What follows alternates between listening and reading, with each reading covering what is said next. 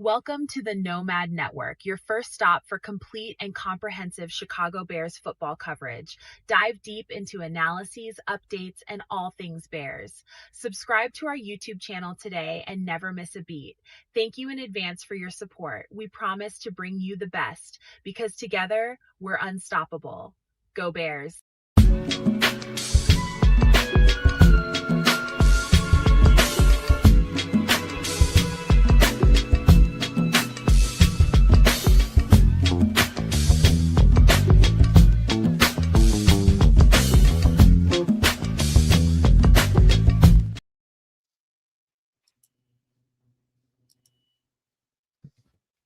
Yo, no maniacs. Welcome into this Wednesday edition of Some Extra Sauce. And it's gonna, let's just say this, until I guess the preseason is over, I think it'd be smart for us to kind of gear the show towards Bears, man, because it's just so much conversation to go on and be had right about now. It's just hard to try to put together something else. We got some stuff at the very, very end, but just a couple of little things, but this is going to be a Bears heavy show, and it's going to stay like this until preseason is over, and then we can start building, some of the other content back up for some extra sauce, man. I just think it's too much Bears going on right now. The season it's too much expectation, man. It's going to be hard to get in and out of this Bears conversation without having to argue and fight with these guys, because I know they got a lot to talk about. So just going to feed the Bears fans, as we say over here, what they want, man. We're going to give you a great show. We got a lot of shit to talk about, man. So without further ado, let me go ahead and bounce past this thing to the Canadian. He didn't tell me what he had to eat, so I'm going to do it safe. What did I have to eat, man? Oh, I had some chicken. You know what I'm saying? I wasn't doing anything special today. Just some, I had to get some, I had to get some fried chicken in me today, man. Oh, okay. You get it from that one place you always talking about? Yeah, man. I got some Mary Browns today. It was 2 for 1. So I got a whole second plate waiting for me for tomorrow. What's a 2 for 1? What do you mean what's a 2 for 1? I mean, it's chicken. What's a 2 for 1? I paid one price for 2 pieces of chicken and some wedge fries, and got a whole other 2 pieces of chicken and wedge fries. It's not a bad deal. That means you're probably a breast eater, right? Settle down, Red Baron. I'll eat whatever kind of chicken you put in front of me. Really, I've never turned back a piece of chicken. I'll just be real about that. I'm not big on, I'm a dark meat guy, but you know what I'm saying. Like, the darker the berry, the sweeter the juice. Yeah, if you're gonna put some chicken in front of me, I'm likely gonna eat it and tell you that it sucks if it does, or tell you that it's awesome if it's awesome. So far, Mary Brown's doesn't really disappoint. They make some decent ass chicken. Gotta get them to expand to the U.S., man. You guys would be surprised. I'm telling you. Mary Brown, huh? Man. I believe the only reason Mary Brown ain't here is because of I don't know. What up, Cloud Chasers? What up, Cloud? I don't know who Saif is, but welcome in. I don't know what 55555 means, but I don't know. That's a lot of fives, bro. 7779311. What up, Saif? But yeah, man, it's hard business over here in this country, man. You bringing some new chicken over here now, dude. You better be good. Well, and this is what I'm trying to say. Like, it would, there was an extreme shortage of fried chicken up here for a minute. Like, I just got to say, churches kind of left most of the country. There's a couple of spots. I found, like I told y'all before, I found a churches out in BF, Ontario. I was in the middle of nowhere. It's out in Woodstock, where right next to was it Woodstock? Yeah, Woodstock, man. Where the big concert was at. And there ain't nothing there, really. That's why they did the concert there, because there's nothing. There's nothing. Yeah, big ass field. It's a field. So I was driving past, and boom, saw churches, and I had to figure my way to churches and get a little taste, because it'd been about 15, almost 20 years since I had some churches chicken. And yeah, man, the Mary Browns have sort of come in and. Churches. Yeah, man. Yeah, we had churches for a minute, Cloud Chasers. We had it for I can meet too, bro. Trust me. Hey, by the way, churches. Even had Kenny Rogers too. I haven't had churches since they changed the recipe, and I don't know if they changed ownership. But It's I not hear the churches now is off the chain better than it word. was. It became. It's not only churches; it's Texas chicken. So it's It's the not as good, bro. same people. It's Same not as people. good. That's not what I'm hearing from people. That's some chicken. I know some real chicken heads, and they ain't all female, bro. Well, I'm just saying, maybe it's different, but it wasn't. When I had it the other, like a year back now, it wasn't anywhere near what I remembered it to be. So I was a little bit disappointed. I'll be honest with you, and wound up back with the Mary Browns and enjoying the hell out of it. It's Mary Browns is real good.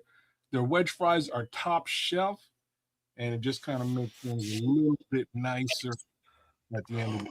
I mean, it's almost like kids. It's almost like my mother tells me years ago that Burger King had this fish sandwich called they call it the Whaler or something.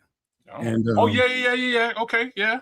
And she was just like, at first she wouldn't go get the new fish sandwich because it wasn't the Whaler, right? And but Burger King, what they did was upgraded their fish sandwich.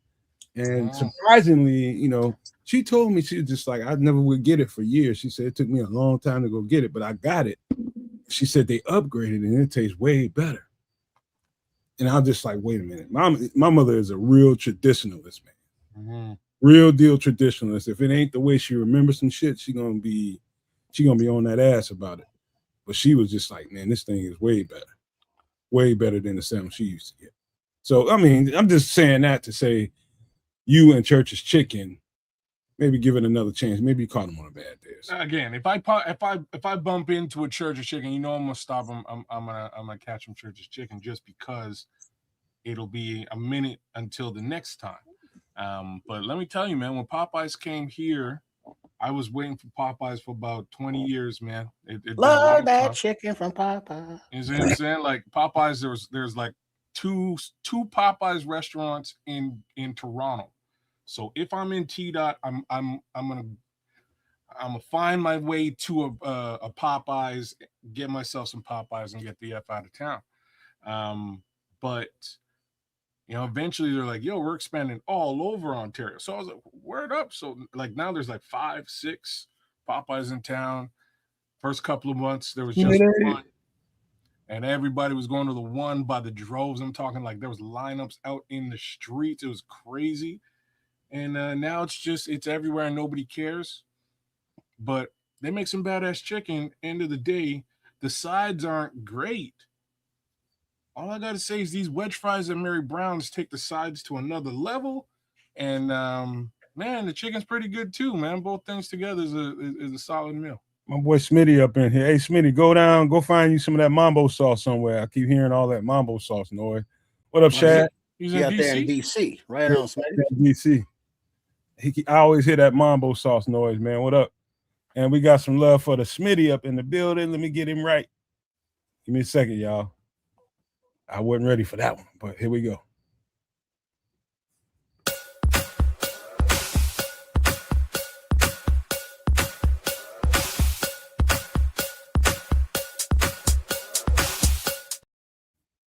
Smitty with the 10 jewels gold coin on their ass. Appreciate you, dog.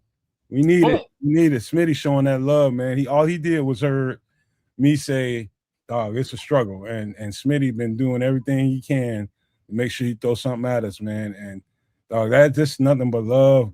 And just know, Smitty, and everybody else that's showing us that love, man.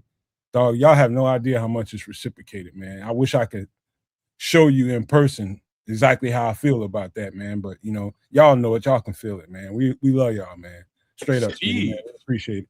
If I'm reading this correctly, Steve, Green Bay Packers, New York. Is that what that is? Oh, you read all the way into it like that? Well, maybe, or maybe it's Great Britain Posse. I'm just making shit up now. I don't know, man. But shout out to you, Steve, man. What's up, man? Hello, Steve. Hey, is up in here. Yeah, man. The homies gonna fall in line as we go. But all that to say, I had some badass chicken. And Triple R, what's the problem with you? Oh, chilling. Shout out to everybody there in the chat. Of course. Wanted to pass along some information, if I may. and I will do it now, and I will do it later before we go. But on next Wednesday's some extra sauce. It's the last Wednesday of the month, so of course it's MF in the kitchen time. And I was doing some work with Chef earlier. He wants to pass along what will be on the menu. And so the menu will consist of sardine fillets and goat cheese croquets with a creamy capers dipping sauce. Well, it'll be a show, that's for sure.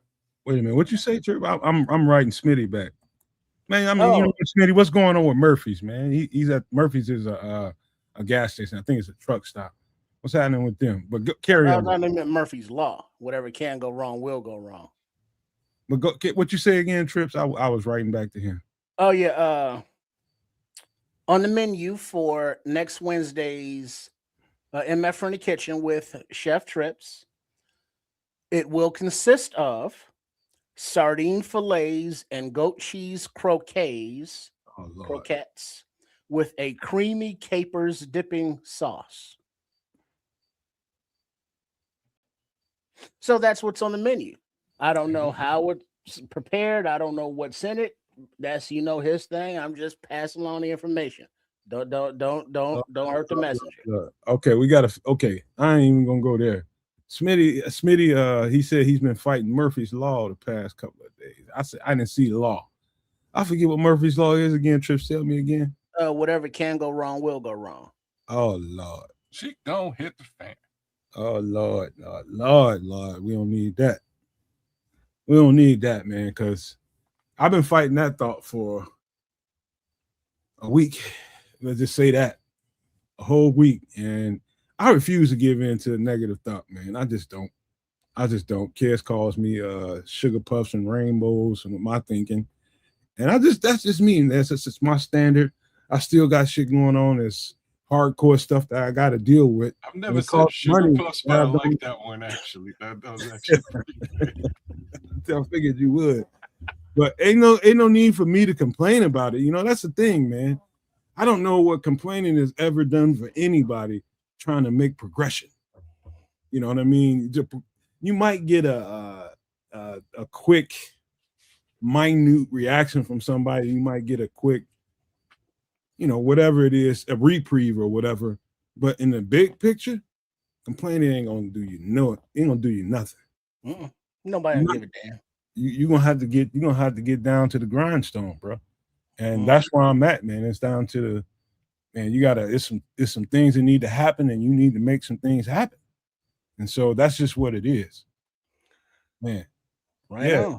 That's right. That's what Smitty said. That's why he said fighting. Stay fighting, man. And Smitty, since you are in that part of the country, you might as well, go on over to Baltimore, Be-more as they call it, the locals, sound local, and get you some crab cakes. Stop bullshitting. He's sitting in DC. He ain't going no damn Baltimore if he ain't got to. Well, it's right there. I don't know where you at in DC though. Downtown, right outside of there. He ain't at that one address we all know. We know that. What up, AC? Mm-hmm. He drove right on past that address. Let's get human real quick, kids. What's been going on with you this week? Just trying to get by, man. Good old work. My son has co-opted my vehicle. I hate it. Just wanted to put that out there for the world in case he gets to hear it, so he doesn't get his ass out of my vehicle. Anyways, he's fixing he's got a little hoopty whip he's trying to put together. Can't wait till that thing's on the roads because I can drive my car again. What does he have, couth? No, he's uncouth, sir. So that means he bring the car back with no gas. Oh, most of the time, yeah. But like I just took it out because I could for a minute, and there wasn't no gas in there. So we'll see what he and like the worst part is he filled it up last week and hollered at me. He was like, "Hey, like you want a splitty?" I'm like, "No, man, you've been driving my car all week. You can put it in. I'll catch you on Friday." He's like, "Oh, really? Okay, bet and like burned it down until Friday. So nothing in there. So I filled it up because I said I was gonna do it. I did it. It's we got less than a quarter tank in there right now, and I guarantee you he probably put $10 in there just to make sure that it ain't on empty. But right. At least anyways, replace, at least make a note when you get in, at least put it back there. no couth at all. Uncle, who raised him? Oh, damn it. Damn. That was me. Oh, damn. Oh, man. That's like one of the first things my mother would tell me whenever, like when I was like 16. She barely would let me use it, but if she let me use it, first thing out of her mouth, that gas hand better at least be where it was when you got it, or else. It is not, and it has not been. It's not cool, and I'm about to lose my shit. So I'm just glad you're saying he's getting his whip on the road tomorrow. So if it's somehow past tomorrow, my car's missing and my gas is low, I will, and I'm knocking on wood here. I will definitely. Yeah, Smitty got him a steak gyro. Oh, you say he was in Philly all day. Nice. That's some different shit. In Philly, a steak gyro. I'm sure that you can only have so many cheesesteaks. That's different though. Imagine how that'd go. A ribeye gyro. No. Yeah, man. You got to think through that one now. You got to think through that one. Like I don't. Well, you change the sauce into more of a barbecue based, kind of mayo sauce. No, Trip. No, see, you throwing other shit in it. I'm thinking of it straight as a gyro is. Just take the meat out and replace it. Shadow Sports way more pissed, bro. But like, I feel the comment though. Look on the ribeye thing, like I'm like a traditionalist with that. I don't even want to. I love barbecue and all that. Get your sauce on. Don't fuck with my ribeye with no sauce. No. I used to think the same thing, kids. There's a place near me that makes a ribeye sandwich, and it's a ribeye. It's a thinly cut ribeye, but not so thin to where it's just like, no, I ain't buying that. Ain't enough meat on it. No, it's got a nice. Just imagine the size of a double Whopper as far as the width of the meat, the thickness of the meat, and it's really good, man. They put some kind of aioli on this thing, and they don't overdo the shit. It's just mayo, tomato, that aioli, tomato, lettuce, and they ask you if you want onions on it. I get onions on mine. It is real good, bro. I don't know what they put on that meat, but I am telling you, man, that whatever that seasoning is on there carries that thing. I'm a sucker for a steak sandwich, but like, hey man, I'll just Ronnie, give me a ribeye. Shout out to Ronnie's steak with that grade D meat. It's delicious. Man, you don't need no ribeye in that damn sandwich. He said, "Fuck it." Man, dude, it's like so many things that I never would have guessed that I would eat in combination to. And you go to different places where they do shit different, and you try some shit, and it's just I've had some of the most experiences, man, being around different parts of the country, having teammates from somewhere everywhere, going to visit them, and the stuff they eat, man. It would be no different than me going to Canada and kids taking me around his hood, showing me what they eat up there, stuff that you're not thinking about. Right? Where to get the best put these combinations together. Brother, you should. I don't remember who the rapper was, but some New York rappers down here from Boot Camp Click, man. I don't remember which member Boot Camp it was. I was like, did anybody treat you right? And he was like, what are you talking about? You any Canadian food? It's like, Canadian food? Is there such thing? That's what he said to me. I was like, motherfucker, you have a poutine yet? He said, I poo what? I was like, oh, man, you gotta come with me. So me and the homie just hop across the street, got him some fries, gravy, and curds, and he just stared at it. He looked at this shit like, I would have too. Shit, any normal person would. And they'd be like, "What is this?" It's fries, gravy, and curds, man. Just meat, eat potatoes, and gravy. What I Eat don't it. understand, what I don't understand about that dish, and what always throws me off when I see it, is the curds. I don't understand Yeah. why you don't just put some melted, whatever those curds are, just melt it over the top of it, and then pour the gravy on it. No, the cheese melts in with the heat anyways. It looks chunky and nasty, but the cheese melts in. Why it's cheese curds? And it's kind of like a wonder why folks just generally don't eat cheese curds. Because even me, the first time I had one, I was like, what is this? And why am I eating it? And then you get to eating it, and cheese curds is like buttery. It's cheese, but it's buttery. It's a little bit different than your standard cheese. And that adds a whole other level of flavor to it, bro. What up, Crimson? Oh yeah. Well, when you come down, let me know because that's right where I'm at basically. You know what I'm saying? Let me know where you're at, man. We'll get you straight. There's some Hey, badass food joints here. have you tried that carnivore bread? No. No? What up, No. Dante? I thought you was a keto guy. You tripped. I am. I've never had carnivore. Right. Type it into your Google search and Yeah. thank me later. No, What you up, don't. Dante? No, you don't, kid. You on keto, so don't. No, it's a keto. It's a keto recipe. Is it? Yeah, it's It's making like meat bread. No, without, that's what it sounded like to me. Yeah, Zero carb. No. What you call it? carnivore bread. It's Hercules bread? Carnivore bread. Where you supposed to get this from? Oh, No, you make it. You make it Ain't nobody yourself. doing all that. No, it's real easy. What's funny is I'm slightly with Nomad on that. So like we tried to make some bread and we were making bread up here for a minute, and it like no word of a lie. Like I can look down here.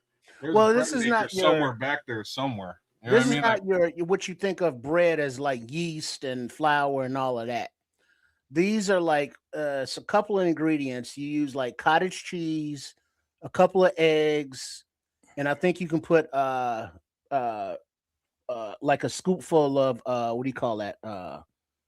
Psyllium husks, like okay, bran, yeah, okay. for the to make it bond and fiber.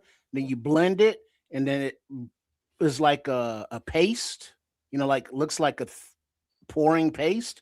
And then you parchment paper into the bottom of a loaf of a not loaf pan or a loaf pan, but a pan, and then you pour it in, smooth it out, bake it for like 20 minutes, and then it's a flexible, rollable bread. It looks almost like a pita, even. It looks legit. Okay, so I didn't hear you say yeast, so it doesn't rise.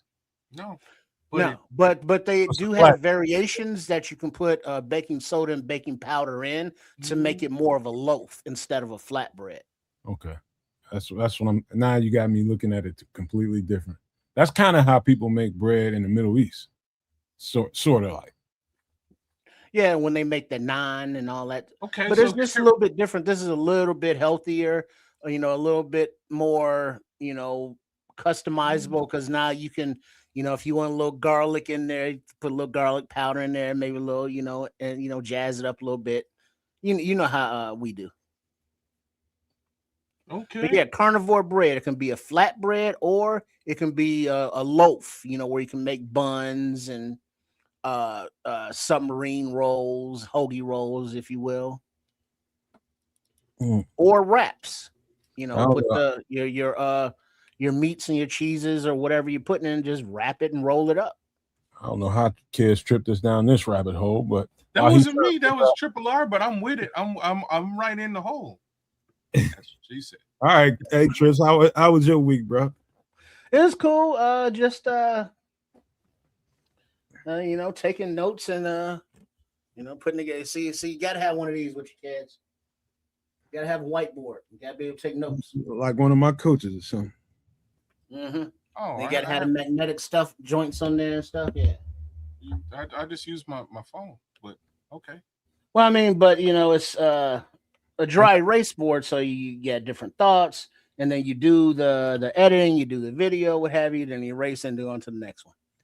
So yeah, it's just putting in work. Shout out to at Chef Trips at CHEFTRIPS and at Trip Kundo TRIPPKUNEDO, as well as Sports Chicago Style, which is the at triple RSCS, as you can see right down there under my name.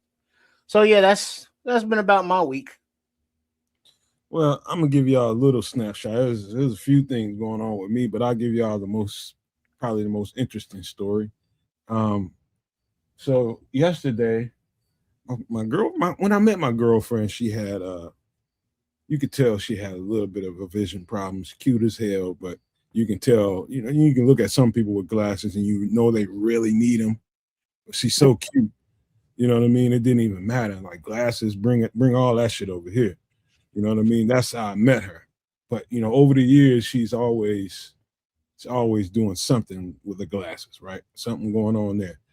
So yesterday morning, she gets up with me, walks up to me, eyes big as a goddamn saucer. She said, "Yo, I can't see." So what you mean you can't see? She said, "I can't see." She said, "I know you're there, but I can't really see you. I can't make you out." I said, "What is it? You vision blurry?" She said, it's blurry, but one eye is more blurry than the other, and they feel heavy." I'm just like, what? So anyway, so she tried to put her glasses back on. She really can't see. It's worse with the glasses on. And I'm just like, hold up, well, take them motherfuckers off. So I walked her back out here while out here to the man cave and got her calm down. When I tell you that woman was on the verge of a panic attack, I don't think nobody would realize how fragile of a moment that would be for you as an individual if you woke up and nothing is there. You mean you woke up blind? I think that would freak the average person out. Yeah, she was tripping out. What up, FFG? What up, FFG? Daniel Brown, everybody. What up, Daniel? Yeah, so she woke up. So I'm keeping her from having a full-on ass meltdown, bro. She was shaking. She was so afraid, I mean, I'm calming her down. And as soon as I'm just like, listen, just give it some time. Sometimes people wake up foggy. I'm kind of making up shit just to keep her from flipping the fuck out. And she's grabbing my arm, and I'm just like, hey, just chill out. Just don't panic. Just keep calm. She's just like, just let me grab your arm. I'm sitting right next to her. So she's just grabbing me, holding me. And, slowly but surely, I just told her, don't put on them glasses. That seems to be making it worse. And so while she's grabbing my arm, I'm on my phone, Googling, the symptoms and stuff. I'm asking her questions and I'm Googling it. And it's one or two things, but mostly two things. She is either having too much screen time at home and at work, and it's messing with her already challenged eyes, right? Two, she just got a new prescription in her glasses. And I told her, I said, sometimes that don't go as right as you think it is. It ain't just, one fix and it's all right. You get those glasses, wear them for a while, and if you start experiencing some things, you got to reach out to your doctor and let them know what you're going through. And so she, man, you know how some females are. She likes to tongue wrestle and go back and forth. I'm like, listen now. I was like, don't make this into a big ass thing. I said, you just got to simplify what's going on here. Either you're watching too much screen time on the computer, your phone, your tablet, whatever you got going on, or they gave you the wrong. She just went and got them glasses probably 3 weeks ago. Mm-hmm. And so that's what I told her. So she woke up again this morning with the same thing going on, but it didn't last quite as long as it did. It just lasted for a brief amount of time. And last night she was particular about not getting on the screen, not looking at a tablet, getting off a phone and all that kind of stuff. And so I'm guessing it's probably both of those things in combination. The new prescription and her just spending less time looking at a computer or a phone. So, but she was freaked out, bro. Freaked completely out. So all the people in here, anybody in here that has, trouble with vision, visually challenged, man, you have that problem, you've been dealing with it your whole life, chime in if you had an experience like that. Let me know, man, because I'd like to. She's still looking for something. I told her just wait before you call a doctor. If it persists, then go ahead and call. So, Yeah, I was kind of scared for her a little bit. Is she having any diabetic symptoms? No. Are you She sure? just went and had blood work done. She ain't got none of that going on. Mm, We eat good over here, bro. Because the sugar, does affect the vision. well, it's not just the sugar. If it's one of the first indications of type 2, is that Well, your that's the vision sugar. will fair. I'm just saying it's that your vision will slightly degrade, just meaning your vision will get worse than what it was before. And if you're saying she had potentially bad eyesight before, Hold on for a second, kids. mm, Crimson, I appreciate that. I did ask her. That's one of the first one or two things I asked her. I was like, "Do you have a headache?" And she's just like, not whatsoever. But yeah, let me see. And now That, Smitty's you saying, know, does she have an acute astigmatism?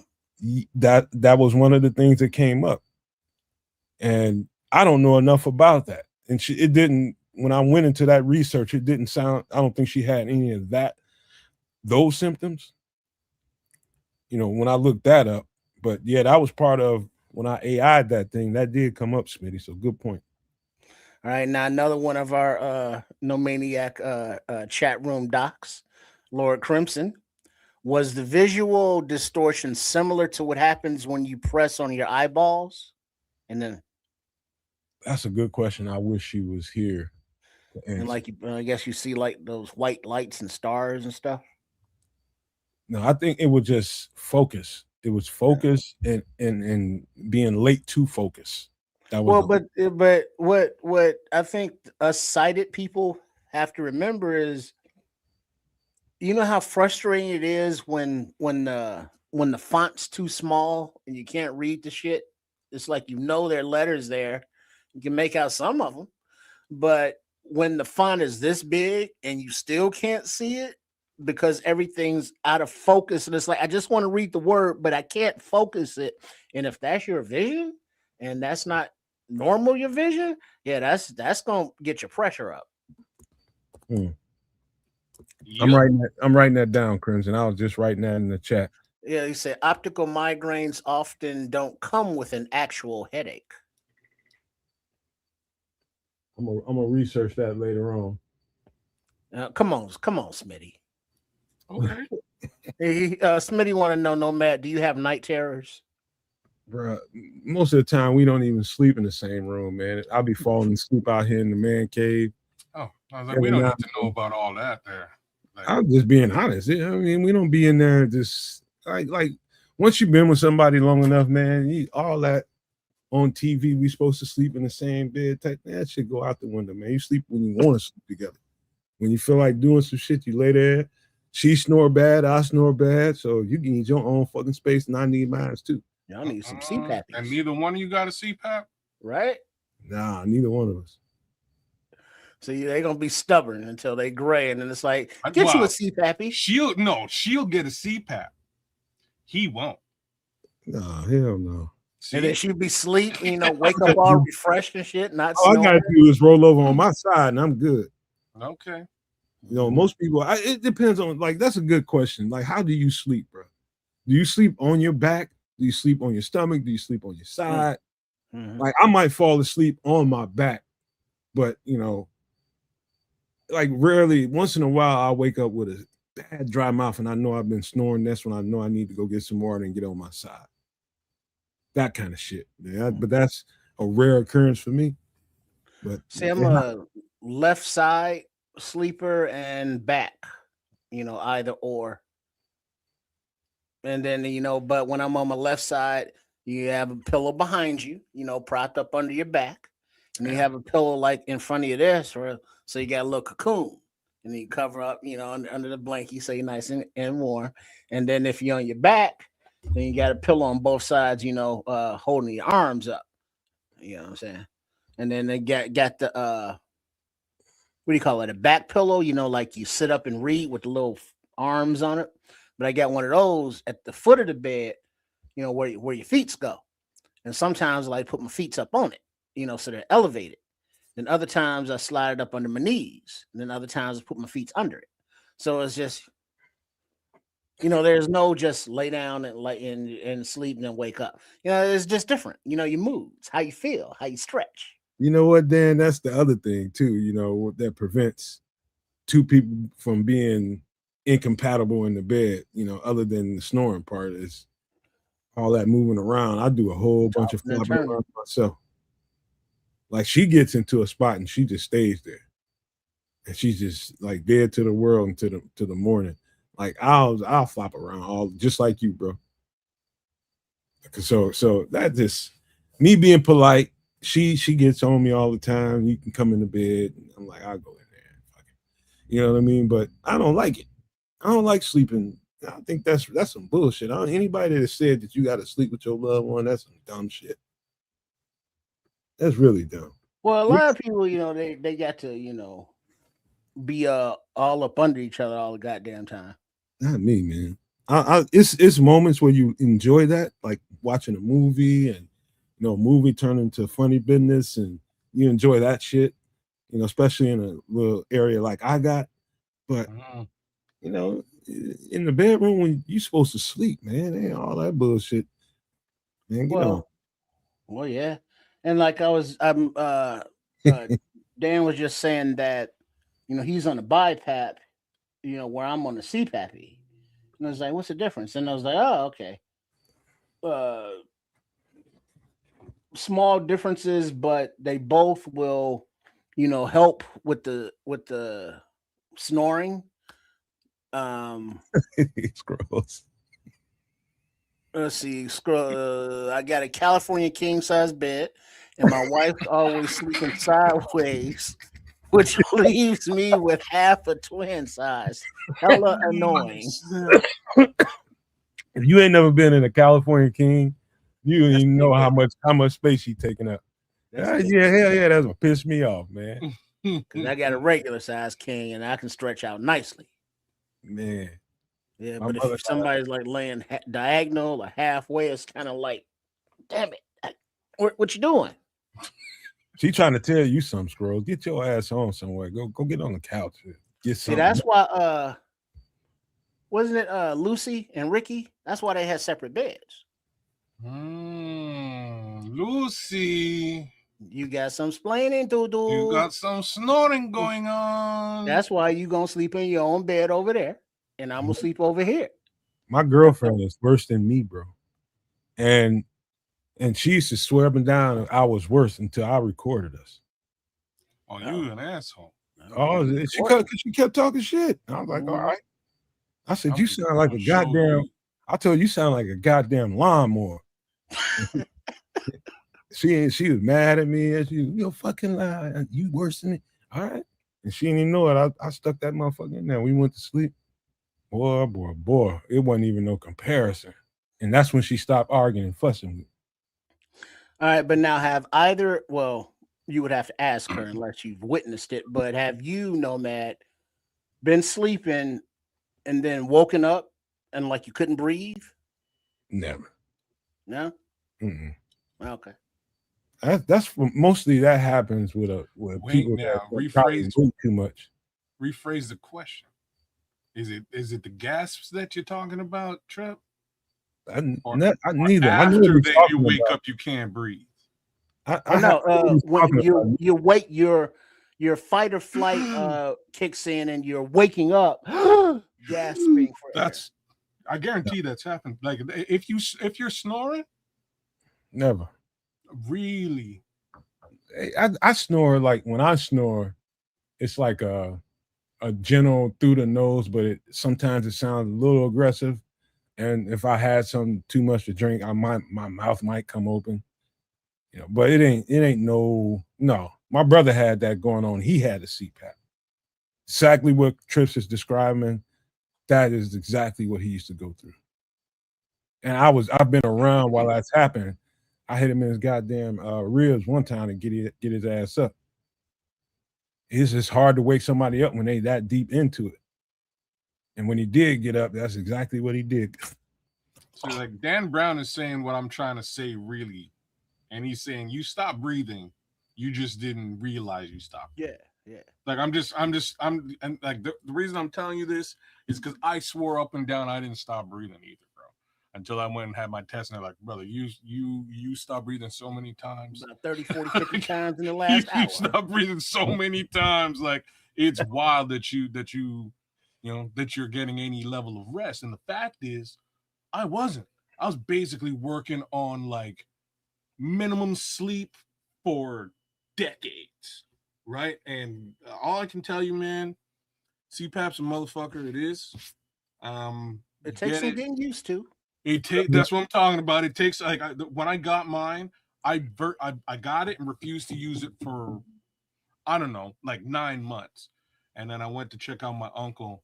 And what's funny is like my whole family, my, my uncle, all three of his kids, everybody in that house except for his wife, all have apnea machines. Like they all do. And these people, like my uncle's he was overweight. My youngest cousin, he's overweight.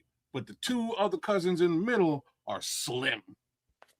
And they got CPAP too. They're snoring like you wouldn't believe.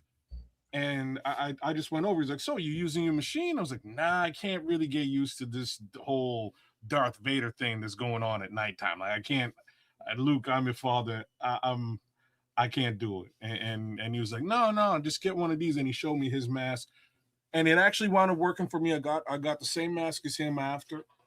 Everything is straight. I use it, and let me tell you, man, 3 weeks to the day after using it, I woke up. I felt like $1 million, bro. I felt so good, like I'd never slept before. And that's all I gotta say, man. Like it's worth getting a study. If it ain't kicking your ass, it ain't kicking your ass. If it isn't kicking her ass, it isn't kicking her ass. If it is, I guarantee you will feel great 3 weeks later. Hey, Chris said, no man probably BS. He'd probably be rattling the windows at 3 a.m.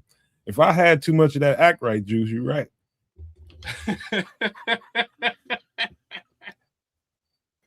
Oh man, hey, you fuck around and you have that going on, and then you have a little relations going on afterwards, and you just crash the fuck out. Oh yeah, I probably, and usually that's gonna be you're gonna fall flat on your back, both of y'all, and just pass out. Yeah, I probably do be rattling the windows then. But you must understand, when you sleep, you must rest. Goddamn dark trips. Wow. Tripping. I am not going to do that. Because you must. Because you got to find the right mask. Because some masks makes you feel like real claustrophobic, or me at least. And then others are like the full face joints. It's kind of like sticking your head out the window on the highway and trying to get used to that. But like this joint here is like 30 seconds in, it's like it kind of adjusts to your breathing. Every now and then it will seem like it pushes in and it wakes me up. But yeah, start sleeping, wake up in the morning. Oh, Rodriguez found your new Sports Chicago style persona. Mm-hmm. The Bane character. Only comes out at night. Oh snap! Man. Yeah, I'm a crusade one of these days on relationships, man, and sleeping together. Man, I think that's some total bullshit. I think you should choose when you and her choose that shit together, and don't feel obligated just because that's your lady and y'all married or whatever y'all are, that you have to do that. That's not like, nah, that's not. Me and my girl are way happier since we decided, all right, we'll choose when we get in the bed together. So you booted, she booted you out of the bedroom, is what you're saying? No, she was embarrassed about when she heard that ticket. Oh, she was embarrassed because sometimes I get up, we be in there, sleep together, and then she just too much, and I just get up and she'll find me in another room somewhere on the couch in here. She'd be like, "What you doing?" And I'm like, "Man, look, man, that shit is aggressive. Shit, I can't deal with that shit all night. Goddamn it, I live with it for a little bit, and I get up. And until she hurt herself, she used to fuss at me all the time about that. But then she hurt herself and she understands. She understands completely now. I'm laughing to myself because I have my own chronicles in similar arenas, but I'll leave it alone. Just think. And now she's now, because I'm gonna get a little personal. She'll hit me in my shit about this, but all that farting and shit go on, and I don't like that shit, man. I don't do it around her. I don't want her doing it around me. You don't like farts. Yeah, all that shit is free game. Now you in there when you ready to not be farting and stinking, you let me know. But when you sleep, you can't control that. Yeah, you can. She swear up and down you don't fart in your sleep. Who said that? That's her crazy ass, man. I got what's wrong with you? You swear, I mean, to this day, she don't think she fart in her sleep. I was like, I'm surprised you recorded that. You about fucking murdered me one night.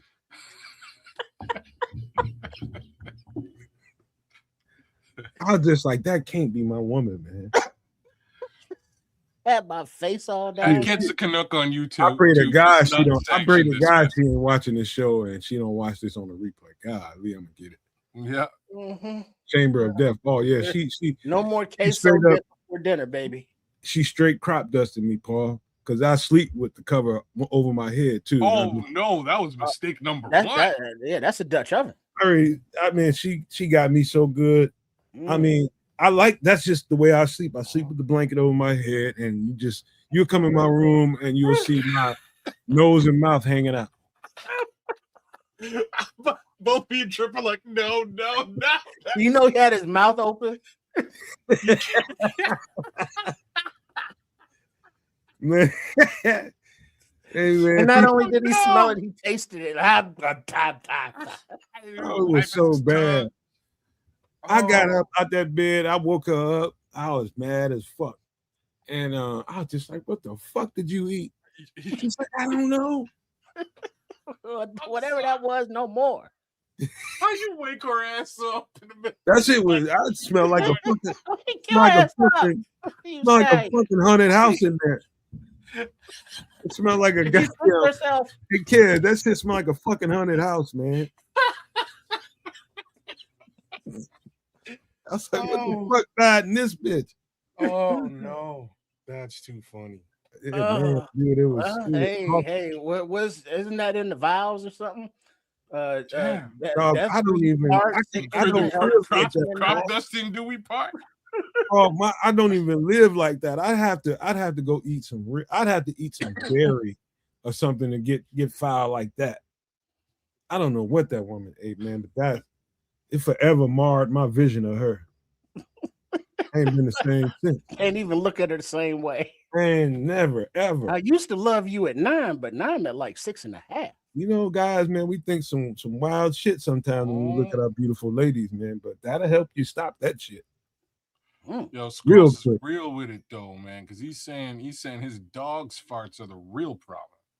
And like, you fuck around, change your dog's diet, and you understand what he's talking about in a real way. It's also just certain types of dogs though. Like, if you have a lab, you're fucked. Like, I don't know what else to tell you.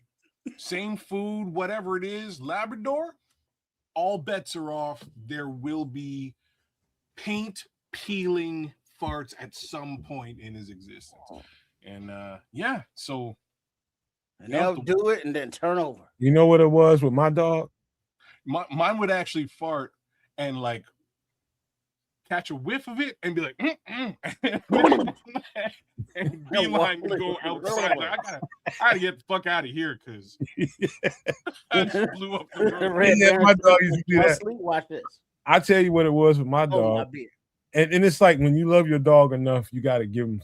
He's smelling something. You got to let him have some of what he's smelling. Anytime I'm brown and ground beef, right? Give him a little bit of that. The Bears Indiana Stadium smell. Oh, dog. Brown and ground beef. Give him some of that beef and gravy. I mean, some of that beef and a little oil on there in the wintertime where he can get a little fat on him. And bacon grease. he had to have both of those. He would just, and man, that shit made him so rank. You get lucky if the fart smelled like bacon, but no such luck. Oh no, it just fucked him over. It just fucked him over, and I'm like, it's real bad. And then when he got to go, you might have to get your ass up at 3:00 in the morning. You might have to get up at 3:00 in the morning and let him clear that out. Well, yeah, because I mean, other than that, you're gonna be smelling till like 6, 7, 8, 9, and then if he have a little accident, you're gonna be smelling till you clean it, and then like about a month after that, he ain't gonna do that. He gonna tap dance at that door on that hardwood floor. Back and forth. But yeah, that's a good dog right there. That's good. He ready, but he enjoyed it. But he don't enjoy it. That's like me eating anything dairy, man.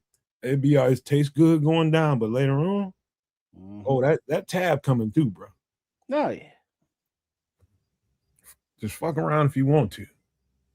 Well, just a little 2 cents. It's sort of like, I don't know. It's sort of like a woman's way around farts, man. They hold farts all day long. I know. Like, I'm just saying, like, I was they poots. You know, I was like a late. I was probably in my 20s before I ever heard a woman fart and could identify it and be like, "Yo, you farted." You know what I'm saying? Wait, no, she broke wind. Oh, hey, yeah. I'd never experienced this before. It was like a thing, but now it's a regular occurrence. And when I say regular, it happens between the hours of 1 a.m. and 6 a.m. And then they pretend like they're sleeping. Pretend. You know what the problem is, kids? If you have a very, all right, depending on how your relationship is, depending on what you and her chemistry is like together, like ours, we started off, it was very, very, it's still like this to this day, but we just learned, how to, we let's just say we proportion our shit the right way so that we ain't overbearing.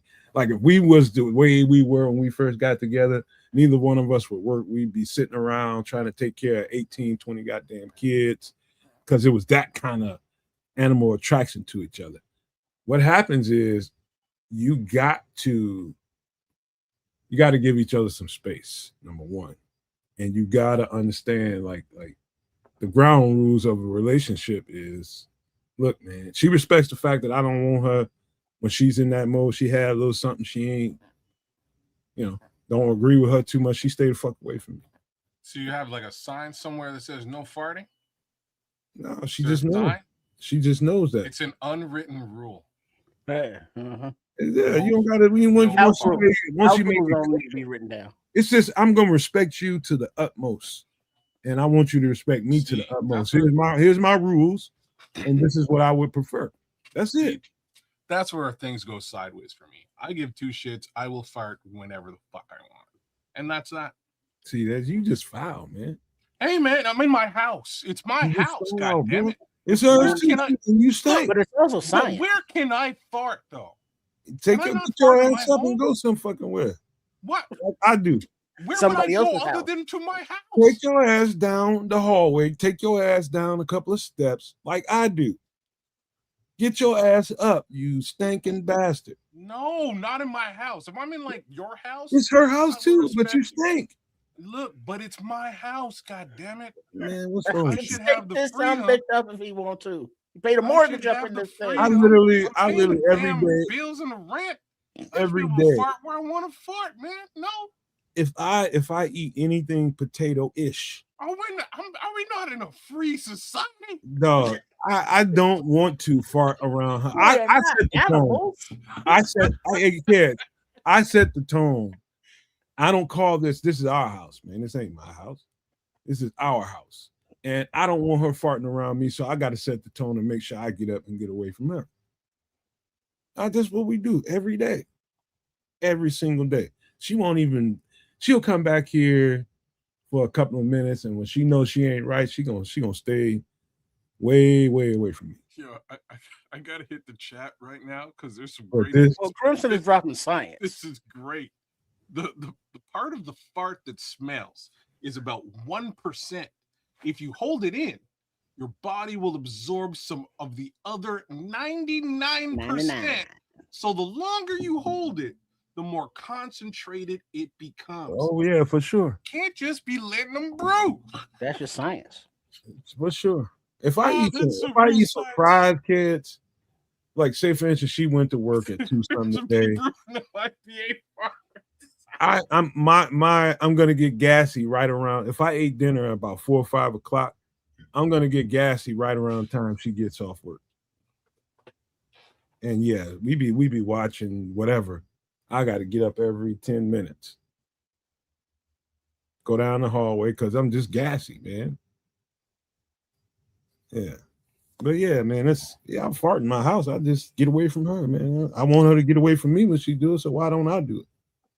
I mean, it Because can be understandable because I have offended myself with my own. Oh, that you have smells. that shit, you sardine eating motherfucker. It happens, but the worst is like eggs. oh, Sometimes it smells like boiled eggs shit. or Bro, scrambled eggs. But then when you get that rotten egg smell and man, it just give her some lingers and flavor profile. hangs, and it's like Oh, it shit. doesn't dissipate, Hmm. and it's like you try to walk away, but it's still on you. And it's I went out and bought a scented candle, so I'm putting it in the bathroom. Dog, they like the I think Scrolls hit it like for some people it don't do me like that, but I've known people that like you've been out drinking draft beer or something, whatever it was on the tap, they're giving you pictures of beer, man. Beer farts are the worst, bro. That shit smell like some spoiled something. Now, Wow. now, Crimson. Now that's some real shit right there. I mean, literally and figuratively. But he said when he worked at Lowe's, he used to drink a fifth of Absolute and crop dust the cashiers for talking ish. He's just a foul motherfucker, man. But you know what though? You Yeah. you gotta have a dream and shit. You know what I mean?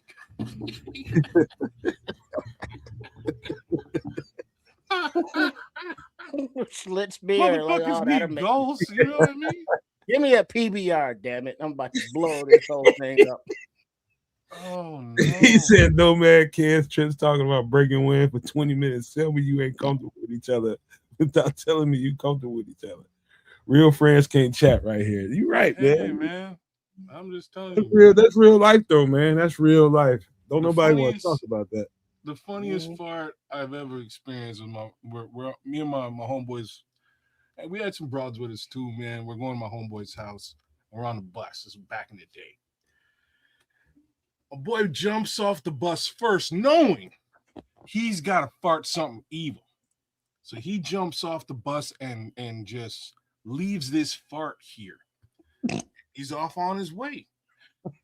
The problem is like everybody got to come off the bus through the door, and like he left it at the door.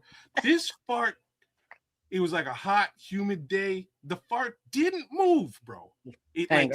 it Linger. just stayed in this area for everybody to catch a whiff. And we oh Lord, like everybody hits this fart, and we come out and we're like, man, who was that? Oh, it was you. And like we immediately knew who it was. We blamed the homie. Shout out to my mender, man. You know the story I'm telling, man. But he left this fart for everybody to fucking taste, man. And it was the worst. Oh, It was man, the why you have to say it nastiest like that? because that's how it was. You And know it that was is. You know, a fart is actually dusted fecal matter in the air. So you ate shit. man, that's like a part 2 to Crimson's 1% 99. But It's yeah, it's we may dusted have. fecal matter, man. We may. I didn't leave it there. I just happened to experience it. Unfortunately, It wasn't I mine. had no other exit on the bus that I could take. I had to take the Well, only exit on the bus. before we move on, real quick, speaking of the bus, I distinctly remember I was with my aunt. We would ride the 8 Halster bus to my cousin's, her daughter, north and south along that route. So one night we're coming home going southbound. So the bus is relatively empty. We're sitting, near the front. and the heavyset bus driver at a red light, she kind of leans over the steering wheel, looks like she sighed, and then leaned on back. And the light turned green, pulled off. About 2 seconds later, I got a whiff of this malodorous aroma. And I was like, oh, somebody done poopy their pants. And I looked around, wasn't nobody else on the bus but us and the driver. And I said, Auntie, I think she farted. And she was like, it happens. It I've been happens. telling this shit in his mouth for about 2 years. I'm sorry. Your mouth right now.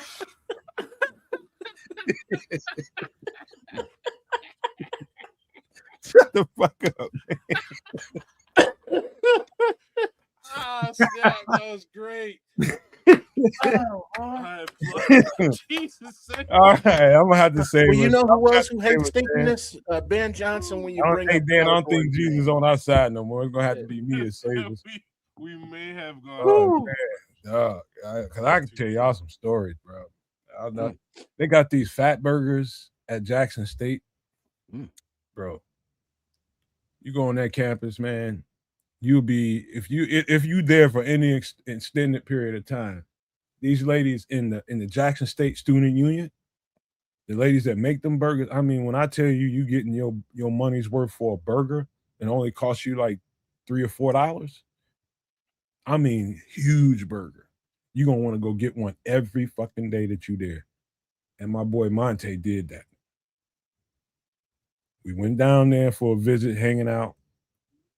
And on the way back home, I was like, Monte, man, you might have to stop and catch a flight, man. For real, man. I mean, it was so bad, bro. It was so bad. He's just like, no, I can't help it. I know you can't help. What do you eat that shit for every fucking day? We was there 4 days. You ate it every day. And that shit came back to get it. But I'm telling you, you ever end up on anyway, I met what's his name? Walter Payton's brother down there. He don't even remember that, but yeah, man, it's Jackson State's a cool ass campus, man. But those fat burgers is famous down there. You ever end up anywhere in that vicinity, go to Jackson State campus and get you a fat burger from the student union. Crazy good. All right, man. Y'all ready to get on? We've been an hour, probably about half of it talking about farts and goddamn gas and shit. Yeah, solid hour, but that's I think it was I think that was good. It was a good hour. I enjoyed the bouquet of it all. All right, so we got this. Let's just talk in generalities right now before I pull up any information on any of these players. So we got they about to do this joint practice. Let's just talk about that. And word around the league, it's man, this ain't the first time. This ain't the second time. I've been hearing it in every joint practice, man. I'll be right back. I got a fart. This motherfucker, man. But anyway, so it's been going up in joint practices, and that's a normal thing. You know, you've been whooping on each other, Trip. You've been whooping on each other in your own practices. Now you're starting to get a little testy with each other. And now you can finally kind of cut it loose because it ain't your teammates, and you can kind of get off on him and shit, that kind of stuff. People talking a little shit. However, I don't like that because it's counterproductive in the big scheme of things. Those guys need some work. If there's too many melees and shit start going up, they're gonna have to pull the plug on the entire campus, and that defeats the purpose. I know everybody likes to hear the stories about, oh, somebody got their helmet snatched off and somebody hit him and somebody slammed this dude. All that shit's all cool for a second, but look at how much work they losing. We need that work. And so I'm as concerned as anybody could be about a joint practice after you've been beating up on each other for 2 or 3 weeks. I just want to see them get a complete day's work out of this. That's all I'm hoping for. Yeah, I could see that, but I did see that thus far in camp, I believe it was the rookies of Jaden Loving and I think Logan Jones in 101s. They were kind of getting after it. And, but it was all love afterwards. But then also I heard that veteran Cole Kmet was getting into it with somebody on defense. I just don't remember offhand who the defensive player is. If anybody knows, throw it in there in the chat. Jaden Loving. No, it was it may have been, but so about, if so, that was 2 times with Jaden Loving with 2 different offensive players. Wait a minute, we talking about the center. Who you talking about?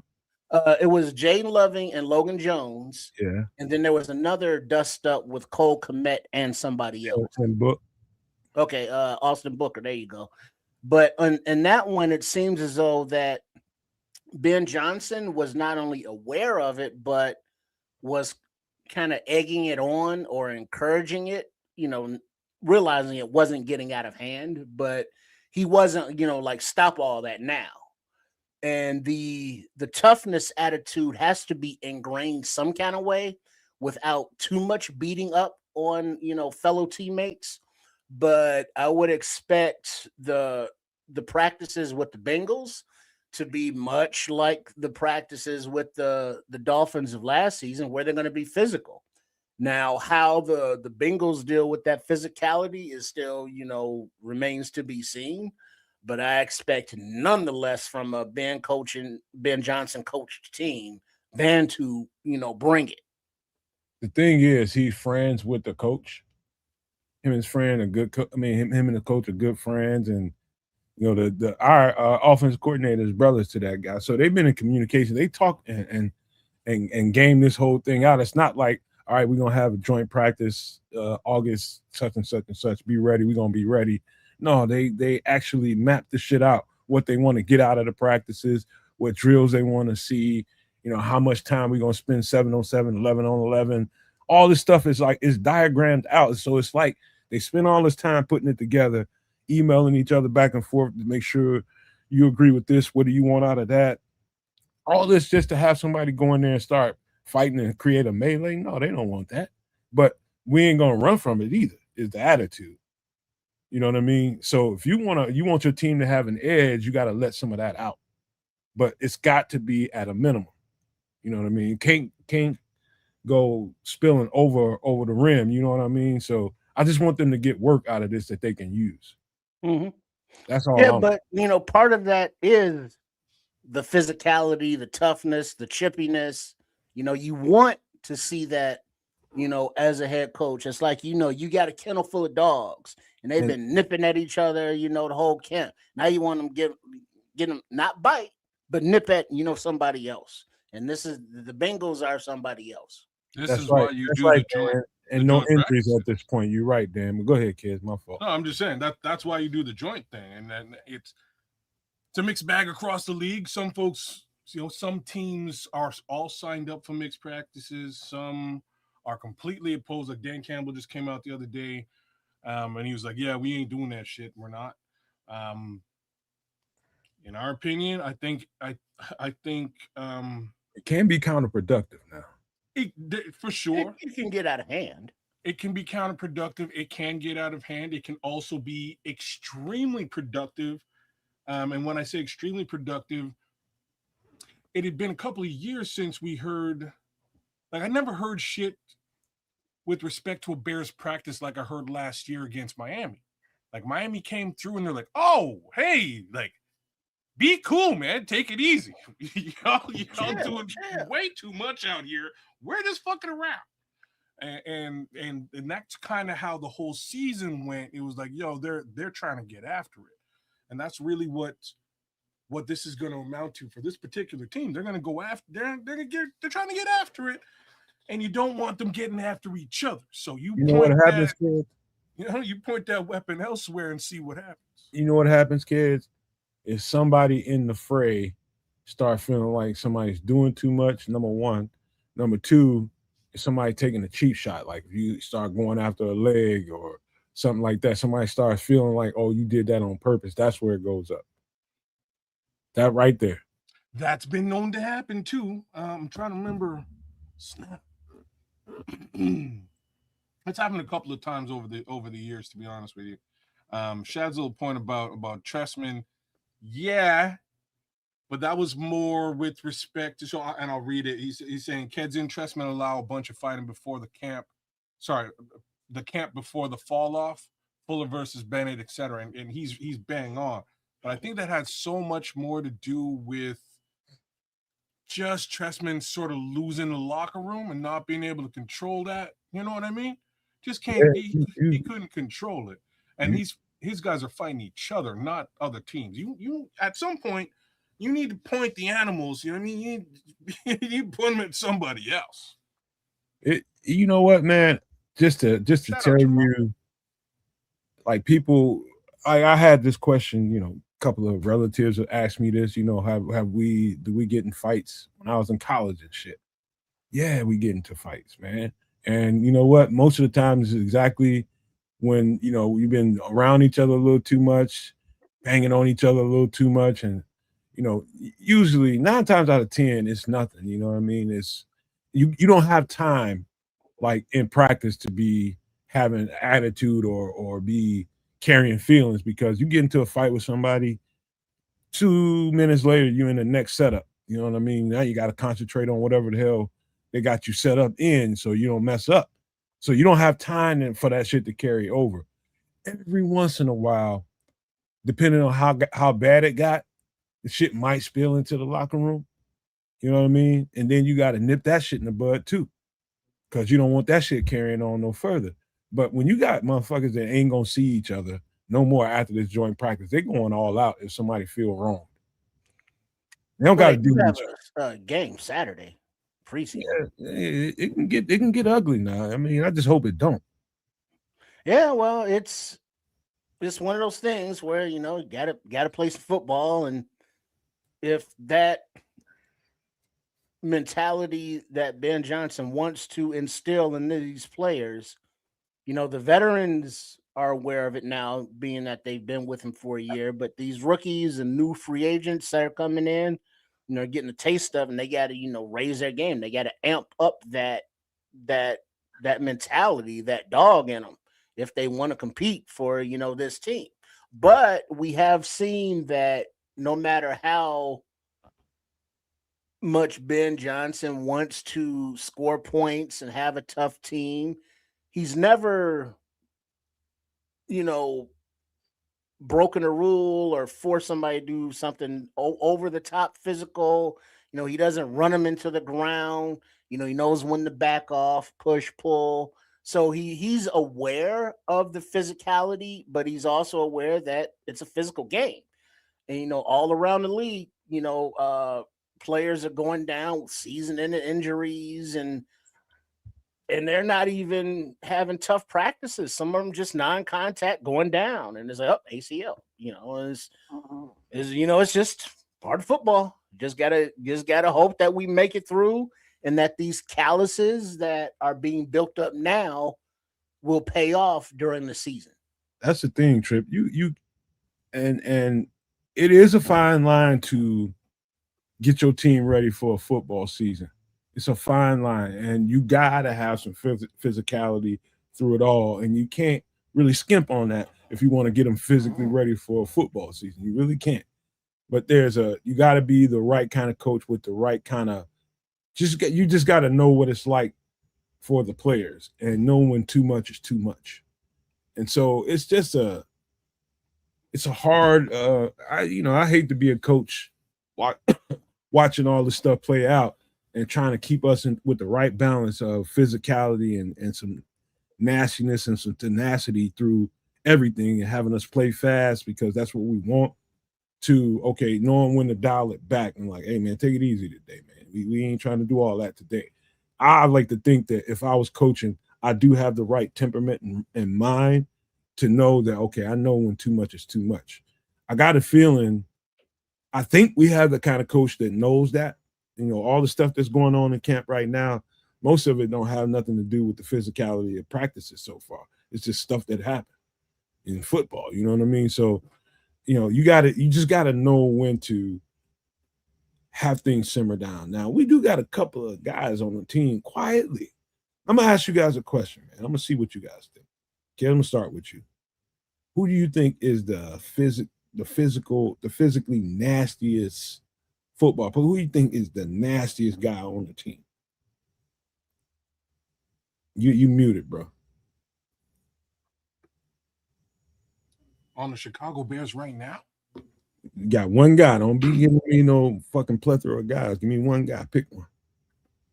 I'll start if you want me to. Just set the tone. Physically nastiest.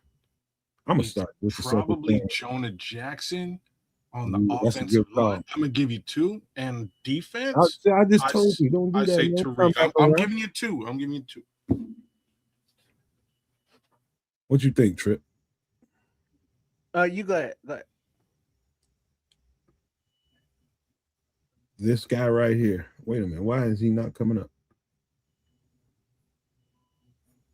I think Booker's the meanest guy on the team. You might be right. I'm gonna tell you why. Even though I've never met Austin Booker, I know Austin Booker. That light-skinned guy that's black, that's tired of being pointed out because he's light-skinned. You know, if you be around enough black people, especially in the United States, they'll let your ass know, light-skinned motherfucker, all that old kind of stuff. He's got an attitude about that. I could tell when that cat gets red, when he's charged up, I think Austin Booker is the meanest dude on this team quietly. He's quiet. He don't say nothing. He gets to the podium. You think he's just a cool, quiet guy? No.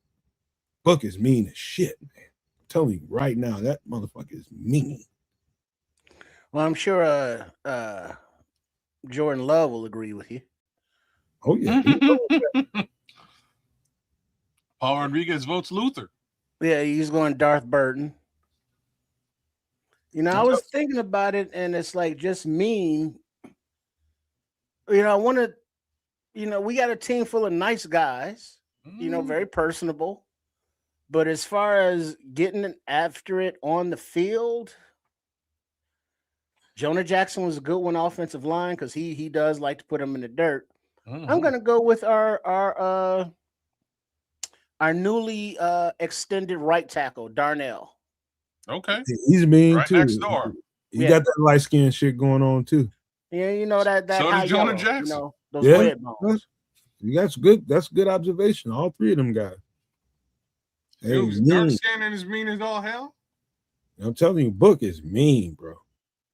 Dark skin mean as all hell. Because when you're mulatto, you catch it from both sides. Yeah, all that shit plays. That plays right into what I'm trying to say here. I've never met Austin Booker, but I know Austin Booker. That attitude, how it builds up over the years, like you think the shit's sweet, huh? All right. Him and Cole Kmet, people was like, how you getting in a fight with Cole Kmet? You're tired of Cole Kmet got tired of Book trying to tear his ass off. Book ain't playing, man. I'm telling y'all right now, this cat is not playing games. Austin Booker is not playing. Is that who was fighting? Book and Cole Kmet? Reek is physical like that too. That'd be probably That's what I was saying. Tariq, man. Tariq's your dark skin. Reek probably be my number 2. I'll be real about this. Reek might be my number 1. He might be. I think he's one of the most physical MFs on the team. Again, with the slight distinction of Jonah, like watching Jonah Jackson's tape last year. He's a bad boy, man, and he gets a little bit overshadowed. He's gonna have a great year in Chicago. I'm fully bought into that, but I also feel Tariq will too, and I'm just glad he's for the most part guarding other players on players on other teams as opposed to our own, because people tend to go down. You know who else I think is nasty, but he ain't mean? Is Jack Sanborn. He ain't mean at all. Not mean whatsoever. But I wouldn't say he's mean at all. He plays a physical brand of football. Yeah, he does. Yeah. But he's a football player. Yeah, he is. Jackhammer. I think this cat. I think we pretty much put it all in one bucket. I don't know if we have enough mean dudes. We said Austin, Book is mean. To me, the meanest. We got Reek, we got Jonah Jackson, and then we got Darnell Wright. I think that kind of sums it up. I think there might be another mean cat on the team, but this one is. A new cat, we're talking about the gorilla. He's kind of mean. Oh, that's not who I was talking about, but maybe JVDB. He might be as well. But I'm thinking Devin Bush. I need to see it on the field. No, I need to see it. He's having a good camp, man. People are talking like he's stepping up. he's playing some football. He's tired of people doubting him. I think that's more of the situation with him than him being mean. Like stuff that I see Austin Booker do. I mean, he's got a snotty attitude, bro, and I love it. Me too. I absolutely love it. Go get him, man. Like first time he was on in an interview of any kind. Fuck Green Bay. Okay. He's bought right in. We don't have to sell him on this shit. You just build that up, and next thing you know, ouchie. We have a large invisible elephant in the room that I've been trying to avoid and trying to keep people away from because I just want this shit to be okay.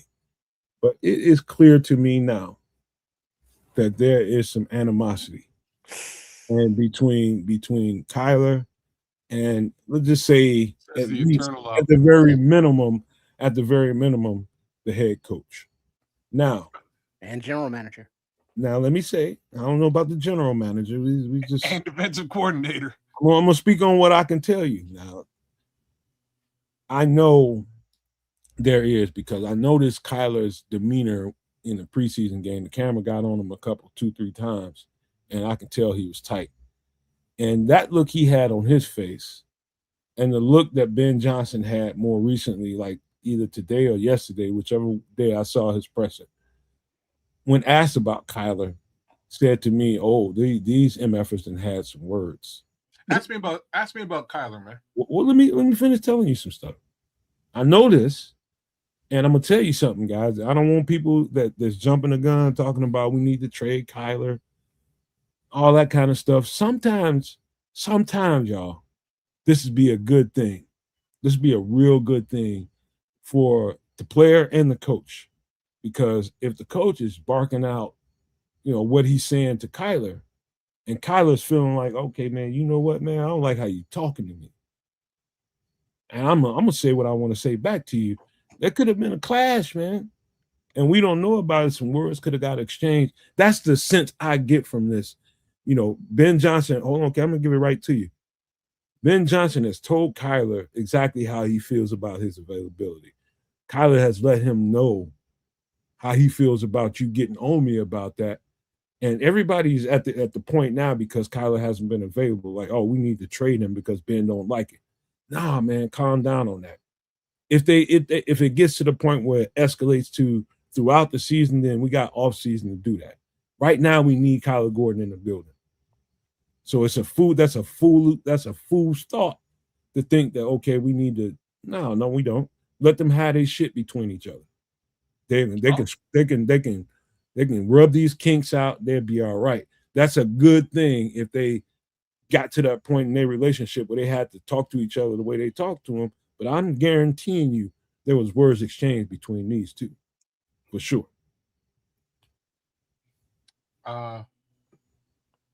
Look, that's not good. If you're like, I didn't know we were going down this road, but if that's the road we're on, I don't think that's good at all. Like, first reason being, Ben's the head coach.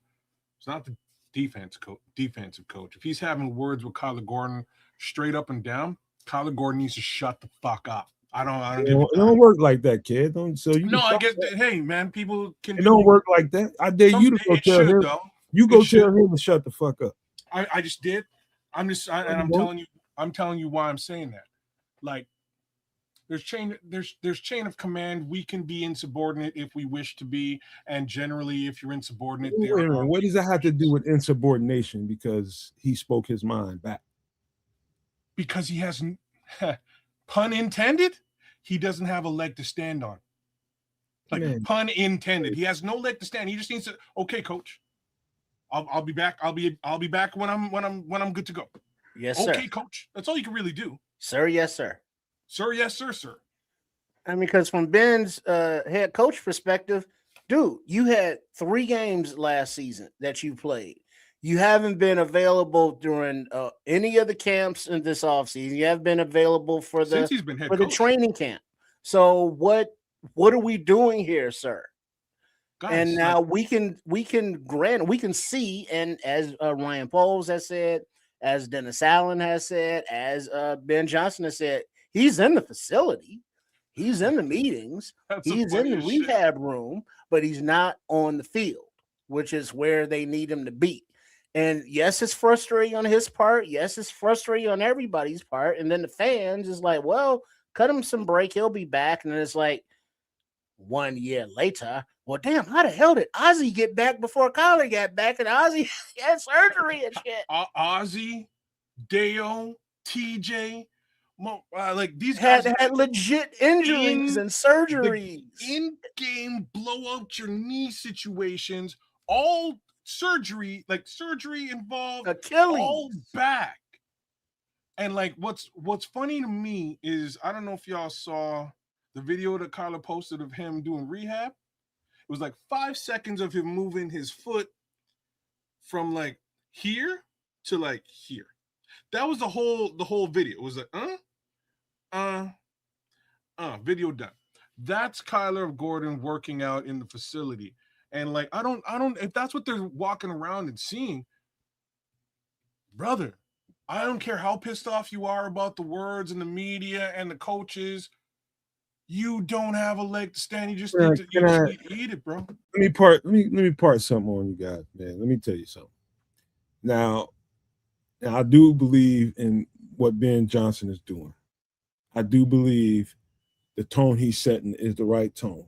I do believe the way he's going about this whole thing with the whole entire job that he has. I think from the outside, it looks totally the right way to go about it.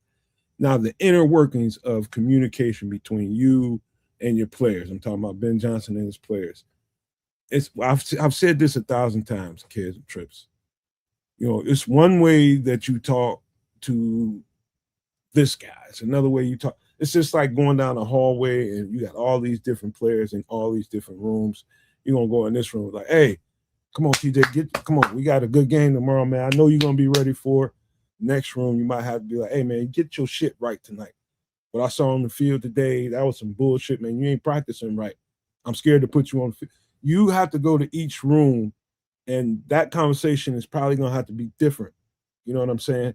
So what I'm trying to say is sometimes, you know, communication gets crossed and words are exchanged. It's happened to me. It's happened to plenty of my teammates, and it's all been ironed out.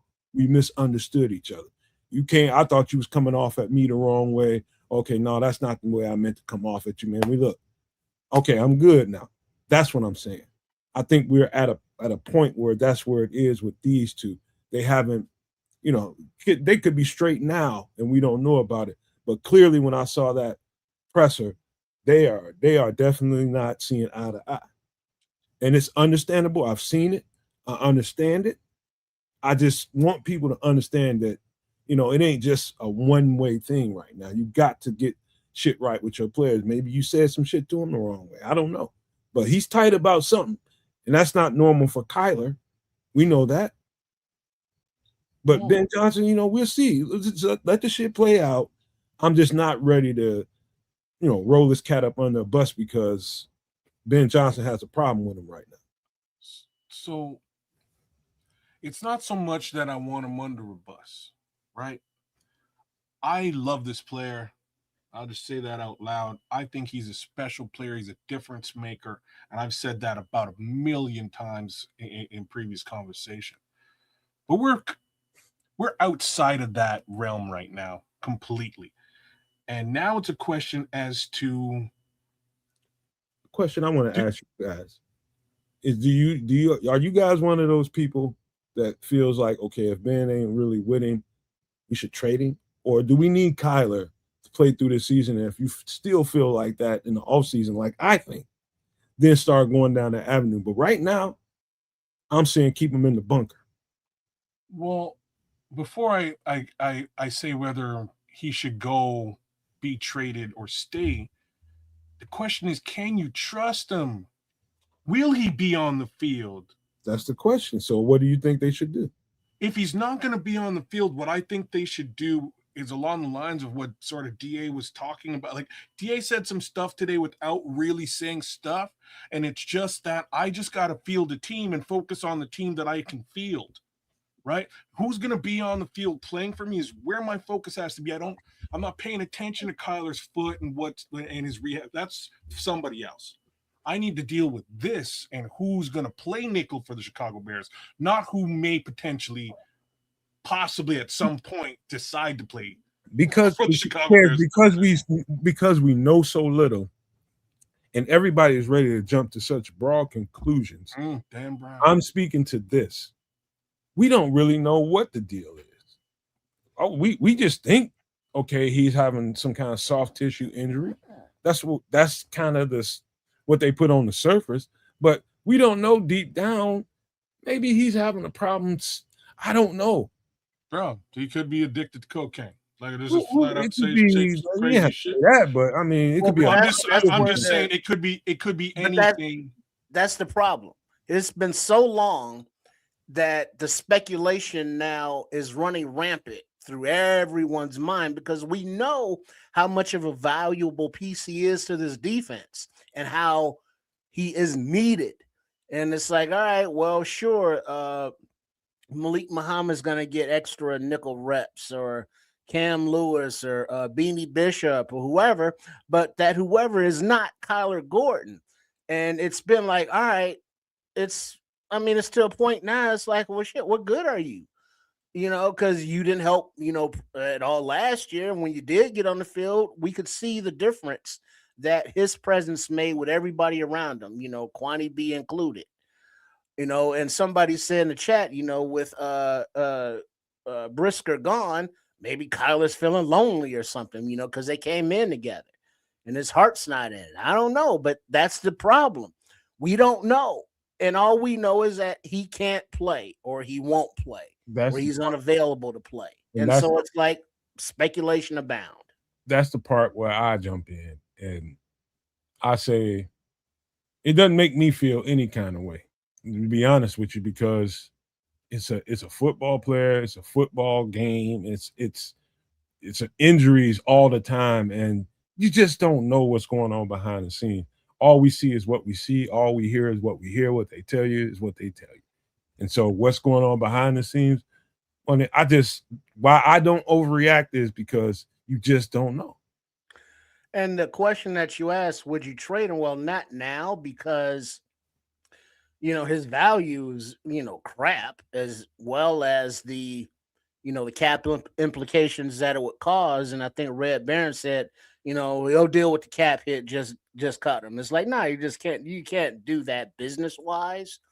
You now after next season, that's a different thing. His mentality, is he still a culture fit? If he's able to get back on the field, is he still a difference maker? Does he look invested? All of that goes into the decision-making process of, is he tradable next season or not? Right now it's just not financially and asset prudent. I'm just curious, man, more than anything else. I'm not judging. I don't know. That's where my mind is and my feelings are about it. If I could know, I'd be like, hey man, what's going on for real? But I don't know, and I'm not gonna be one of these motherfuckers jumping out here. Oh, we need to do this, we need to do that because he ain't available, man. Please. Well, there's nothing that it's human life. There's a human. Yeah, there's a lot of humans.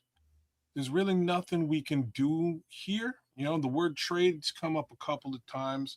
I'm not sure who said it in the chat, but he's missed 14 games out of the previous year. Is likely to miss some games here now because he's not on the field in any capacity. Who's trading for that?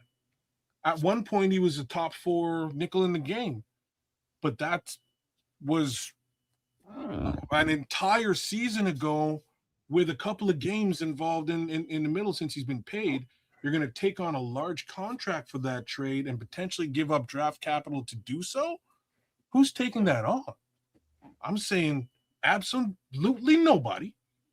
The only angle that you could play here is cut him, and or the angle that I would play is sit him. I That's would stupid. Either sit him. one is stupid. Well, you can't. If you cut him, you eat the money. It is stupid.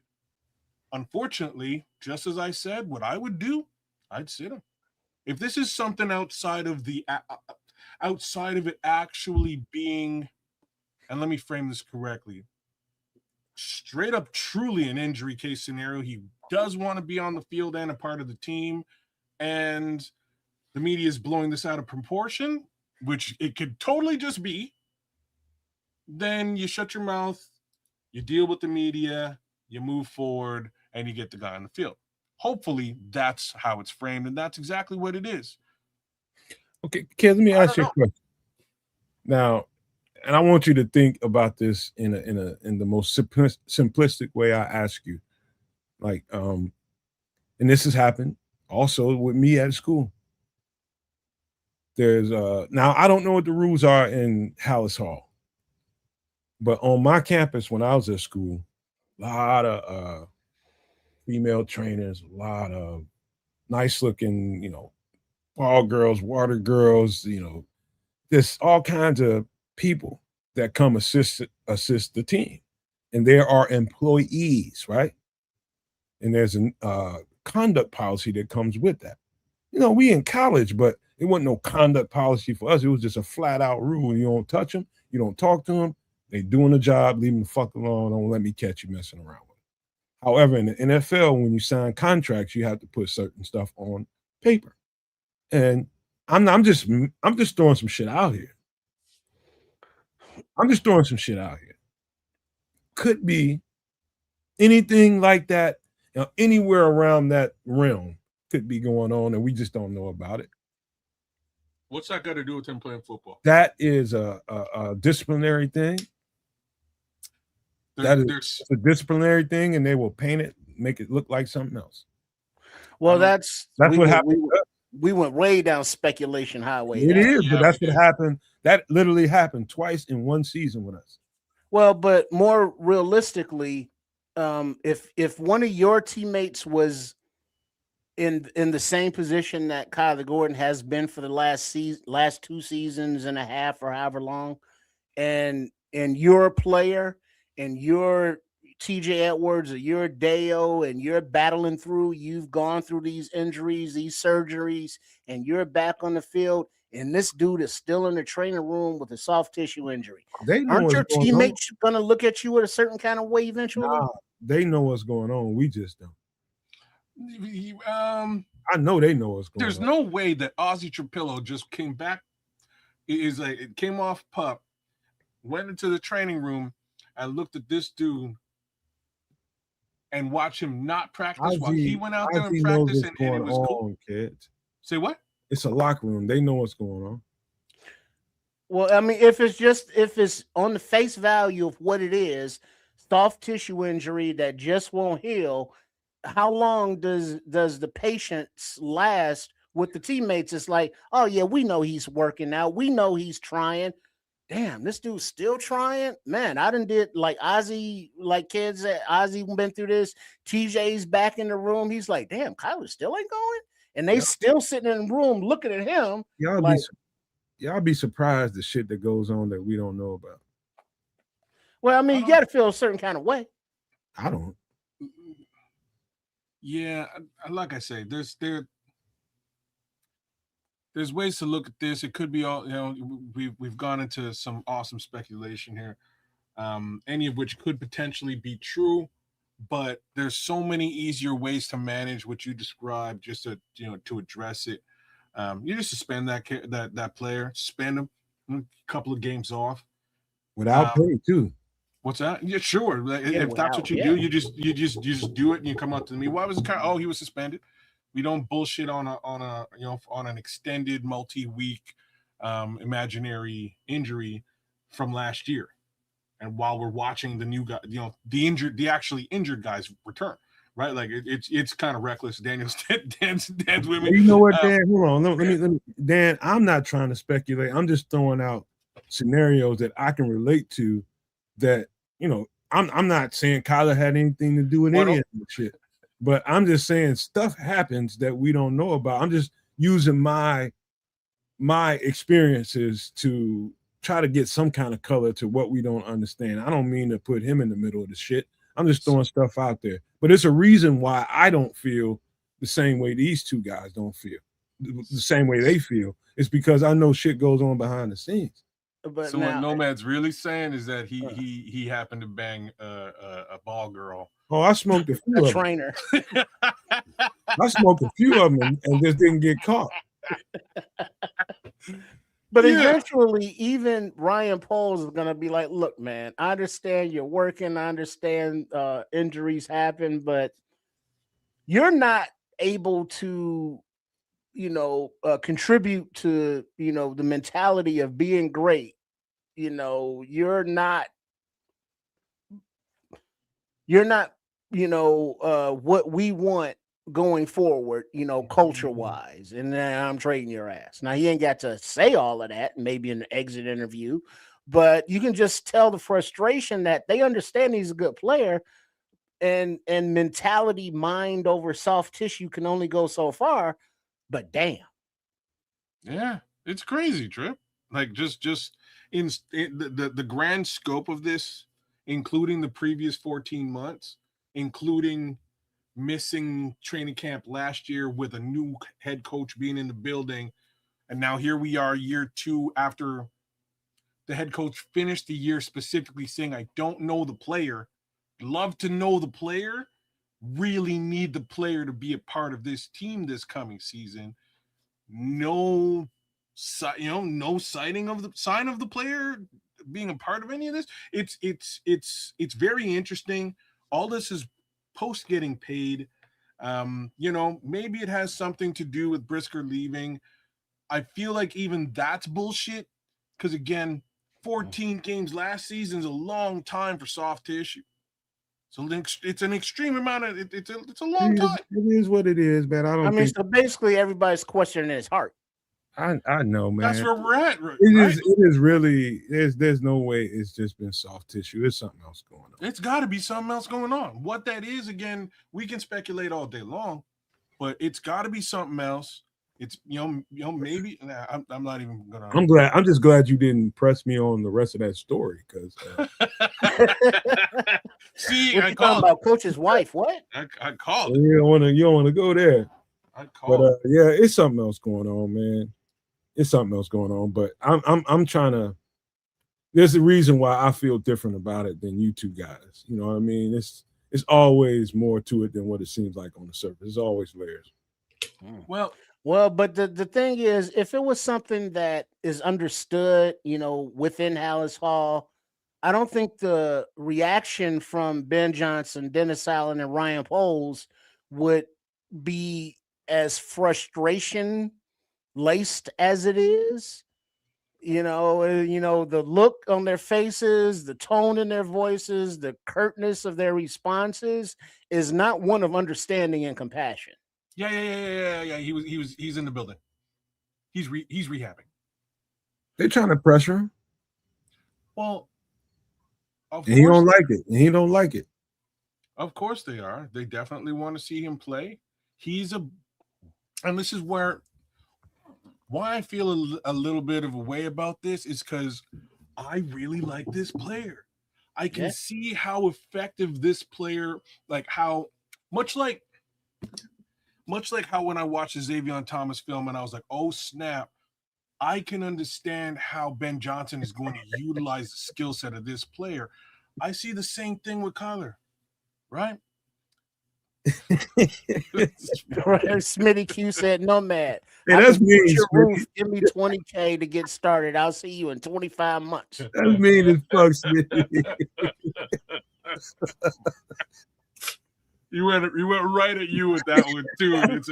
Well played, Smitty.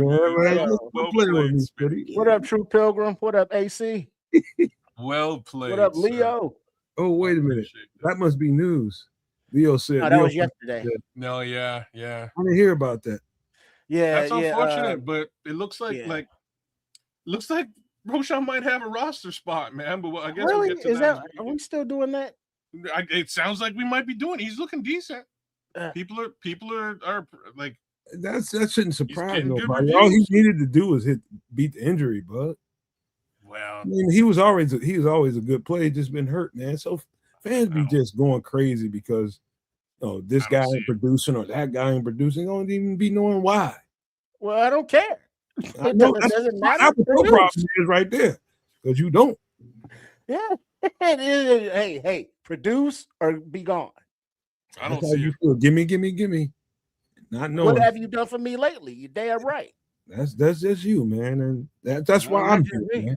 That's why I'm here. Because what was it? The new package? Because now if we want to be able to see all the games, now we got to get Netflix.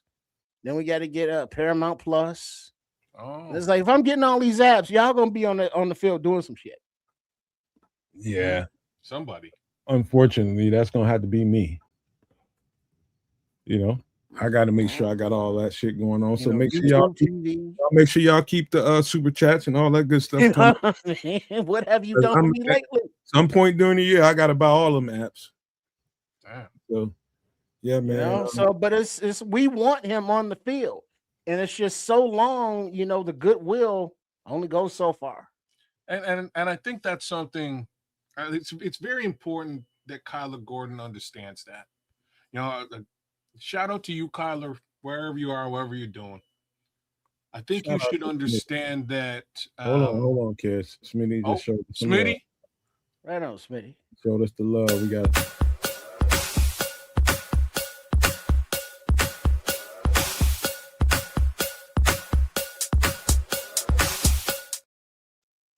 Smitty heard us, man. We're gonna have to buy apps and all that shit this year. So, Smitty, thank you, bro. Blessed it up. And a new roof. Smitty, number one with a bullet right about now with it, man. He is bringing it, man. Man. Like I say, I just want to say that Kyler needs to understand that this pressure that's being felt, from the top down, coaches, etc., as well as from the fan base, is because we all believe in him. We all think he's a difference maker, and God willing, you are, brother, when you're on the field. So, whenever you can get back, I got a question for you too. Yes or no? Kyler Gordon will play for the Bears this year and play well. I'm starting now. I'm gonna say yes. We hope. I can only answer this question with no. Okay. I have no evidence of him playing. We'll come back to you. What about you, Trent? Well, we hope, but right now you got to say no because he's not on the field. All right, hold on. Okay, kids, why? For that reason, the same reason you just said, because I haven't seen him. There's because the word indefinitely was utilized to describe this injury. We've already gone 14 games, an off season, and here we are. It's still indefinite. So I gotta go with no, bro. Even Mananga got a week to week, and he just got his knee hurt, this week. I'm telling you, he's gonna play for the Bears this year, and he's gonna play his ass off. Well, if he want to, he better. He need to if he want to stay, a resident in Illinois or Indiana or whatever the hell. It doesn't matter to me. What happens after this year? I know right now, this year, I think the options are limited to replace him. That's not gonna financially strain us in order to go and get kind of cornerback that we need, or slot corner the way we need. You gotta make sure you pay that guy, and we got that guy in the building now. Hold on, he's gonna play for us this year. It'd be to me, it's a foolish thing to do. It would be to, just because you're upset with him right now for whatever reason, cut bait with him, and you're gonna handicap us, man. I love the rookie. He looked good. The more and more reps I watched, that Al Harris needs to. We're gonna get to him right after that, but you can't beat this experience. Well, but would you, Nomad, prefer the question of Kyler where he is now, or that one nickelback that's still a free agent that you're higher on the veteran guy? No, I'd take Kyler in all his questions because getting Kenny Moore up to speed this point in camp, I think that's an extra job that really we don't have time for. To be honest with you, you bet coaches. I know how coaches are thinking about it. They're thinking about the guys that they've been working with, that's been going through the stuff and understands the plays, understands the checks and calls. Can only And coach what's you here. bring a guy in at this point in camp, that means you just broke the you know, break the alarm covering, man. You need there's an emergency here. You don't want to have to do that, but if you have to do that, you do it. Well, the level of frustration that I'm seeing with these coaches in respect to this situation, you can't cut them. You likely can't trade them. They can't bench him either because you're paying him too much. But no, you can't. But that's you the one thing you don't have to worry about benching him because he can't play. The one thing you can do is bench him. It's the only thing you can do. Well, once he's healthy. Once he's healthy, you can just not give him his job back. And the Right. real downside here, is that Kyler Gordon's career will take a serious dive because that's going to put him in a situation where now he's 14 games out, maybe another full season out. Now you missed 2 years of football. Nobody's going to be trying to pay you no $40 million contract. No, nobody. So you take your 40 mil, maybe you get cut somewhere towards the end of it and you lose the backloaded chunk. And that's the end of Kyler Gordon as a Chicago Bear. Like it's all bad news for Kyler Gordon unless he gets back on the field. This thing will be all right, man. I think we are in camp. It's still August. No, people got to remember that we're still in camp. We ain't started even playing a game yet. We ain't even done with the preseason game, and we're already hyperbolic about this shit. Let them play this stuff out, work with this thing, figure it out, and whatever happens, happens. But my money is this thing will smooth over like, good teams, good players on teams that have problems with whatever, man. They rally together, man. They're going to get this shit smoothed out. Trust me. This thing going to be all right. But that's Kyler Gordon. But let me speak to another guy. I went back and I studied because I told you guys as I was watching this stuff, I was watching the trenches and I wasn't watching a whole lot of, some of the extra stuff that was going on around here. But I got to bring up the next guy who, well, I wouldn't say he was totally impressive, but it was better than I thought it was when I was looking at it on the surface. And that is Malik Muhammad. Now, I went back, it was yesterday morning. I started looking at this stuff, watching his reps. And first of all, I got to give a huge shout out to Al Harris. I can tell Al Harris had him right where he needed him to be. It was obvious to me in his communication pre-snap, talking about Malik, his communication pre-snap, that Al Harris had him on his cues. What are his cues? Pre-snap reads, knowing what to do if you see a motion come your way. Are you in man? What to do when you're in man, when you have to motion with a receiver? Where your help at? All that kind of stuff that happens, you got to get that straight. All the stuff that's swimming around in his head, and Al Harris still had this guy playing fast. That's the one thing that stuck out to me, how fast he played with all of that going on in his head.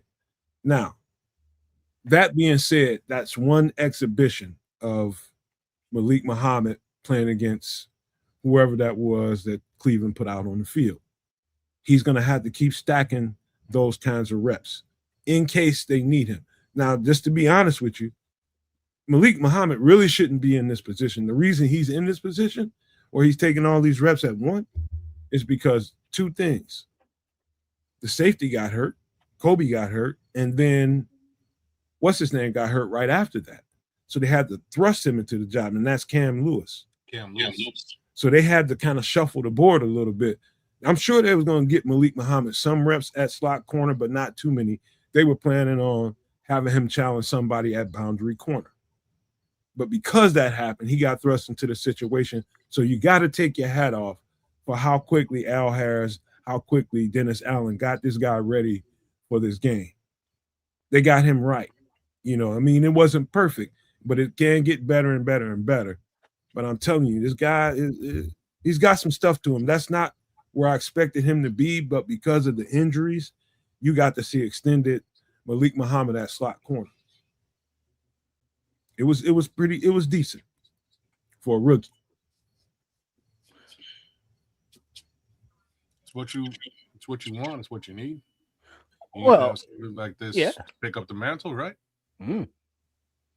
Well, I mean, and if you look at the attitude of Malik Muhammad, remember when he got drafted, he was kind of stoic, and people was like, "Well, why aren't you happy?" He was like, "Man, I should have been off the board, a minute ago, or a round ago, or 2 rounds ago, whatever." And so mentally, he had that chip on his shoulder because his confidence in his ability to play the game of football. And being that the opportunities have opened up because of injuries and he's gotten these extra reps, he's taken to the coaching, he's earning their trust mentally on the field. Physically, he's, doing okay.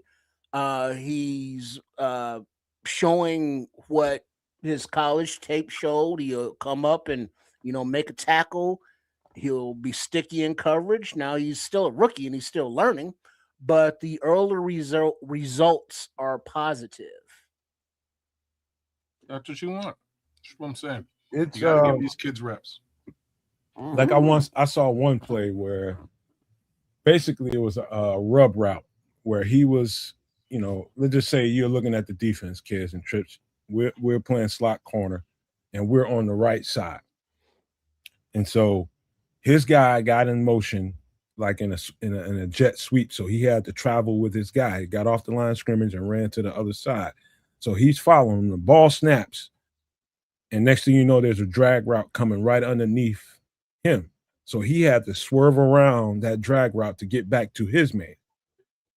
And how he did it was perfect for a rookie. You know what I mean? You got to it, you got past there, you didn't get tripped up, which was good. That's the main thing. You didn't get out of the play. But how he accelerated to the ball and closed that space is all athleticism, all Malik Muhammad, and got to that play. That kind of stuff like that. That was a test for the rookie.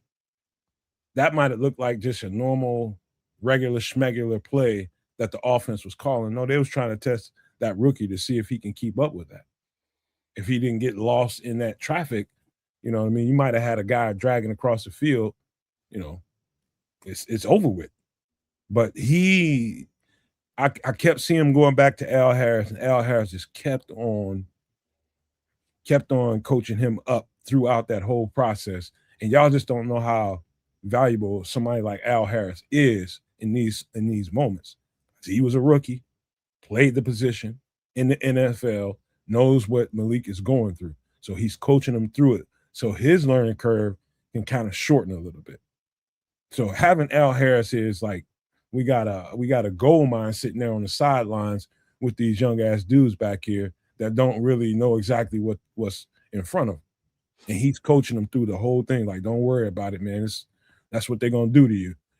I can see Malik Muhammad having a shorter learning curve than even Kyler had if he had to go out there. But that still doesn't mean he ain't gonna get cooked the F up, because he will. If they have to start that guy week 1, he's gonna get cooked. And he's gonna he's gonna question himself. He will. This doesn't look like they have much choice with unless Cam Lewis is back. Well, the thing is, defensive backs, I'm sure, around the defensive back water cooler are aware of Al Harris's reputation. Al Harris, I saw something or article or interview today that, he wants to be a head coach. His history with the backs under his tutelage, are were good, at getting the ball, being in the right place, being mentally prepared for the game as well as physically. And like the expression goes, coaching matters. And having Al Harris to get a young Malik Muhammad and mold him, I'm pretty sure that Al Harris was, in the scouting meetings, when they were talking about Malik Muhammad. And, it's like, hey, can you think you can work with this kid? What traits do you like? And Yeah, he he's had his a input. large reason why he's here. Yeah. So if confidence can be lost by him getting burnt in the slot, I don't think that Malik Muhammad would be losing confidence.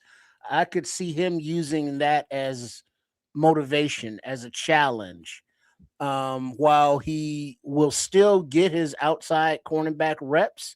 Remember that this defense and the way Dennis Allen aligns him, sometimes he's going to be outside, sometimes he's going to be inside. He's going to be on the left side, on the right side, because of the variations and the versatility that the players have to have. This isn't a strict defense to where it's like, all right, Malik Muhammad, you're the nickelback from now on, and that's the only thing you're going to play. And you're always going to play the slot receiver in these formations. It don't work like that.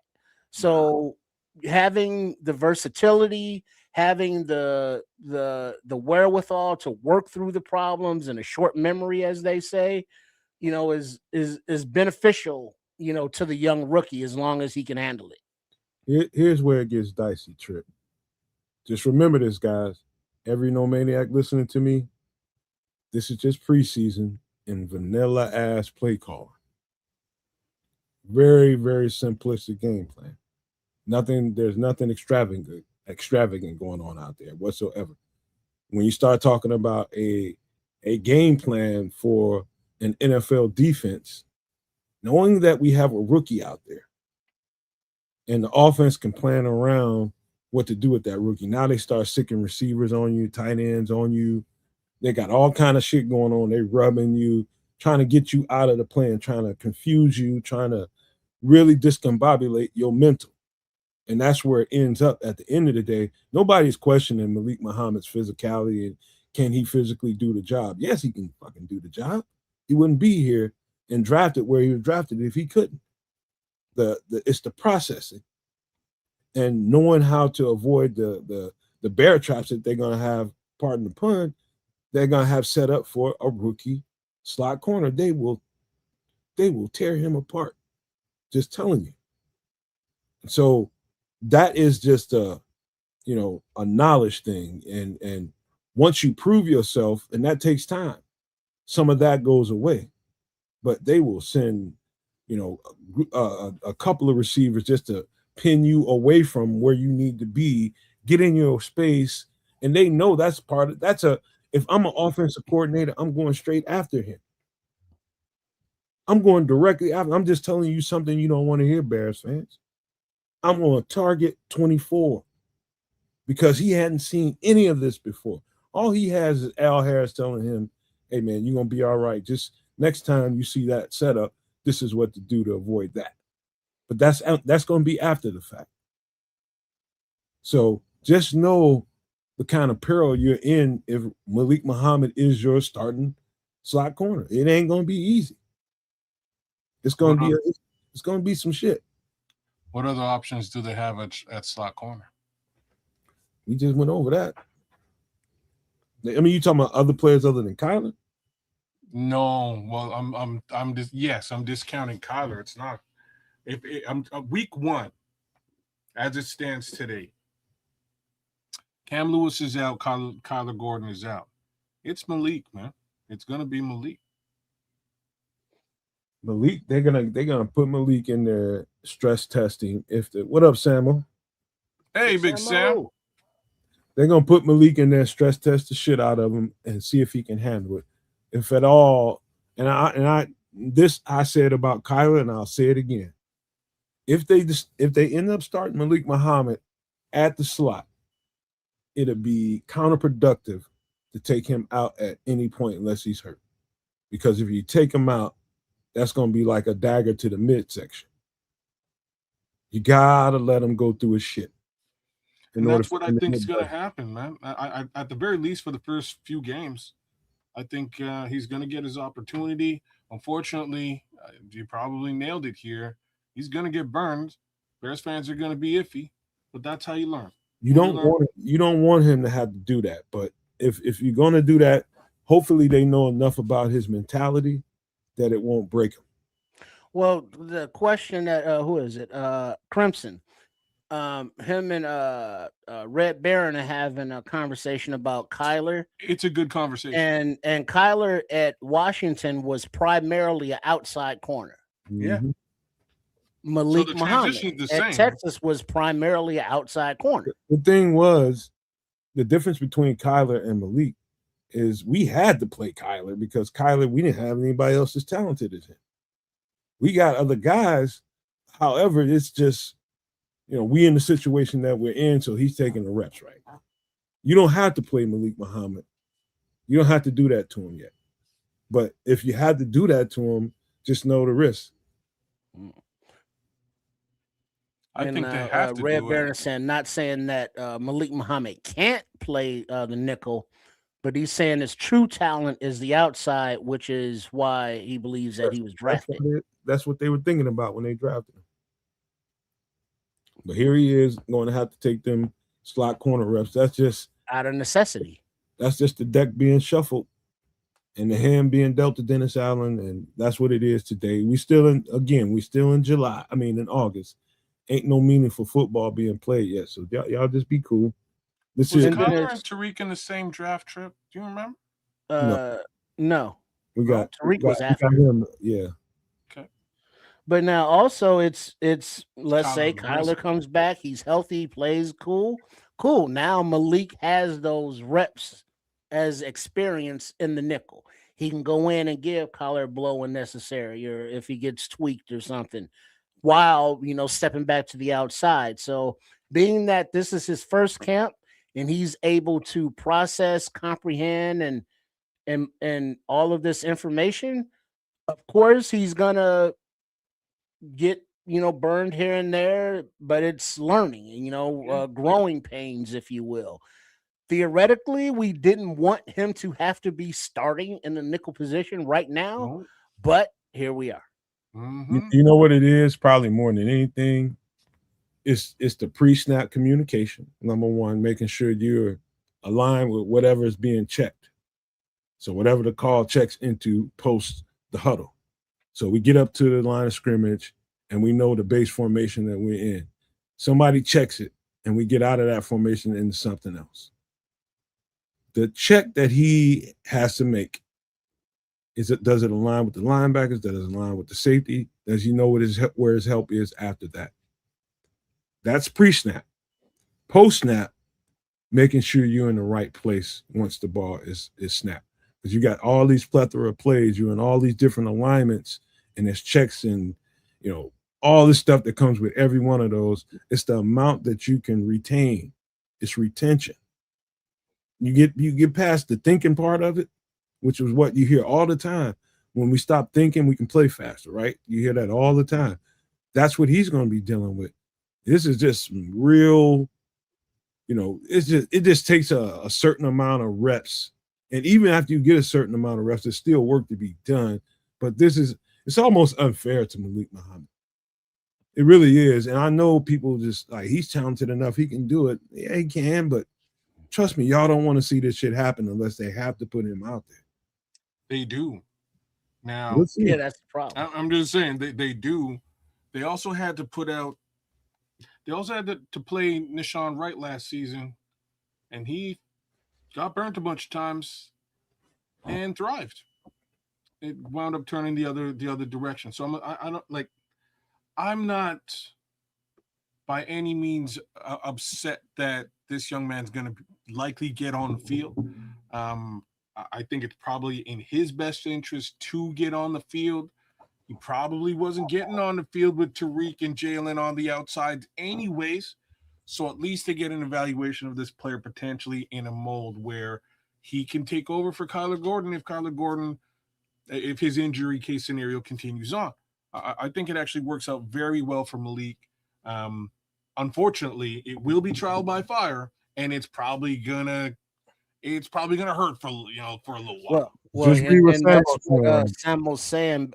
You just came in, Samuel, but Nomad basically said that a little bit, and that's what Keds is alluding to. And the comment is Malik and the entire Bears defense is going to catch some hell if he has to be the starter at nickelback to begin the season. He'll see all of the best wide receivers and tight ends from offensive coordinators that will draw up mismatches all day. Yep, you're damn straight, son. It's gonna be an unfortunate reality, to be frank with you. And like, what I didn't get to say about KG is that he's the nickel position potentially unlocks Dennis Allen's defense. It really does, especially with somebody as seasoned and expert at that position as Kyler Gordon. Here we are slotting in a rookie, unfortunately. It A Samo rookie knows. outside corner. Samo understands this shit. It's like It's gonna take some time for him to figure it out. Even Kyler, if y'all remember, when he first started playing nickel, he wasn't good at it right away. No. And not only was he not good at it, there was Just- clearly some animosity where he wanted to be on the outside more frequently. Think about it. Think about this in a more. We're very much in a micro view perspective, thinking about Malik Muhammad himself playing the nickel cornerback. Now, fan out a little bit and think about what's going on around him. We got people that we just brought into the team playing a key position at safety. Number one. Number two, we got a whole bunch of new pieces along the front, and that has it has something to do with him. But that's what I'm trying to say is we're in a Super Bowl run season, and the best defenses on the planet are the ones that play on the string, that know exactly what to do, where to be at. And if you're out there with a nickel cornerback, now you got people that's kind of going to be off their game a little bit because they're going to feel like they gotta, make sure he's right and go clean up some of his shit. And safeties usually do that. Linebackers usually do shit like that. They're going to be looking out for him, and that's not really cohesive, man. We need everybody to know exactly what's going on and play fast in order for us to actualize the season the way we think the season can play out. And I'm not saying he's going to be some reason why things don't happen the way they need to happen, but I'm being honest with you, Bears fans, he's a handicap right now under the circumstances. When they start sicking dog-ass receivers on him that can put him in a trick bag every game, you're going to see what I'm talking about. That's what's going to happen. They just start putting dog receivers on him and see if he can keep up. You better. Rubbing him with tight ends and all kind of pick plays, all kind of crazy shit they'll put him in. Right in the middle of the field. And as Paul is saying, he thought Cam Lewis was supposed to be started, but he got dinged up a little bit. That's what I'm saying, AC, man. I like it's Cam. If Cam's healthy and good to go, I think it's a young man over Jalen Jones at this position. I'll be frank with you. Jalen Jones ain't been going either. Say what now? He's hurt. Jalen Jones hasn't been practicing either. Oh, damn.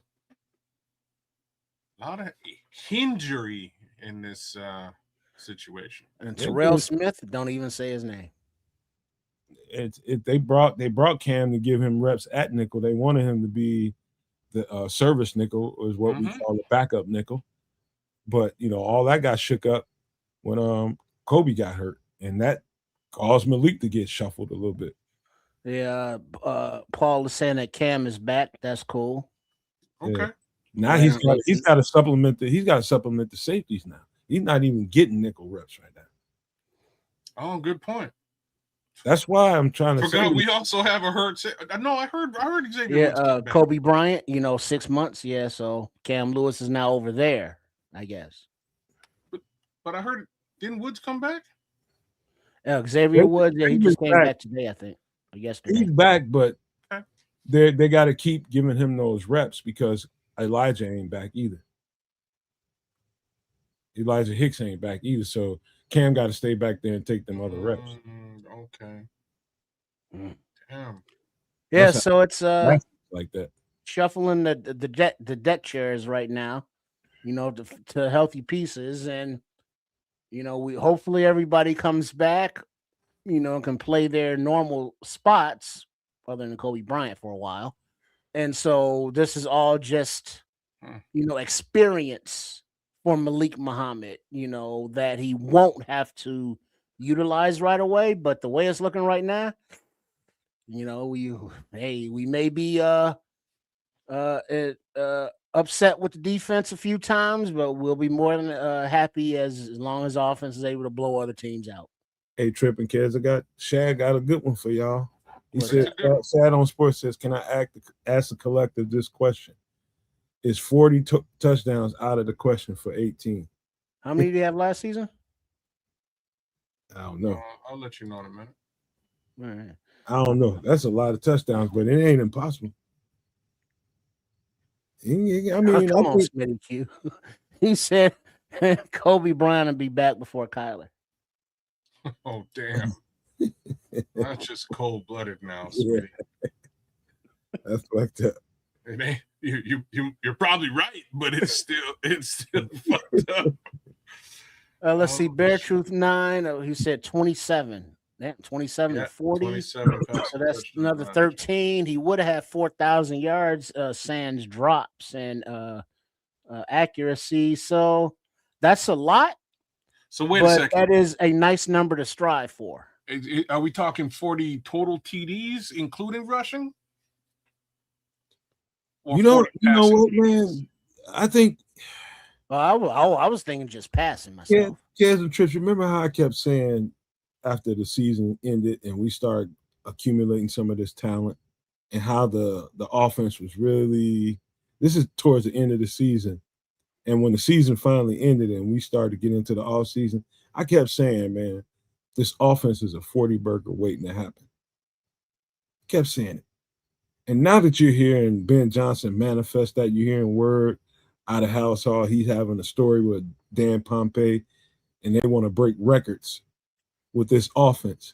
It goes to tell you what kind of explosive capability this offense has. And let me just take Malik off the screen for a minute so we can get to that. How we get to, like, how Caleb can get to those 40 touchdowns, if that's possible, doesn't necessarily have to be shots down the field. It's a DeAndre Swift. It's the DeAndre Swifts of the world, dropping the ball off and making explosive plays happen that way. It's going to be a ton more of those this year. Well, I think that's a huge part of it. You look at what Ben Johnson has said. All right, we want Caleb Williams to get that completion percentage up to about 70%.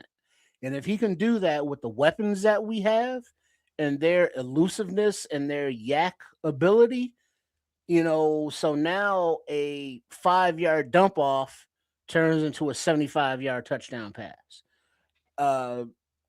A simple hand on a screenplay or whatever pass, getting it into the hands of a Colston Loveland or a Burton or a Rome, a Xavier Thomas, a Khalif Raymond, other than Xavier Thomas, all of which we already know can make plays.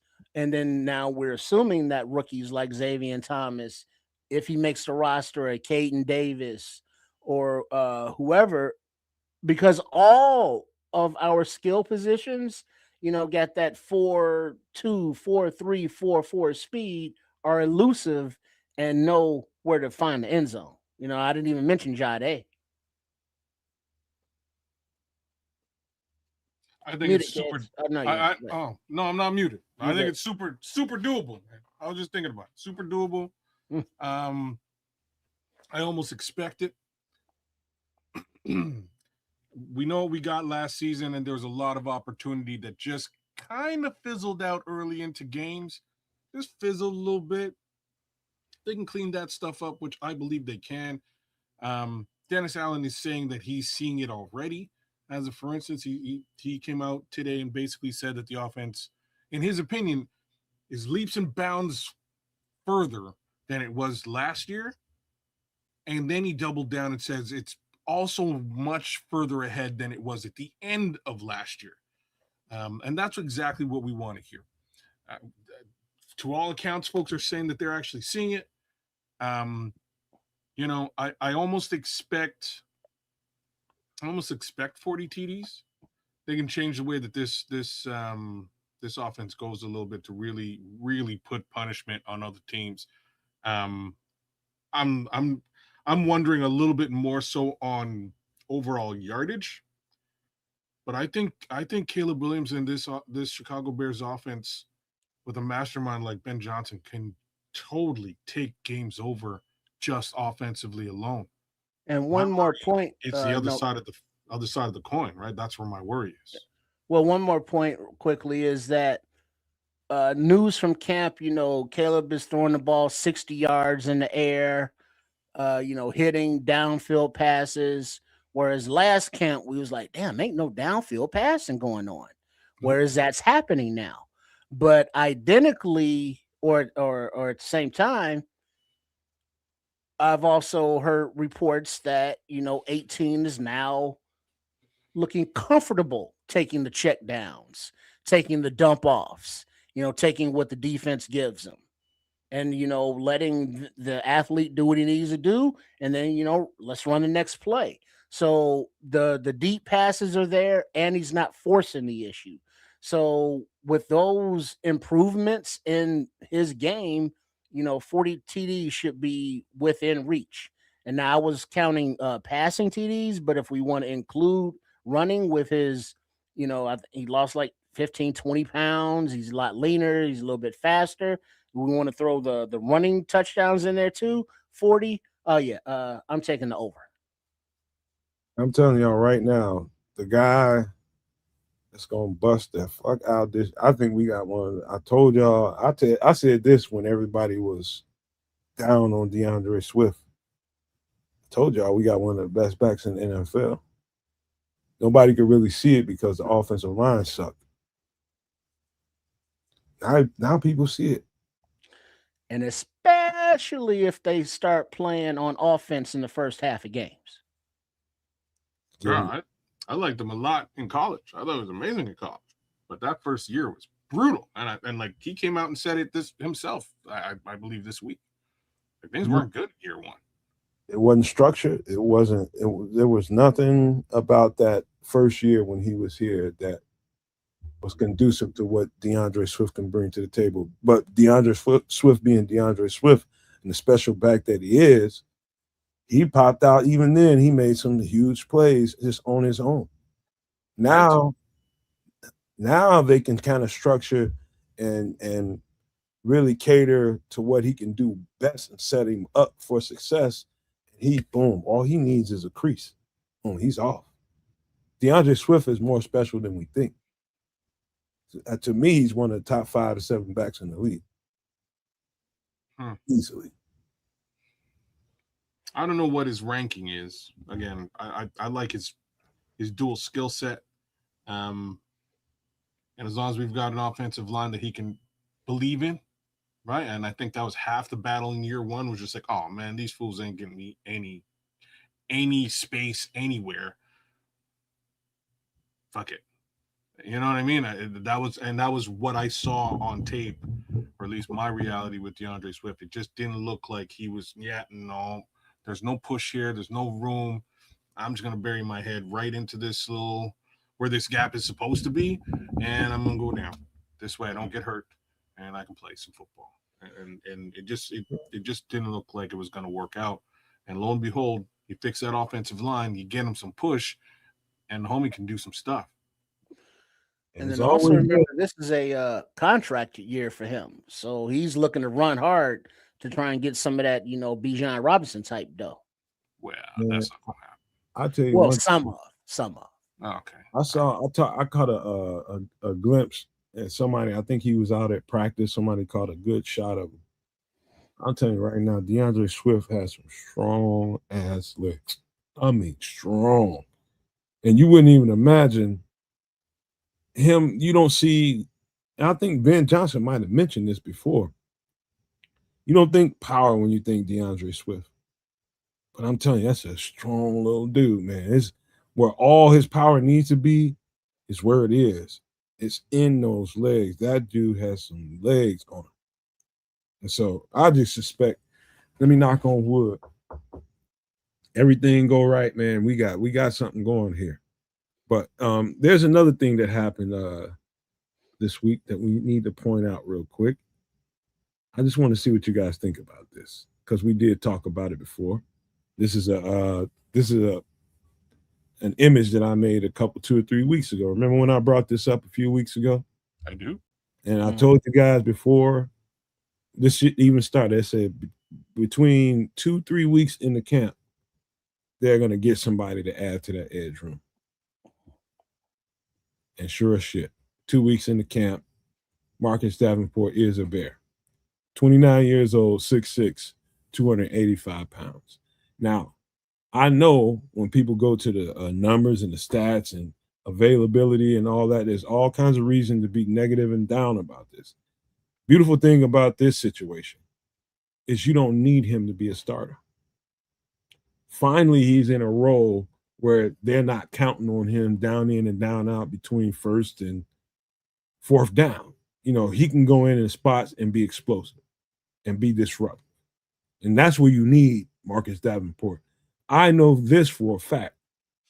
Our rotation and depth at edge rusher just got a lot better. And because that's the thing, kids, me and Tripp's been talking about for a while. Okay, we're all right at 1 and 2 and maybe even 3. But where's the 4 and 5 at? We need some depth here. And they just waited to see what they had when the guys put on pads. And once they saw what they had, boom, they made the move.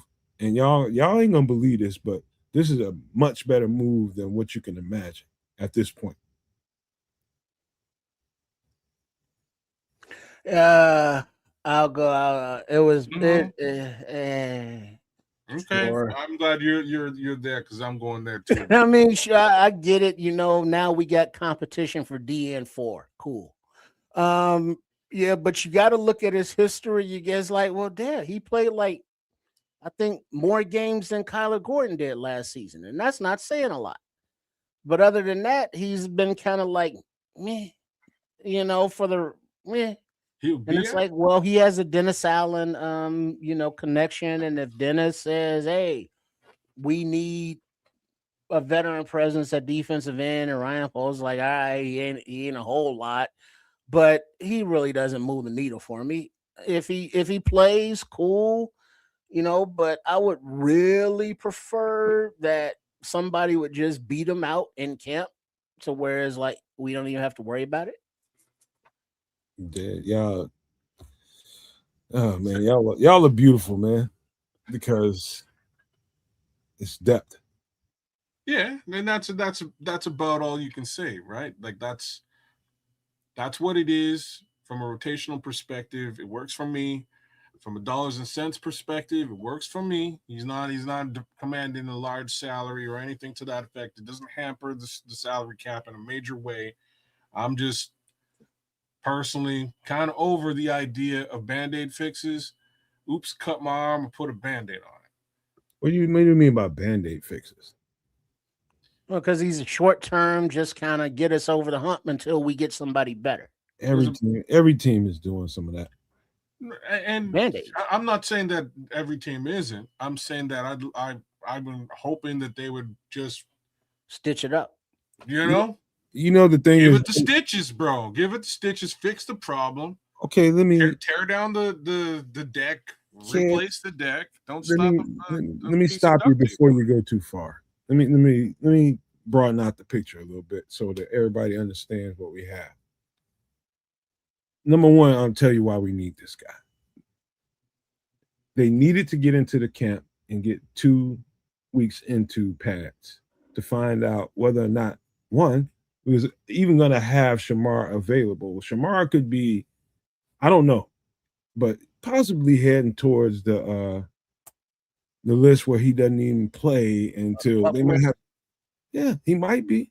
IR. Also, remember, we had Dio that's coming off of an Achilles tear, and we just didn't know what we were getting coming back. We didn't know, and they put him in pads for 2 weeks. And I told you guys before, if they get these guys in uniform and in pads, banging and they don't see what they need to see from those two guys, they're going to have to make a move. And that's why he's here. That's not a good news story. You realize that, right? It's the truth, though. If that's the truth, it's not a good news story. You need somebody that can produce. If you got guys that you don't know that can. True. Well, Red Baron is thinking that Davenport starts and Booker comes in on passing downs. No, that ain't gonna happen. That ain't gonna happen. No, it's gonna be. He's gonna supplement. The good thing about Marcus Davenport is you was knowing that it's two things going on here. You got edge rusher reps, and you got two guys, both Dio and Shamar, that was going to supplement in there and play some 3 technique on pass rushing downs. You can have stop. No? Huh? Oh no, 3 tech on pass rush. Okay, continue. Sorry. Put your NASCAR. Marcus Davenport can do that in spades. That's the extra value that he brings to the table. When you gotta kick him inside, he knows exactly how to play this role and can do it effectively. And so that's why, you thinking about, okay, he gets hurt every year. He didn't have so many sacks. There's so many other things. I didn't say that yet. Did you say that, True? Y'all insinuating it, but I understand. I didn't say nothing about that. It's okay. I understand, man. I understand. I didn't say nothing about that, but I was sure enough going to say it because there's as a rotational piece at the dollars and cents that he's coming in for. Solid acquisition. Not to mention he also knows and has worked with Dennis Allen in some capacity. There's upsides here. Does it solve a problem? Not really. They're just worried that, again, potentially from a depth perspective, they may be short a couple of players as they move forward. So I'm not excited.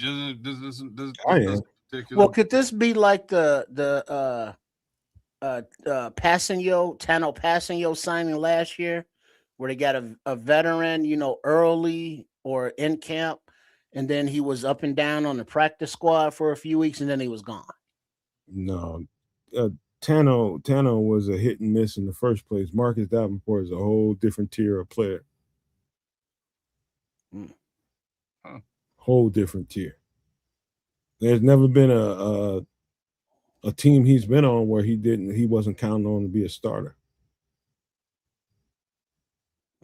And so here, for the first time in his career, he doesn't have to be that particular player. When you put him in there, he'll be fresh. Well, I wonder how many reps he's going to get this preseason, because if I know it was one game and he's still a young guy, but if it came down to a roster spot between Jamri Chroma and Marcus Davenport, I'm not thrilled if we taking Davenport. That's because you're not seeing practice reps and what they're doing behind the scenes. Well, that's why I said I need to see more special teams. I mean, that's preseason games. I need to see some more reps. I need to see him, Davenport, do something, that would say, all right, this old dude who has a history of not playing a lot is worth more than this up and coming kid trying to make a name for himself. I'd rather have an up and coming kid. At some point, you gotta, if you're a contender, you gotta get. There's got to be a right balance of up and coming, and I know I got a guy that can get it goddamn done. And so, Trips, I know how you think. You just always look at the younger guy and say we can get it done with him. It ain't always that simple. Well, no, I would actually prefer that we get the nickelback you was talking about to give Malik Muhammad a chance to learn. So I can understand the veteran presence and necessity of it all. But if we're talking about, DN 3 or 4, let's bring it up and comers, somebody who's hungry that can make a name, as opposed to, that dude's still playing. I don't disagree with you, Trish, whatsoever. I don't want you to misunderstand me. I'm just telling you how normally this shit plays out. Well, Samo don't even think he's gonna make the 53. And if that's the case, that means somebody really, really rose their level and bumped him out. But I don't know about that. Well, like Cliffy saying, Booker and Chroma, look to be the future. Hopefully, we don't want Booker getting banged up, so of course we want to have somebody taking those reps. I don't think he came here to get cut. Well, I mean, he wasn't. He was a street free agent. He went on some workouts, didn't get signed. Dennis Allen, history. Hey, we'll bring you in, see what you got. If you can make it, cool. If not, I gave you a shot. And he has a very cuttable contract. Like very cuttable. We'll see what happens. I love the move. I predicted it. I think when people see it, when in the totality of things and see how much he affects that line of scrimmage, you'll know. No one has doubted his ability to be disruptive. We're just doubting his ability to be on the field. He doesn't have to play.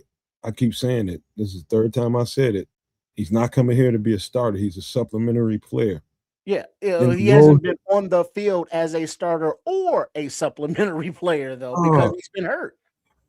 Okay. Let me just move on. Well, he's not. You just stuck in. You just got your mind stuck. No, he's not entirely wrong on this one. And the reason that I can sort of agree is just grand number of snaps over the last. So since between 2018 and 2022, he was getting reps. He was out there repping, right? He had 500 snaps, regardless as to what injury or no injury during that period of time. In 2023, stark decline down to 118 snaps, 89 snaps, 281 last season, which is a quite a lot more than the previous two. So yeah, you have to be a contributor actually on the field to make a difference. My point being, very simply, it's a wash for me. At least they have somebody to give the existing kids a breather, at that edge rush position, and it's not. Has anybody watched them on tape? Anybody watched them on tape? I've seen him play, but again, not much the last 3 seasons. Okay. I've seen his most recent snaps. And since he was drafted till now, this is a physical edge rusher. When I say physical, I mean in every sense of physical as an edge rusher you can be. Setting the edge on the run, crashing down the line of scrimmage, making sure that his presence is felt. And the way I see him playing football, it's no wonder he's always nicked up. He's physical as fuck. And that's what they're looking for. And so now that you don't have to play him all these extended reps and put him out on the field, all these wild number of snaps, you can expect him, you can keep some maintenance to this. This is okay. Y'all just don't know. I already heard the shit, man. Y'all just make a mockery out of everything.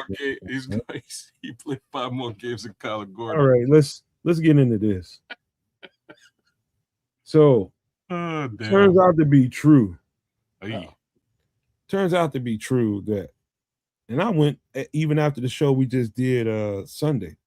I went to go watch those reps again. I watched the reps before we even got into the show Sunday, so I kind of knew what I was talking about then.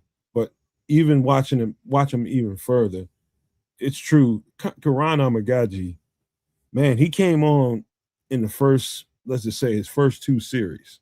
That's about the easiest way I can describe it. It was fairly clean, man. He looked really composed, looked a whole lot different than what we used to seeing Karan Amagaji play the game. But as the reps went on, I told y'all he came in like a lion, went out like a lamb. He just continued to tail off more and more. He started dropping technique, and I started thinking to myself, okay, is he just tired out there? Because I remember us talking about that on Sunday. Not game shape. He just almost lost confidence, something. But it was clear to me that something came up missing later on in the reps, and it stuck out to the coaches, and they basically, I don't know. I'm not going to make no predictions about what's going to happen here, but I thought that Jedrick was a better player overall, and Karan right when I thought he was turning the corner, he hit a wall again, man, and that's unfortunate for him, man. Did you see what happened at practice, Yeah, kids? yeah, I did. That I did. they switched Jedrick and Karan from the left side to the right tackle side, and Braxton Jones is back and Ozzie to the left side. And I believe it was Ben Johnson that said last week they wanted to make that left tackle decision this week, but I don't know if it was Ben Johnson or Press Taylor or somebody alluded to the fact that we're still going to be going forward with this left tackle competition. So that does not reign at all good news for Karan. So Ozzy isn't in the mix. In the mix as yet. Canadian Eagle is back. Theo, there you go. He's on the left-hand side, battling it out with Braxton, just like it happened last year. We'll see how things shake out over there. Right now, it's Braxton's job to lose. Clearly, the other two main contenders for the job have been kicked to the right-hand side. Realistically, pretty sure we already have like a main stay on that right side as a backup, as a swing, I think. Trying to figure out who that might be. But I can only assume like Jedrick may stay on this team. It doesn't sound like Karan is long for the Chicago Bears, and I'm saying that because he was also injured to some degree, I believe, today as well. And the thing is, Theo has been pretty solid swinging both ways. Karan is primarily a left side of the line player, I believe, college throughout. So going to the right side is just, totally new for him. And then he got dinged up again, threw his helmet down, was able to get off the field. But on the way out, he got yelled at by Dan Roshar. So it's like Dan said, let me chew your ear a little bit and not take that with you. So it's up getting to the numbers where I don't think we're gonna be keeping 5 or 6 tackles, and he ain't gonna be one of them even if we do. Yeah. It's sometimes when you're watching this stuff, it really does come down to how much fight do you have in you. Because you've been here this long, you've been training, you got nicked up a couple times, and it's cost you a lot of time. Now you're healthy. Now you're out there and you're learning, what we're teaching you, and you're coming along. Now it's time for you to go swim, buddy. We done walked you to the water. Now you got to eat. Now let's see how much fight you got when we put other people up to the trough next to you. You're going to eat, or you're going to let them take the food from you. Oh, they taking his food, man. But I'm taking every crumb. The real the upside for me is like we finally kind of got a secondary look at him, and as I was saying on Sunday, I can understand why they went to get him. Like he has the physical traits and stature to do the job, man. He just doesn't seem to have it in him to do the job. And at this point, that sadly, kids, you are hitting on what Samo said, what was it Hill? There's several people saying, but Karan Amagaji just plays like he needs to go see, visit the Wiz and find some heart. Because he just doesn't have that drive, that determination. Fight. And I always down the road. I just said fight. Harken back to that workout that Ryan Poles gave to Darnell Wright when he was in college, just pushing him, make him vomit, pushing him. It's like you push Karan and he wilts. And it's like no heart, no fortitude, testicular wise, no, just what are you doing, bro? Come on, you got all the talent, you just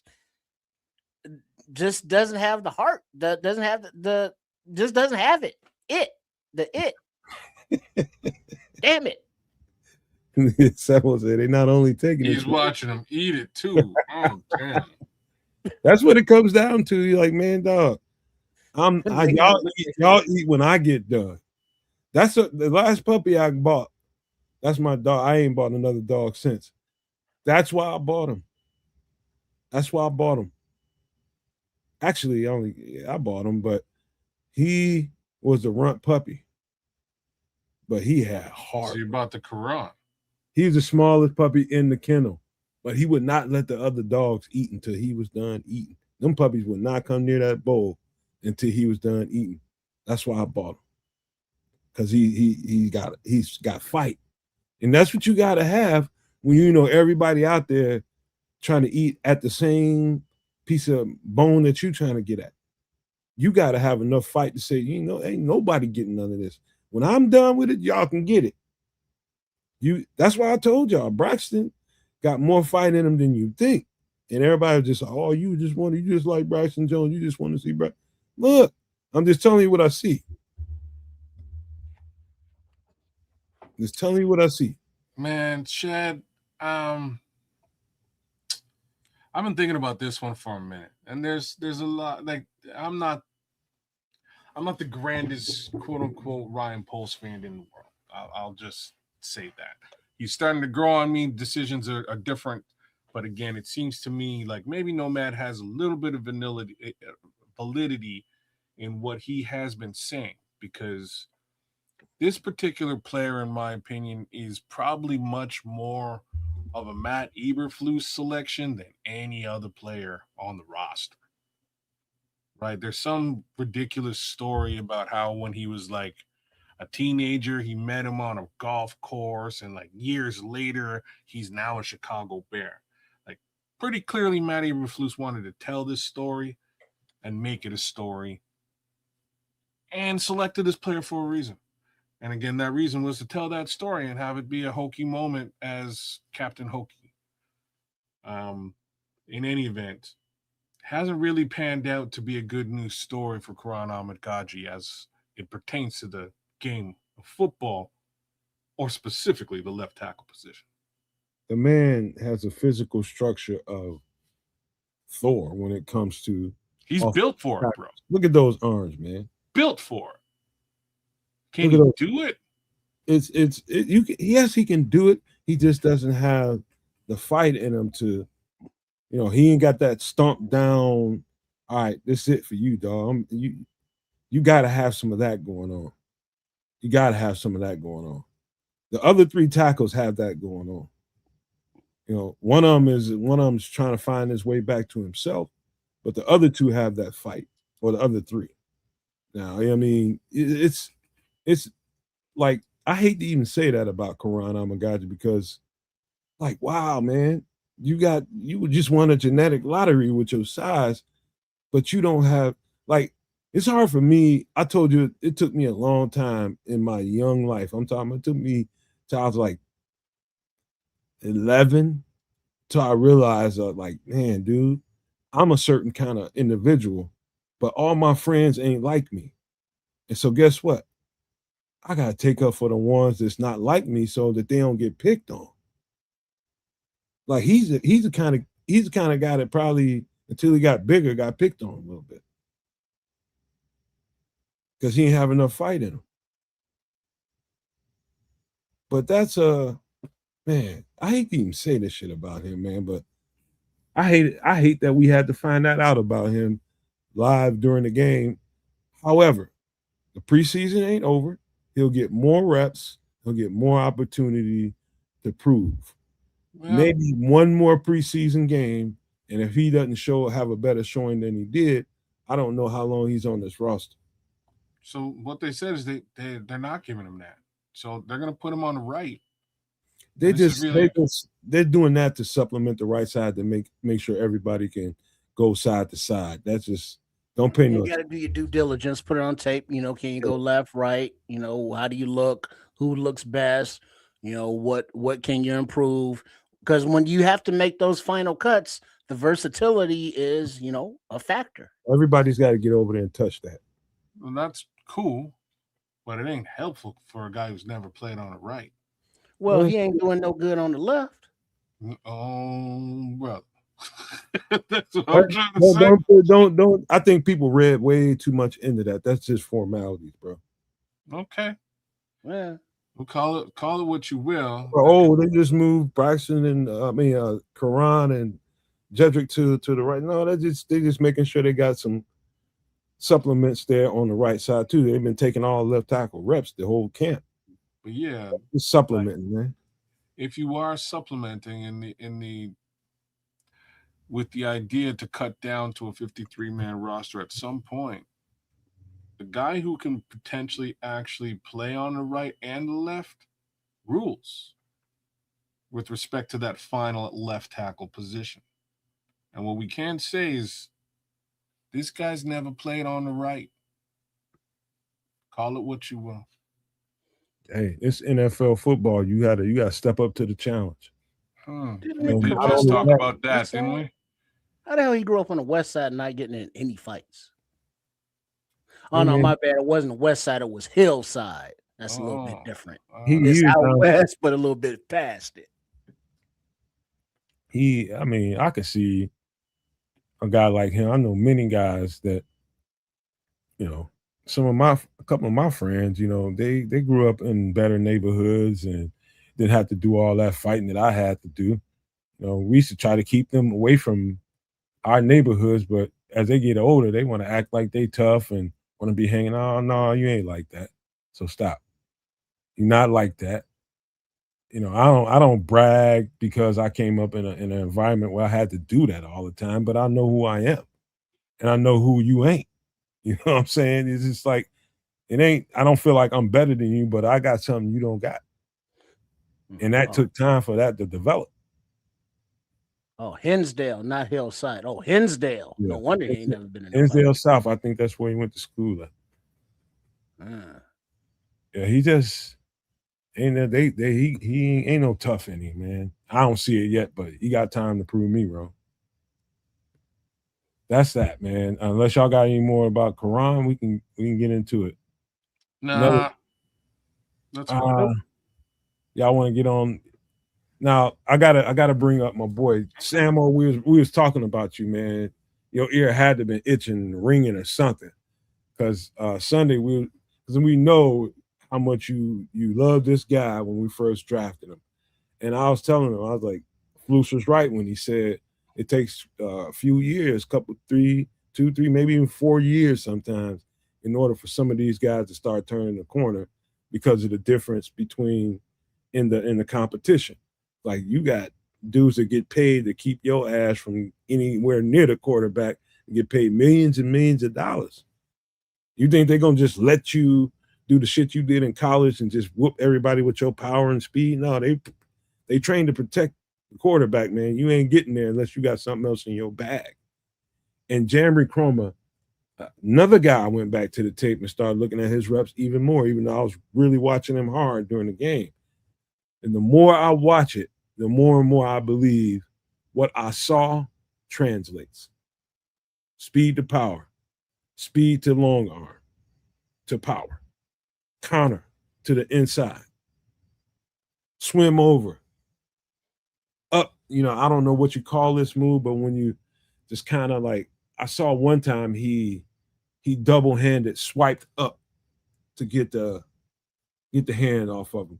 I seen 3 or 4 different things that I really wasn't used to seeing in Jammer Chroma. And what I can tell you and what I believe, I'm not saying anything in a definite way. I think what I saw, I think translates on any starting offensive lineman in the NFL. I think what I saw translates. So against the next amount of competition, I think you're gonna see similar or just as good.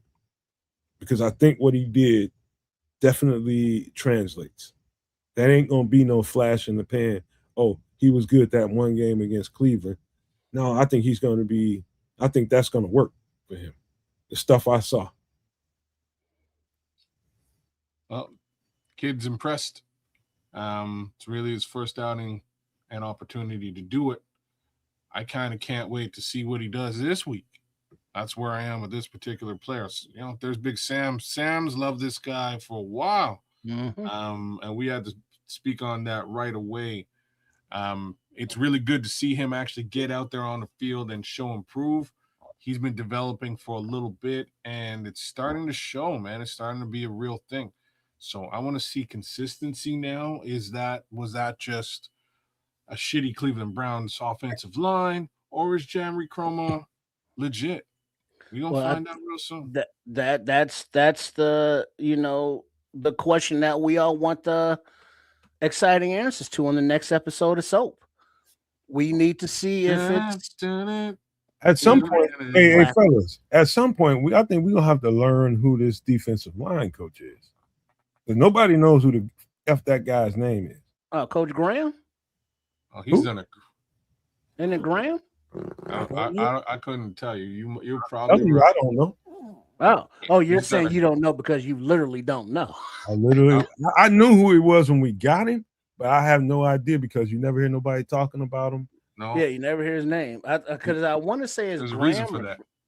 I want to say Graham, but as far as Chroma goes, remember Tavis Gibson? He was always, getting those preseason pressures like, oh shit, he could be a defensive end. Then he never made the team, or when he did make the team, he ain't do shit in the season. If Jamree has developed it, if he has that mentality that Ryan Poles was looking for, wants to be great at football, he's already modeled his body. He's dropped 15, 20 pounds, whatever it is. He's gotten a lot stronger, and he's hungry. He wants to make a name for himself because right now he's just a practice squad guy. It's like Chroma, who?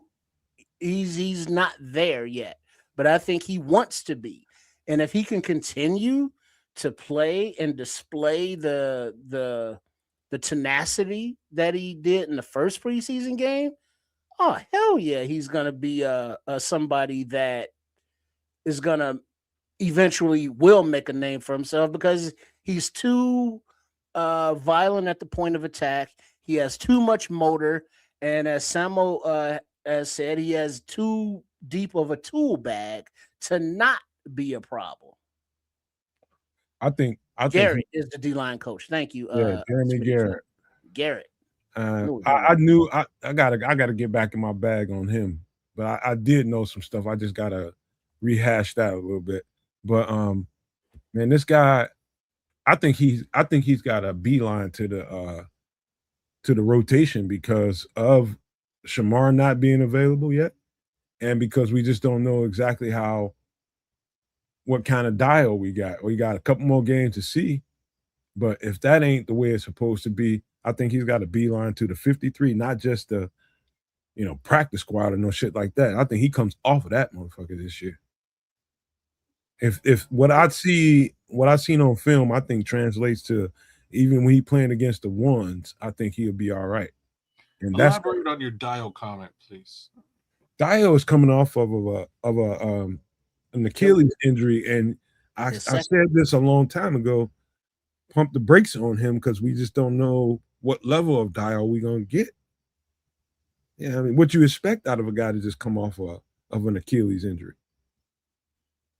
I don't expect a whole lot, but if he comes back and he's good, then I'm like, oh, that's incredible. But other than that, I'm expecting him to be like what an injured football player with a major surgery would look like. I don't expect the world out of him right now. Why would I? Okay, that's fair. And Sam was saying the coach, Garrett, defensive line, he hasn't made a name for himself yet. That's why we don't know his name.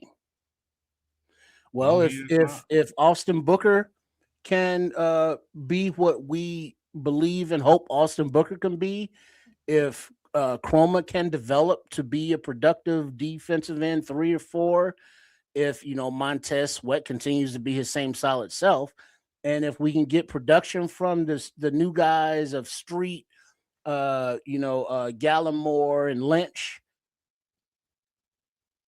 Big Dex is supposedly looking better. How he's playing is still to be determined. And then the young guy, Jaden Loving, who's been making plays. So there's talent on this defensive line. And let's see how Coach Garrett can get it to mold and produce. Hey, And hey, that's not even mentioning Deo or Shamar Turner. hey, thanks to Cliff and you other guys in here that's get this helping me do the background on Garrett, man, because I totally so many players in my head. Y'all, I appreciate that, man. Keep digging up information. But he's been at Jacksonville. Jacksonville. Let me just say that now. Thank you for that. Jacksonville not only is probably, if I had to say player for player, the most talented defensive front in the NFL as far as the front. I mean, their first five go and their depth. You can pluck anybody you want pretty much off of that roster right now. They're so deep. And he's part of the reason why they've accumulated that talent and they've gotten better and better and better as they've gotten there. As they kept getting those guys, they just kept getting better. Jeremy Garrett had to be a reason why, which is why the Bears pulled him in here. And so the impressions that Jeremy Cromer and some of these other guys have come up with along that defensive front, we need to start talking about that guy. I'm going to have to put him on a thumbnail. We need to start talking about that dude because you seeing that shit pop right now. Yeah. And if these guys can actually stop the run and get pressure, and now we're going, oh, okay, Coach Garrett, we see you. We see your what molding you're doing to these players. And all right, Raging Oracle, big up. Let's say Dex is gonna. Oh, yeah, well, to be determined. Raging Oracle. You gotta give him some respect, man. He's getting those guys. I'm gonna say some terrible shit here, but it might actually be in the best interest of the Chicago Bears. I'm just saying, might be lot of money to move around next season, a lot of people to pay.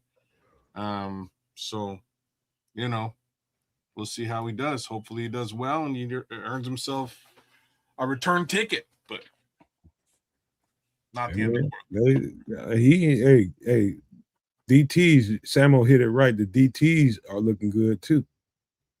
Really good. That explosion. I mean, they coaching these boys. I see you, AC Adam.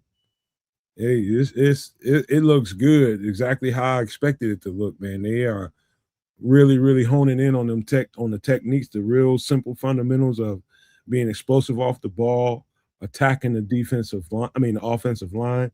If you go back and look at that game again, and you just isolate the offensive line and defensive line, watch how those guys got off the ball and really went after that offensive line. Didn't matter what kind of setup they was in, just crash that thing and get off the ball. Every last one of them. And that includes Javon Dexter. He got off that ball and was smashing them dudes, pushing them back into the quarterback. You saw every one of those guys doing that. They were a problem. So Jeremy Garrett, I'm telling you, is getting on a thumbnail soon here. Let us see one more game like that. Mm-hmm. I bet y'all put him on a thumbnail. And like Sam was saying, Loving is nice as well. Iceberg, Vandenberg, right on Raging. But yeah, those guys are pushing it. These guys aren't pushing Chroma. You can, I guess, take him down. But they are pushing Big Dex for sure. All right, let's get to next. Let's talk about him. You want to talk about Big Jaden? Let's talk about him. Hearing good things. Good things. Sometimes those big boys in the middle like that, that's playing that zero technique, that one technique, that nose, man, they ain't getting no attention, man. Ain't nobody paying them dudes no attention because they don't make the splash plays. They're doing the dirty work, making people double team them. And when they're getting double teamed, making sure you're not giving up ground. And that's causing those other guys to be able to play faster. Because if he's getting pushed back, one of those guys can get up off of him and chip on the next guy. Stop that guy from getting inside. And so Jaden Loving, every rep I saw, he wasn't giving up ground. He was doing his thing. And when they asked him to get upfield, he got upfield. And that's a very simple way of looking at the D tackle in his job, but that's what they asked him to do. And what they asked him to do, he did pretty well. It's tough to run really good. And that's what we said about him when we got him. I was just like, that was the feature about him. It's hard to move, got a big bottom on him, solid base, and really that's where you need as a starting point with a guy like him as you start to build him up. And so we got something nice here. We want to see him stack some more games in the preseason. Here's some good stuff about him in these joint practices. Put him against the ones, and let's see how he holds up. And so now you just really raising the bar for him right now. And before you go, kid, Samuel's comment, That's what I was man, they gonna kicked ask. Loving out to defensive end 5 tech a few plays and he held it down. Go ahead, kid. Damn. No, I was actually going to speak to that. Loving was out at DE. I saw those snaps. Did you catch those snaps? he got out there. He got out there, and they put I told you they put James Lynch out there a whole lot more. I heard about James Lynch going out there actually and performing well. I didn't realize that Loving was out there as well. That's good. They moved him around. They tested his ass, and that's what you're supposed to do. You put him through some shit they ain't used to experiencing. You used to beating up on your own guys. Now you got some other guys out here. Let me put you out here at this technique. Let's see what happens. Huh. This is the time when you just start fishing. Now you get an idea of what it looks like. Okay, let me throw that at him again and see how he reacts to it. Yeah. Yeah, no, we got some dudes at defensive tackle. I'm telling you right now. We got some dudes. That's what I need to see. I need proof is in the pudding. So far, a good week. We got to see a little bit from this entire group. He did stand out to a degree, but like I said, I didn't notice him getting out on the edge. That's interesting to know. I'm gonna have to pay a little bit more attention there this week when they play again because for all of these young rookies or new kids on the D line, man, I'm very interested in them performing well and holding down the fort. Hey, I'll tell you another thing about Jaden Loving. Y'all should check out his background story and see what kind of pedigree he has, how he came up. Boy got a lot of brothers, and his brothers kept him fighting, and he was always battling for something. And so him having to fight for something ain't new to him. So you ain't got to worry about do this cat got fight. Check out as mentioned earlier, dust up in camp. It was Jaden Loving and Logan Jones, the second round center. The center. So you got the UDFA going against the second round dude. Jaden Loving, first rep, whooped him up. Jones wasn't feeling it. They got in a little scuffle, called him back, and was like, let's do it again. Run it back. They ran it back. Loving got him the second time as well. Then, they dapped it up and everything was everything. But the talk that we were talking about Loving is, he was the qualifications. It was like, man, why didn't he get drafted? And it's just a numbers thing that he didn't get drafted. But he's brought in and he's been making a name for himself because we know his name. And it's like, why do we keep hearing this kid's name? Because he's making plays. And the more he can do that, the more he's going to make it difficult, to not be in the roster. Now, his motor, his relentlessness, he plays to the whistle. He has everything, character-wise, football culture-wise that Ryan Poles is looking for. Hey, Trip, let me tell you something. I'm starting to see like the nose guard position be slightly treated slightly like kind of how the running back position had been treated over the last 10 years until more recently here, where they're starting to get paid again, where they kind of devalue the position. Like those noses, I see dudes like Jaden Loving, dude like Tim Keenan that got drafted or didn't get drafted but got picked up by, I don't know if he got drafted or not, but got picked up by the Rams, but making a huge impact on that team. Nose guard out of Alabama. Those big old boys like that, they know they're supposed to be drafted. They know they're supposed to be top tier players in the NFL, but ain't nobody paying attention to those guys that get caught up in the dust storm. You don't really see what they bring to the table until they start popping out in particular games. So just don't know who these guys are. I say Tim Keenan, nobody knows who I'm talking about, even though I did a breakdown on him this offseason. He's a bad MFer, and he's a big, low to the ground. He's like a damn fire hydrant. It's almost impossible to move. Jaden Loving is just like that. So these guys play a role in that defense that helps everybody out, but you ain't gonna hear nobody rah-rahing about it. Well, Ryan Poles has been looking for that kind of fire plug guy because Travis Bell, he attempted to find him there. Didn't work out, but I still see Travis Bell bouncing around the league, someplace. So, he's still working it. But Loving, Vandenberg, you got these interior guidelines, and now you got Coach Garrett, who we know his name. Let's see what he can do with him. And we got the scrimmages, not scrimmages, but the preseason game Saturday. So make sure you all are with us Saturday evening at 6 p.m. Central as the Bears visit the Bengals. But we will be doing our live reaction game call. So wherever you are, make sure you are with us so we can watch this game and see who on the defensive line is going to be like, hey, I'm going to make this roster. I don't care who's in front of me, but I'm making this roster. All right, let's talk about another guy. We talked about him briefly, but I want to talk about him a little bit more. Ruben Hippolyte. Very off and on early in the game, but really came on as the game continued. You can almost, when you got a guy in the second year and seeing as many reps as he saw on that field, I can see him wincing. I can see him hurting a little bit from some of the tackles that he had to make.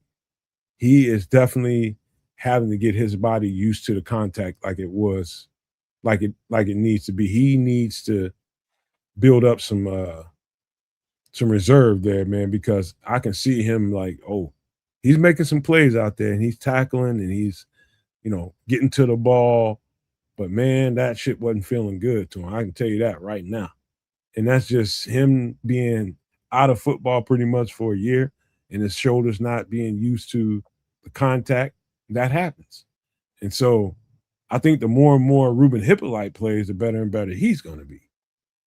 He just has to get out there and has to, do the job of a linebacker, and that's a physical one. It's a hell of a job to have to do, but I start to see the Ruben Hippolyte that I saw when he was at, I think, Rutgers, right? No, Maryland. I started to see that Ruben Hippolyte a little bit. They started to peak out a little bit. They definitely got to get him a lot more reps just to see where, if he maxes out at any point where it's just like, okay, that's enough. Let's get somebody else in there. But also, I think he's playing a lot more because we don't have Keyshawn Elliott out there too. So he's got to pick up some of that slack. So, but I like what I saw, later on in the game after the first couple of series. But as that game continued to play, man, Ruben Hippolyte started to look like an NFL linebacker for real. He moves, man. He's fast.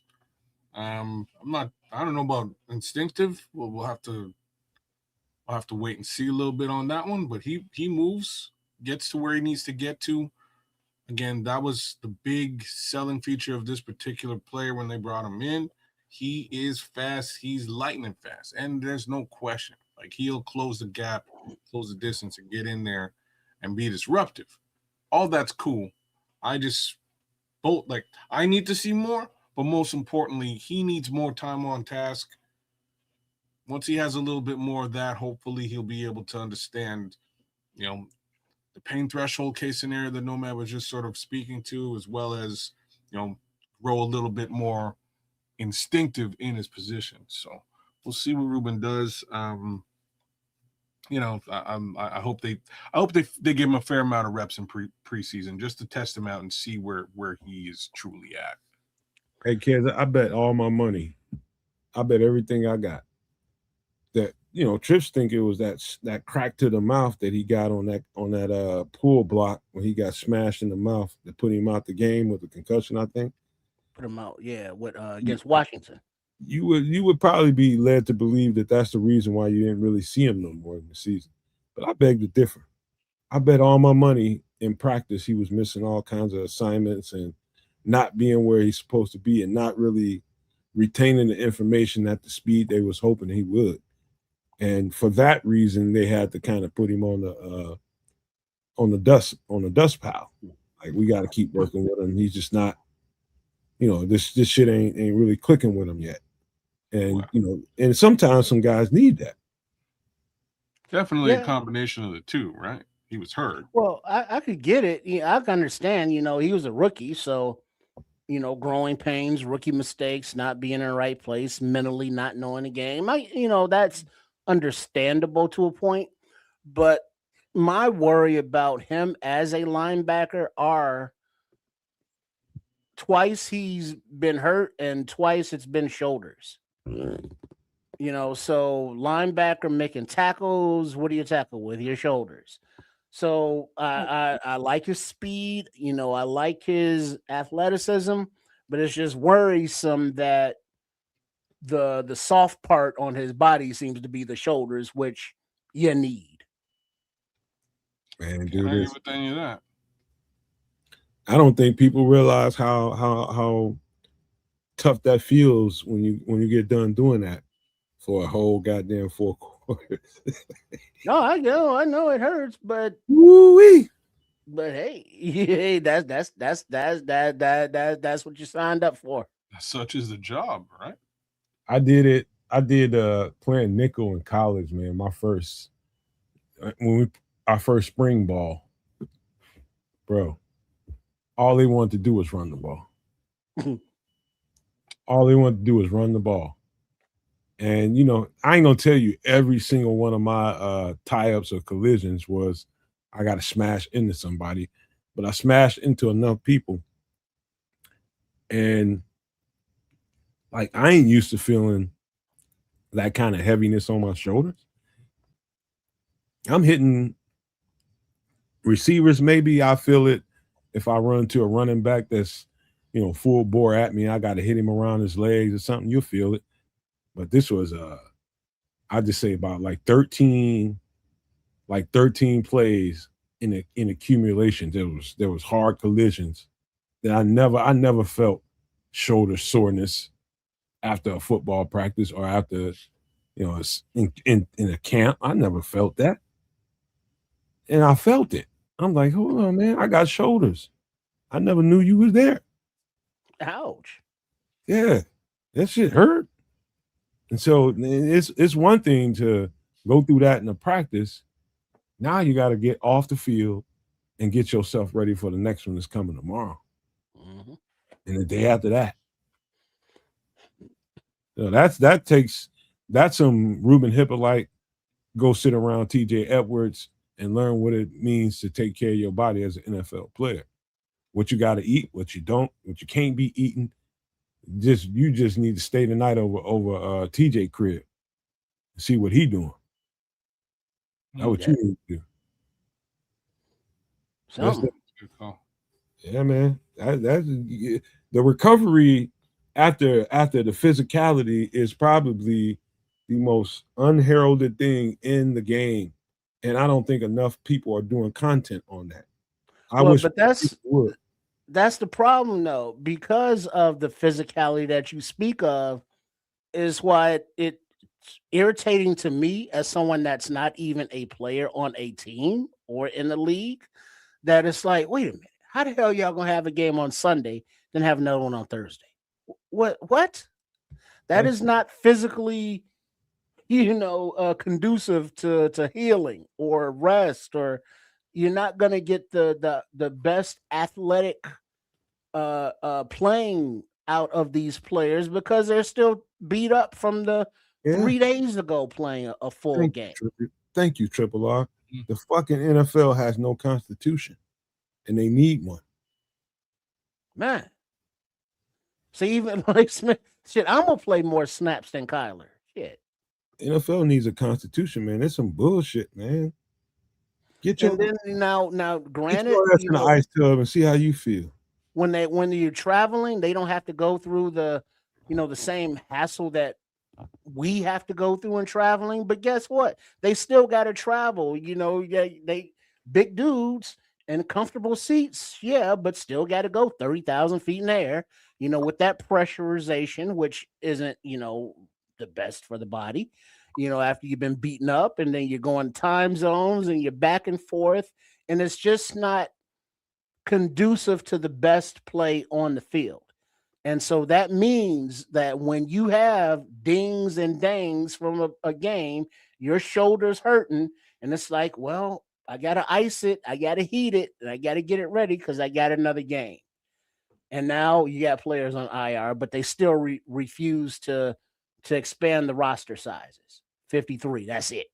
So I don't know. I mean, expand it to 60, or because you're adding on games, you're adding on travel, but these bodies aren't adding on anything, and you can't have any PEDs or any substances. So what are we doing? And of course, they want to expand it out. I believe eventually to 21 games is what they're talking about. But hey, who gonna play them? Shit, they gonna get scab players. Well, this is a question. It's a huge question. Me and you and Trish might have to sign up.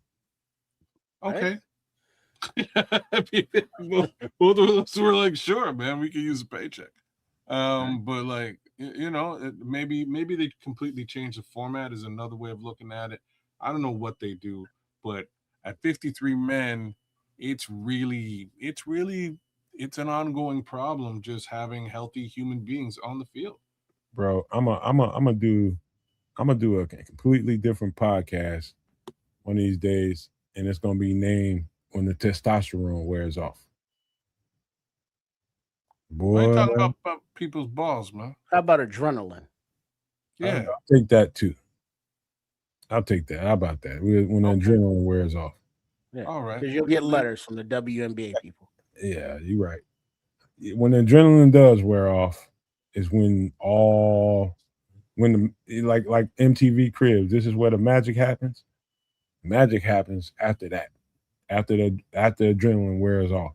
Oh, you want to see what it really is that you cheer on every Sunday and you can't get enough of. Why can't he get on the field? They'll line up to slap the shit out you. You don't even know.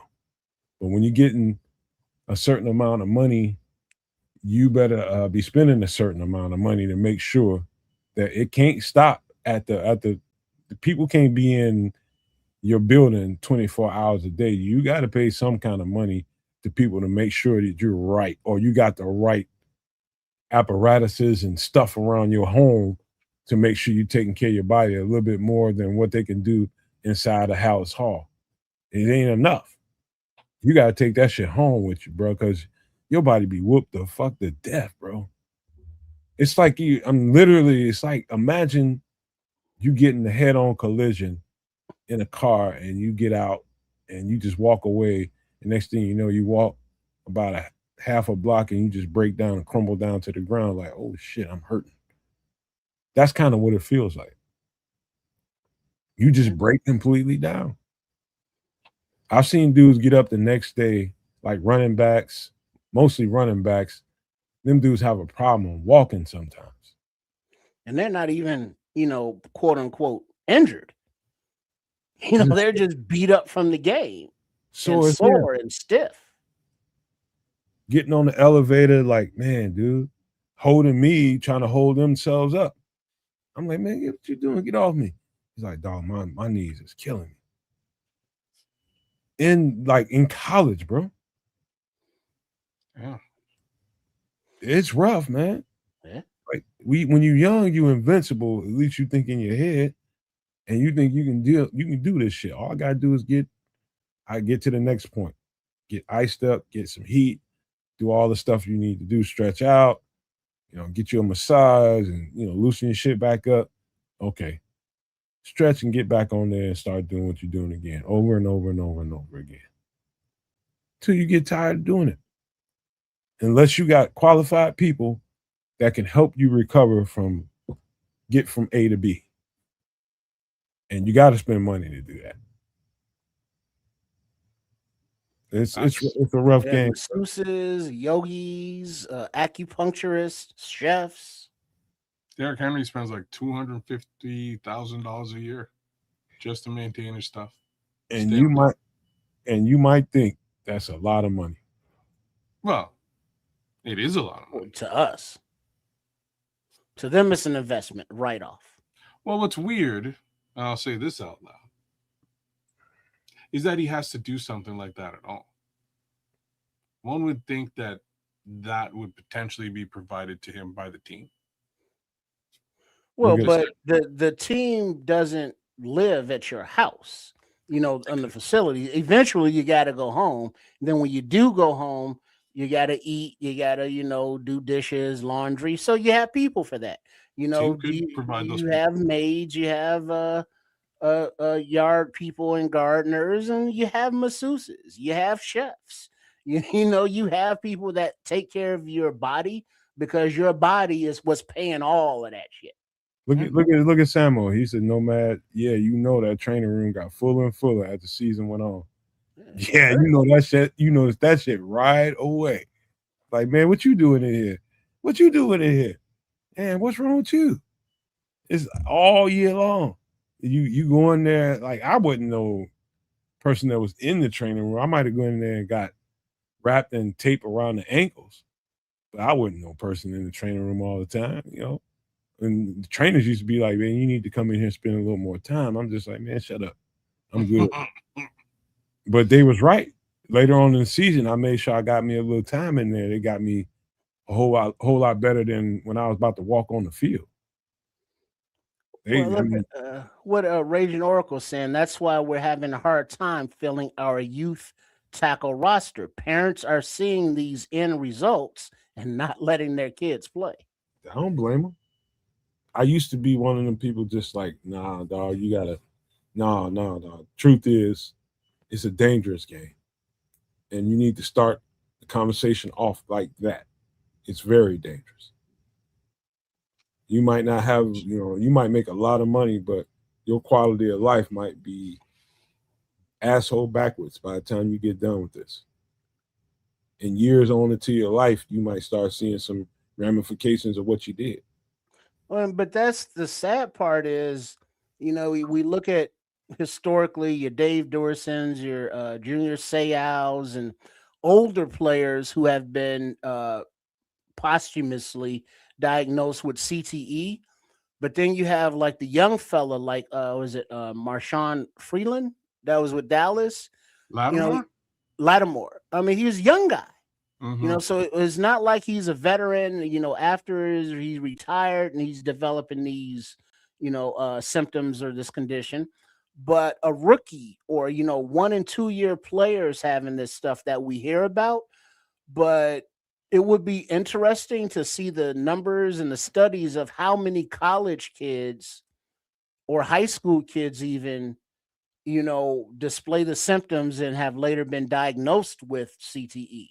And we're not even talking about professionals here. Hey, I'll tell you one thing. I'll tell you my biggest problem with football. Samuel was right. He's talking about going in there for the heat, the massage, getting stretched, wrapped in tape. That's really what I went, just to get wrapped in tape around the ankles and whatever else. Hands once in a while because you got tangled up with somebody. But that's really what I went in there was to get wrapped in tape. But it's the other stuff that they offer in there that most people like myself who thought I was invincible at the time just totally ignore it, which is why I tell the trainer, shut up and get out my face, man. I know what I can do. It's like you're gonna regret that later.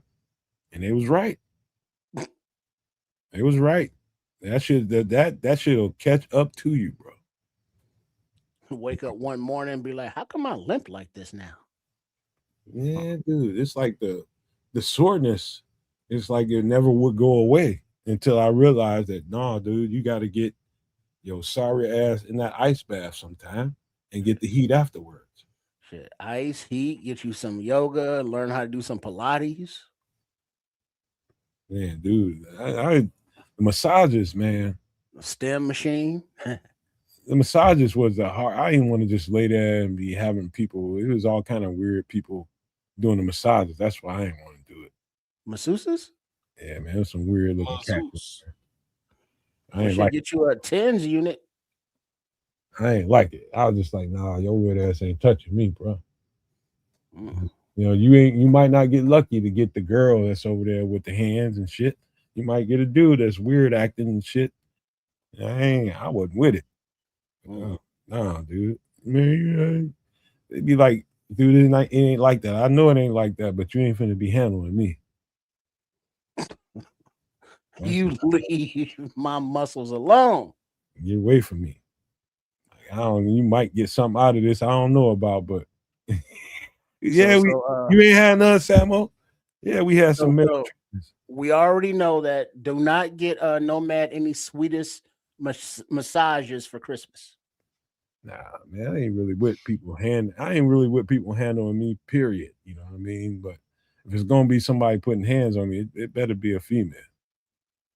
You know, I ain't with all that. You know, but you know that was just my little hang up at the time. I'm only 18 years old, 17, 18 years old, little teenager and shit.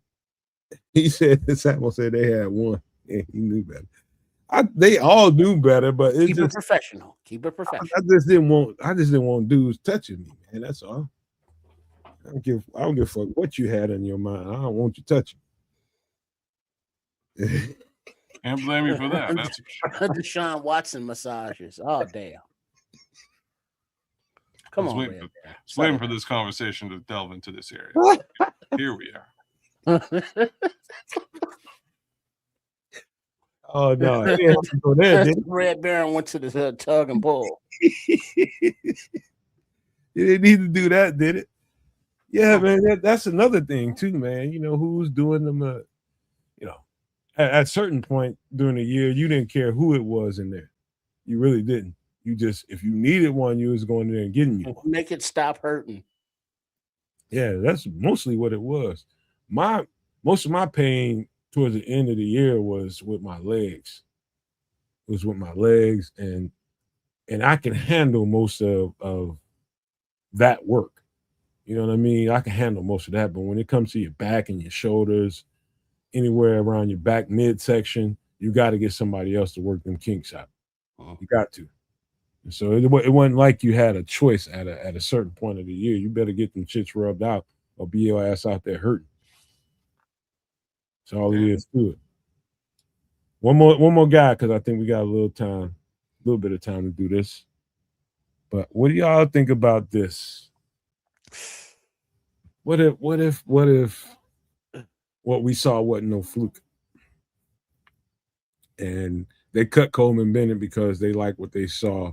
I you know what I think it was? I think they put him in pass pro, and that was the last thing.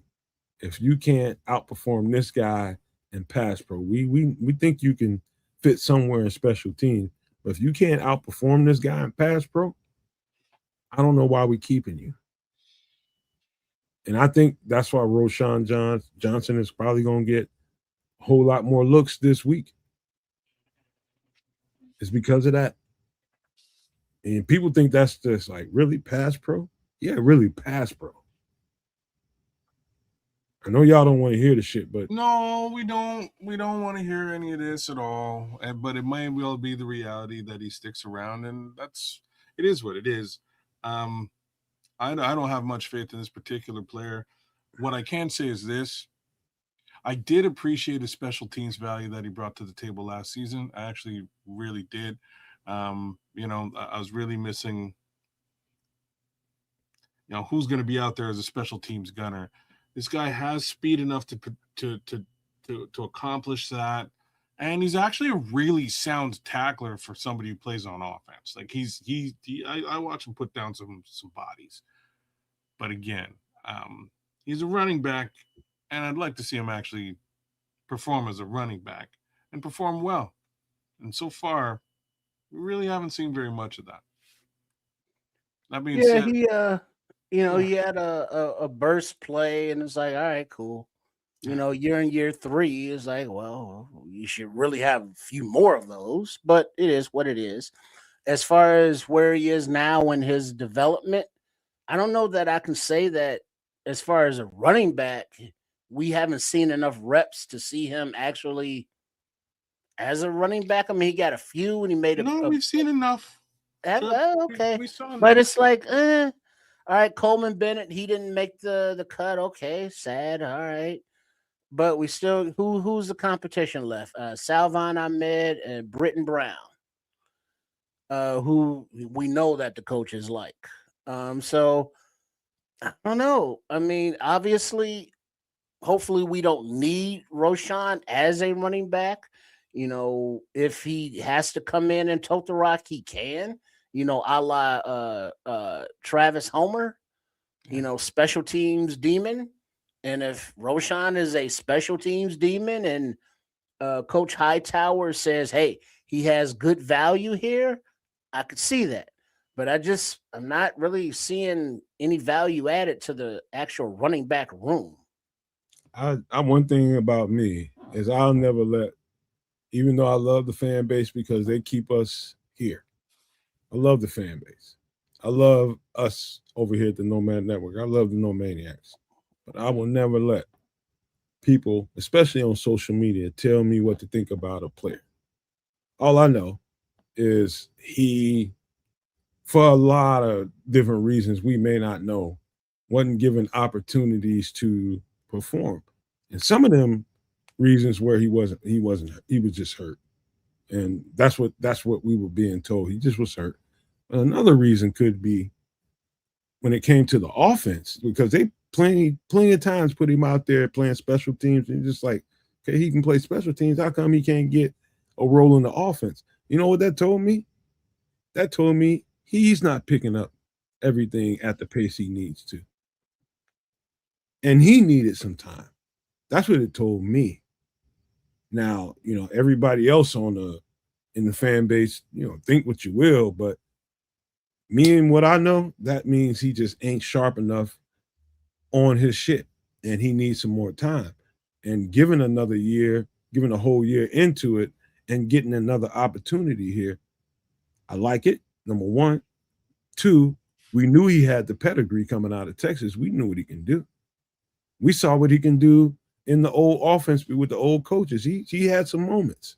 But now all of a sudden this new coach gets in here and he's kind of relegated to this special teams guy, not really getting a chance to play on offense. And I think it kind of done things to the fan base like, oh, he really must not be shit. No, he just wasn't ready. And now that he's a little bit more ready, you're starting to see. And I think he's going to get some spin here this week.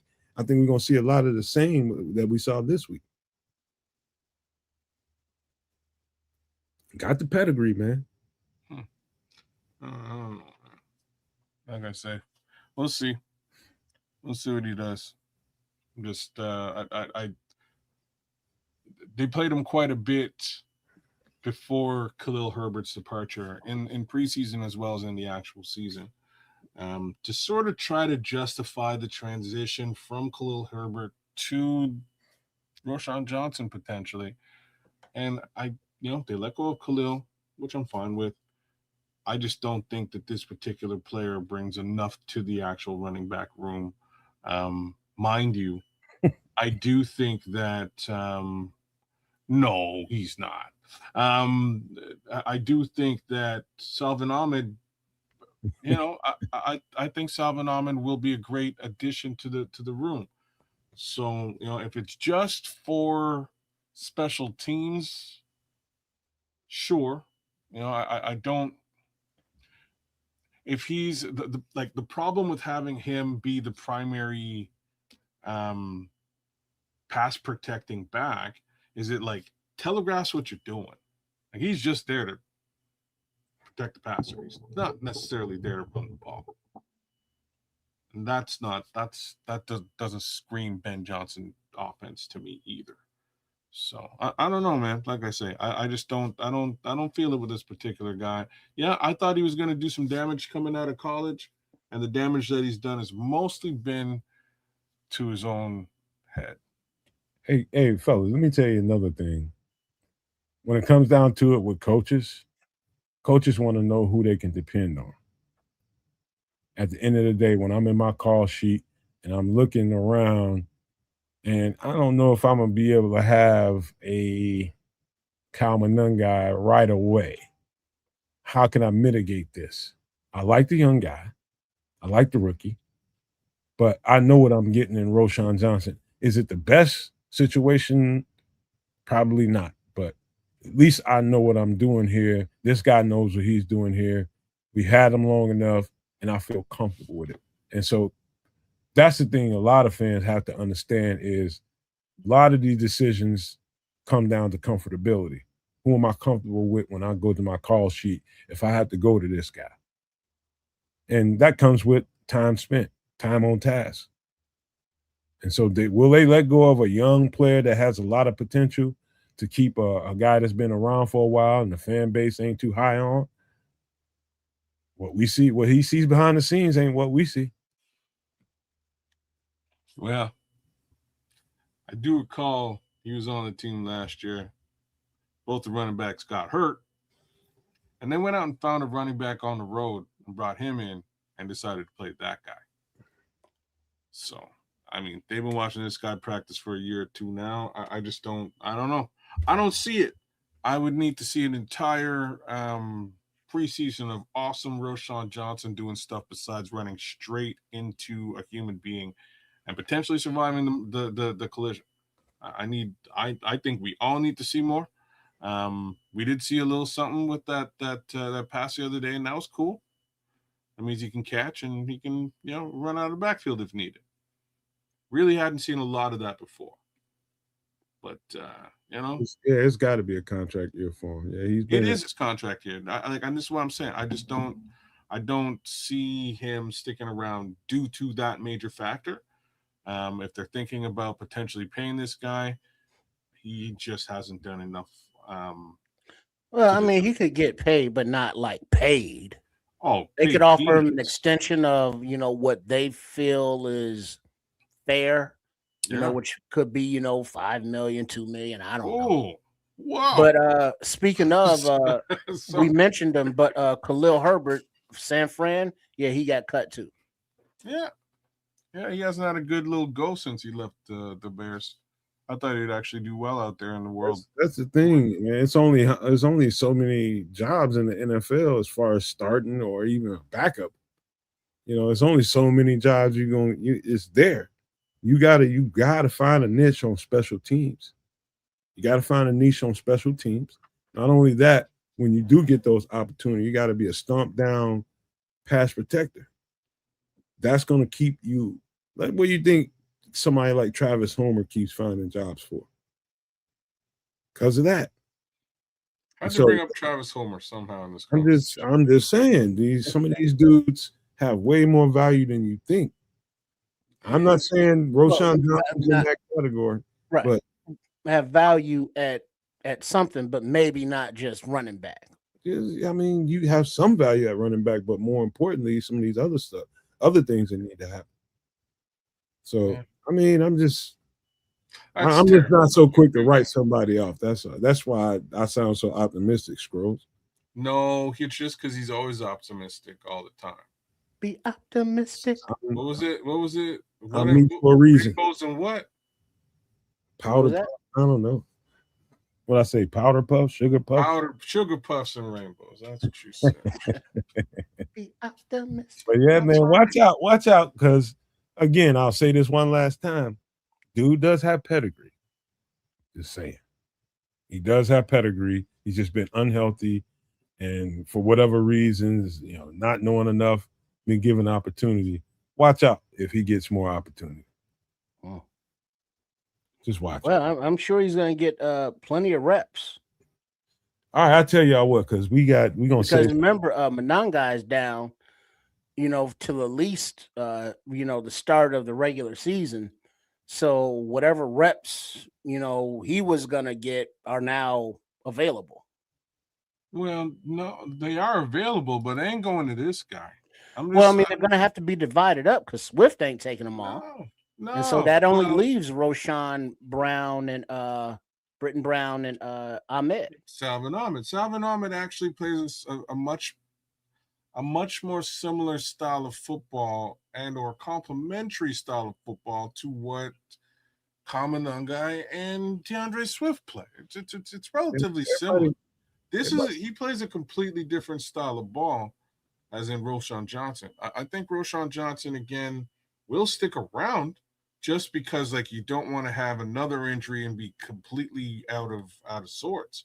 But at some point, I think they may just cut this player outside of just flat out special teams hey capability. kids, everybody thinks it's just optimism with me. And all these years we've been doing this, ain't nobody figured out yet. I'm surgical with this bitch. I'm surgical as a motherfucker when it comes to breaking this shit down. I see shit that ain't nobody seeing. Ain't What are nobody you figured that seeing shit out. here? I'm telling you. Remember at the beginning of this when I told y'all everybody just wrote off Braxton Jones? Nobody wanted to hear that shit. I still don't want to hear it really. And where is he at?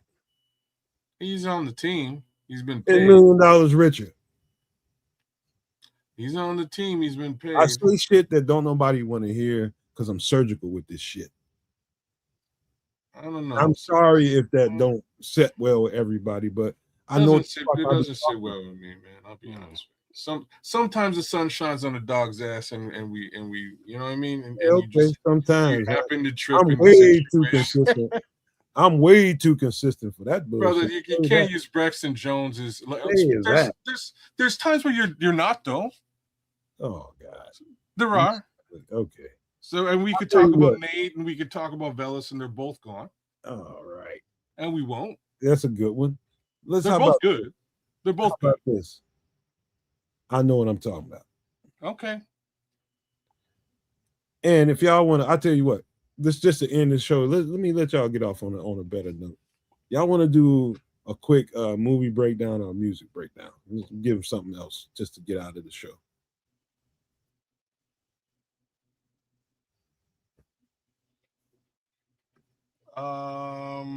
What do you want to do? So Triple H is y'all still vote injured. on it, man. Y'all ain't. What do you say, chat? I'm just my mind wandered because it's like, do we I'll keep tell you Caden what. Davis at wide receiver, Roshan Johnson running back? I give y'all the options here. We can do. I think it's boring, but special ed. We can do that music breakdown, that record. We can do Psycho the movie, or we can do Boys in the Hood the movie. Ricky. All right. Furious. Yeah, we can do Boys in the Hood. It's a pretty What about you, Trip?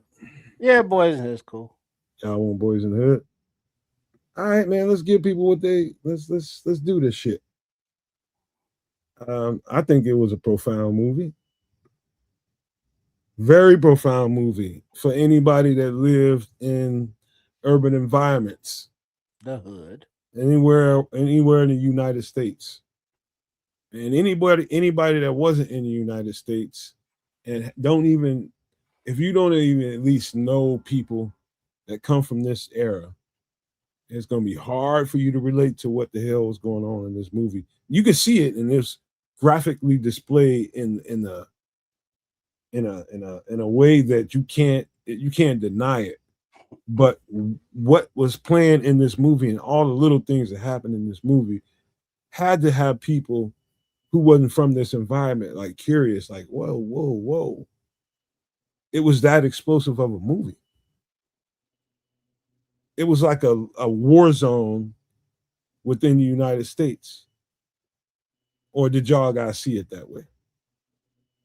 What do you mean by a war zone? It was an absolute war zone. South Central LA was a war zone.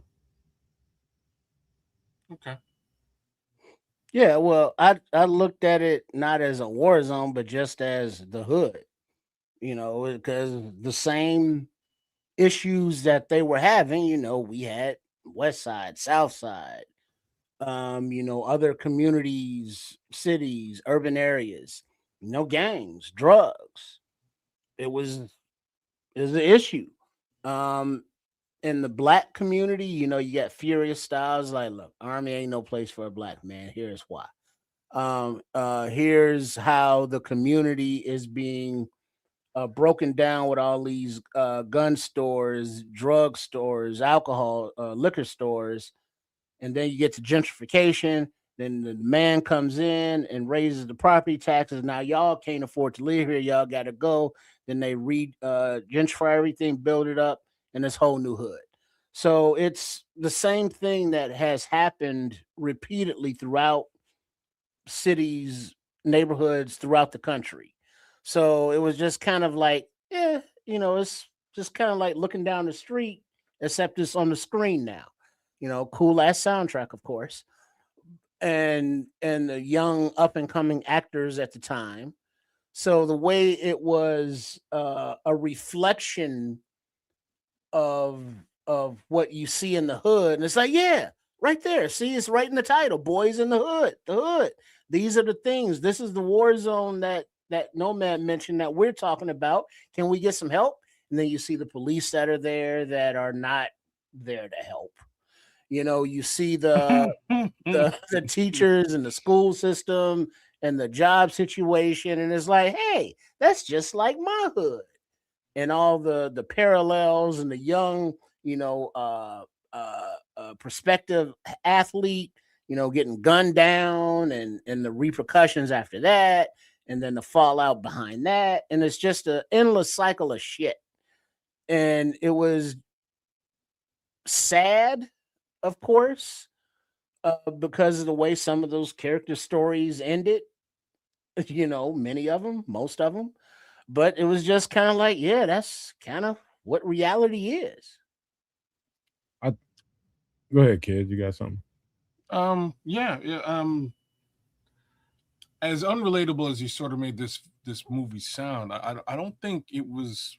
I'm not sure if being relatable was what Singleton had in mind, right? Like, I think what he really wanted to do is expose what was going on at the same time, making it, much like Trip said, kind of normalizing it to a degree.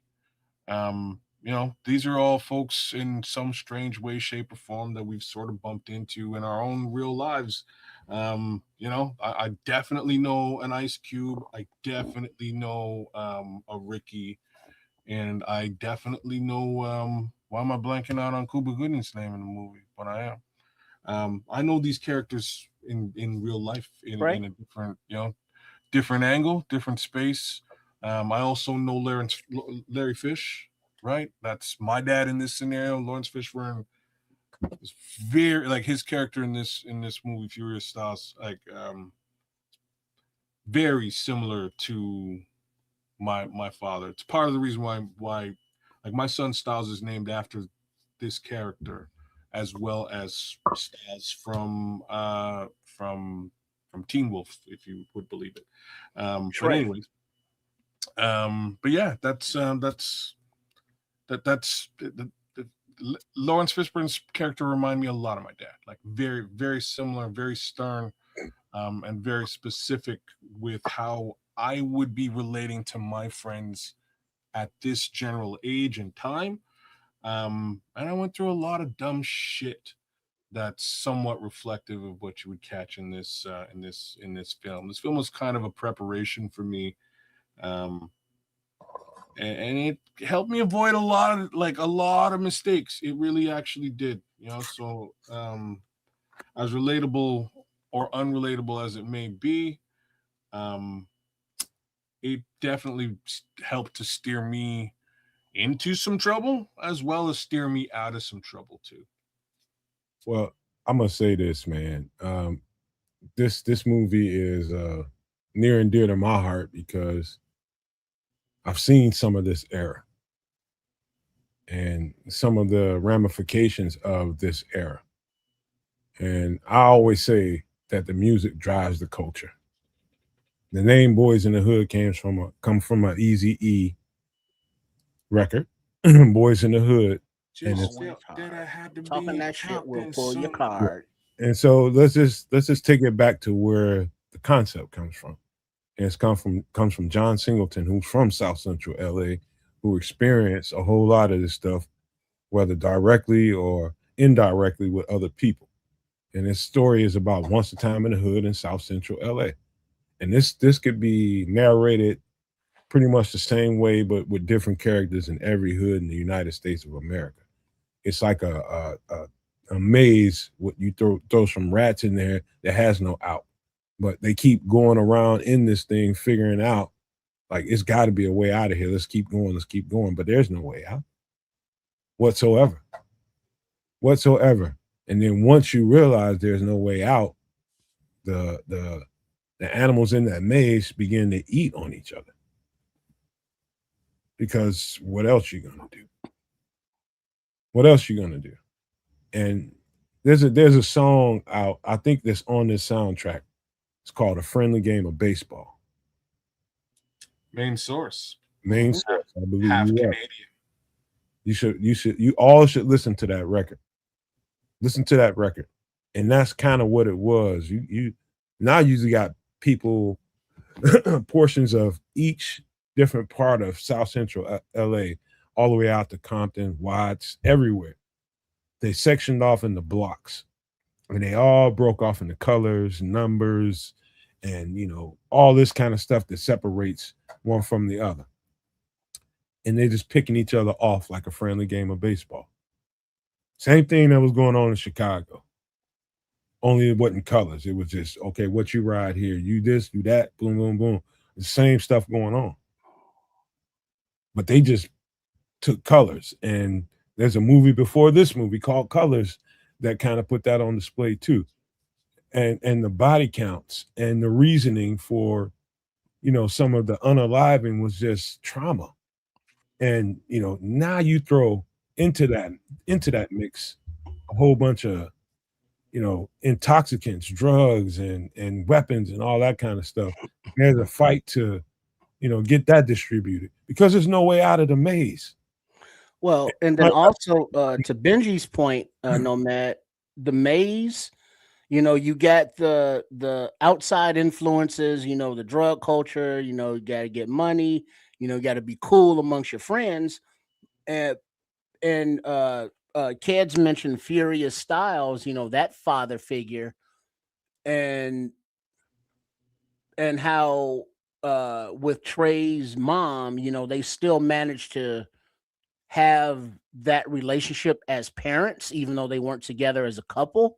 But you look at Doughboy, Ice Cube, and Ricky's mom, she was not a wholesome, morally grounded, foundational parent, trying to She rear was her traumatized. boys. Shit, you can tell. Huh? She was traumatized too. You can tell. Right. But her unresolved trauma was passed along to her children. And that is another 100%. message that happens a lot in the black community in these neighborhoods, is that a lot of these parents, these boys and these girls go through these traumas, don't resolve them, have children, have offspring, and just pass it right along. Not just pass it, but force it down. Right? Like it became Ricky and Trace trauma. Well, let me to carry on the Or is it story. Ricky and Doughboy? It's Ricky and Doughboy. Ricky and Doe. Yeah, Ricky and Doe. So Doe was the I ain't gonna tell the whole story because I'm sure somebody Well, listening, it's a 40-year-old movie, so. and it's trust me, it's a lot of people ain't seen this movie. Hmm. And I think it's important. It's more important for, let me just say, and understand that I'm saying this in a way that I want people to get a grasp of why I'm saying it. But I think it's more important for white people to watch this so that they can understand better why the cascade of behaviors and the energy that people in these communities, these black communities have, and where it all started from. It started from the 80s, late 70s or early 80s, when they infested these mazes that they can't get out of with a whole bunch of weapons and drugs. And if you can't, you're already getting discriminated for the good jobs out there. You can't really make good money, and you're just trying to have a living. Of course, they're gonna grab them shits and use them to go do what they can do, and you get money. And the end of that is the prison pipeline. The prison pipeline that ends up using you for everything you're worth in your young life that's over now, because they're going to charge you more than double, triple, quadruple what you get charged for powder C, because you're selling rock now. You know, the powder C was the recreational intoxicant out there, but the rock was quick, easy high, and everybody wanted it. Everybody wanted it because everybody wanted an escape from that maze. And this was the only thing there. And it all turned into this movie. And Well, turned but now we're talking about Boys in the Hood, hood, crack cocaine, all of that drug culture of how it happened back then and continues to this day. But then to bring it full circle, I don't know if you all saw, but there was a big cocaine ring busted at Penn State University by some fraternity boys, just young suburban looking dudes. One of the kids named they called him what was it? Pablo Pledgecobar or something like that, because it was their frat house. And you know how you bring in not recruits, but pledges. Part of their pledge process was how to package up the dope and how to move it. And so these are 17, 18-year-old shorties coming to college and getting recruited and put into this drug culture. And these are suit and tie wearing upstanding citizens, not hood kids or not little poor boys. They're coming from means, but they are still slanging the yayo. And why is that? Are they doing it for the money? Are they doing it for the fun? They're in a university. What are they doing? Whereas Boys in the Hood, they had to do it because there were other options, so many fewer options. And so it's just very irritating that even into this day, where you have the hood still going on with all of its issues, and then you see these kids of privilege just pissing it away.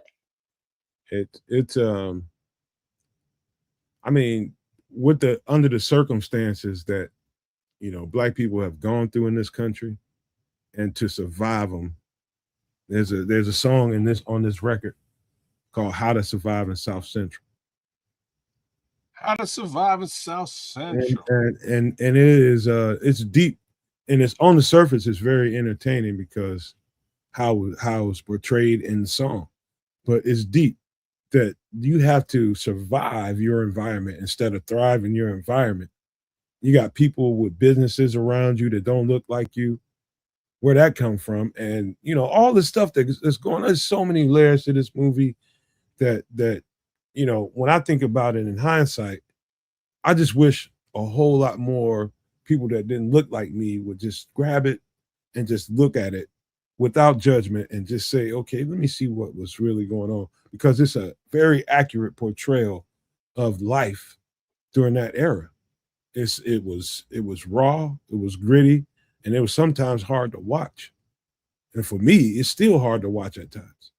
But But it it's was real though, no man, in the sense that it was gritty, it was grimy, but when no spoilers, but when Doughboy was out with his little crew, and they had Trey came out, he snuck out after Furious told him not to, and then they was rolling around looking for those dudes, and then Trey, Cuba Gooding Jr., all he could hear was his dad's voice and do the right thing and all this stuff. And he was like, let me out. And Doughboy, later in the conversation, they had a heart to heart and was like, yeah, you ain't need to be there in the first place. Because sadly, Doughboy had a self-realization of, I ain't shit. I ain't never gonna be shit. That was You that trauma you brought up from his mom. His mom right. made sure he knew. You Make know sure what I mean? But Ricky, on the other hand, had possibilities. He's an Ricky's athlete, my baby. star. Let me round this off though. But to finish that point though, there was that difference that Doughboy, he understood. He had that realization, that clarification, and that he knew that Trey was not on that level. He was a better level and he had possibilities. And he was not mad at him for not being there to finish out that ride that night. And so that brotherly love that people don't understand, seeing it happen in a war zone, that's real. That was a real bond and a connection that they had to look out for each other. And sometimes it got a little twisted in the hood, but ultimately it was there. And I'm just gonna round this off like this. And a lot of times, I remember getting taught in a culture and an ethnicity training for a job that I was doing. I remember being taught by a much wiser, older black woman, teaching me things that I wasn't necessarily ready to learn at that time about, in society. Okay, you've been through some stuff, son. She told me, you've been through some stuff. I can tell. And the more you tell me, I understand you a whole lot better, is what she was telling me. You're just an urban kid that's been through an urban environment and you have a certain mindset. And she started talking about, I'm starting to learn about my own triggers, right? What triggers me. And we actually got into a little bit of that, my freshman year in college. We was just talking about what it was like for me, playing football, going through spring ball and having to go through the training room and like, I don't want dudes touching me kind of stuff. That comes from my upbringing. Like, you don't, dudes don't touch you, bro. Don't touch me. We dap up and give each other that bro hug that we all give each other, but ain't no touching and mother MF and dudes being in your personal space. That's a fight. That's war, from your environment. So the things that you learn, whether you see it or not, whether you realize it or not, um, coincidentally become things that you are reacting to, and it becomes part of your day to day, and you don't realize it, man. Indirectly, it's affecting you. It's stuff that you've dealt with, and it makes you who you are. So when you start seeing, young black men, young black women, and you get all these people running around, why are they so aggressive? And they looking around like, why ain't you so aggressive, motherfucker? We've been through shit. You know what I mean? We trained to go. You know what I mean? We have no other choice. We've been going at each other forever.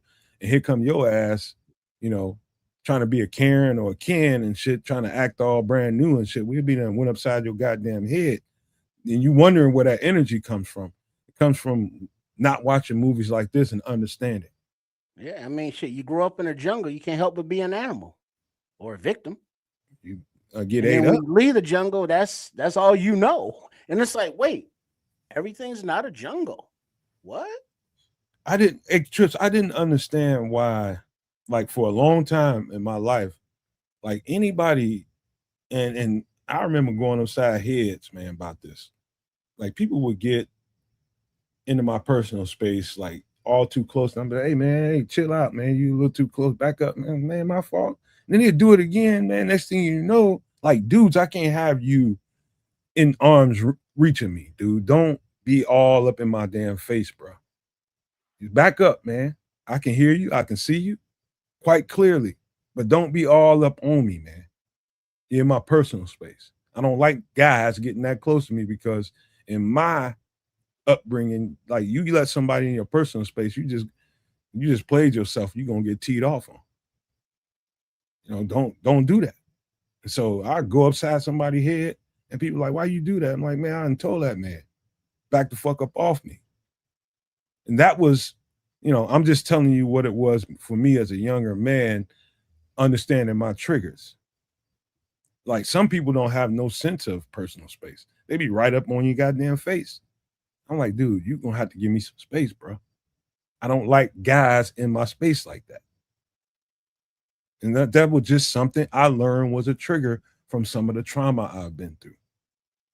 You know what I mean? And if you don't learn you, and talking about that man in the mirror, if you don't learn you, you'll never ever learn how to get better. I became better from learning that about me. I don't do that no more. I just tell people like, hey, dog, we can talk, but hey man, you gotta keep space, man, dog. You a wild motherfucker, man. It's just the truth, You I can't. knocking I niggas out. mean, You knocking it's the people truth, out for standing too close to you. dog. Straight You up. couldn't just back the If I fuck done up, told bro. you, You couldn't. if I done told you once or twice, and you still keep doing, I'm gonna check your ass. Say don't be in the steam room or sauna and have a You could leg brush. just back the fuck up, man. No, You ain't just none of knock that a because motherfucker you out. you some people you back up, they take that as weakness, like they gonna keep pressing. Don't be moon landing him. I done told you twice, man, get out my face. Damn. All right.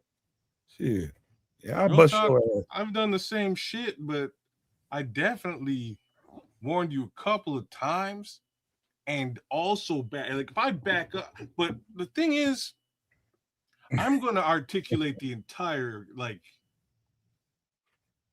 engagement. Motherfucker, I backed up because you all up in my shit and you stepped forward. What's wrong? Chin check. And then I'm gonna crack a couple of jokes and make sure that anybody in the vicinity understands. If it's just me and if this is just happening to you out in the street one on one with people, that's weird. Yeah, you should probably knock those people out. they, they may want it. They may want to do more. Most of the time, it happened 3 times in particular that I can really point my finger at, and it was people from work, not at work, hanging out after work, doing it at different places. After I done told them, man, like, dog, you. This is one guy named Scott. It really pissed me off, man, because I told that man, I don't know how many times, like, dude, man, you got a problem, man. I was like, how come you can't talk without being pressed up on me and all in my fucking face, man? Why you can't be over? I don't know how many times I told him that. And I think, to be honest with you, some of that was like, okay, because I'm his supervisor, he ain't gonna do nothing. I'll do it again. And he did it when we was offsite at a somebody's party, and I knocked his ass clean out. And I don't regret that. To this day, we cool now, but he had to learn. And you had to lose your job. No, I didn't lose my job. You smacked your supervisor and retained the position. No, I didn't smack him. I knocked his ass legendary. the fuck out, bro. That is a thing of legend. He was obviously not on work property. I got him up. I got him up. Got him a beer. Everything. He was fucked up. But wow. Hey man, I need to learn how to beat the shit out of my supervisor and keep my job. I done told you, man. Give me some space. How many times you gotta be told to give me some space? This is definitely. I guess if HR said, "Well, why did you strike him, sir?" Well, he was trying to touch me. He had a big ass eye, but everybody know what time it was. Yeah, I done told you, man. I done told you. Famous last words. Crazy. Man, he's just one of them dudes he's a lot better dude than he was at that point. And he learned, we was working with kids at the time, and they was always complaining about how he don't know, like he too touchy, he too close to me. I don't like it. I wasn't the only one. I'm just an adult. And the kids is always complaining to me, like, man, why is this dude he just too close? And I'm just like, I'm telling this guy over and over, like, man, you gotta back up off of him, talk to him.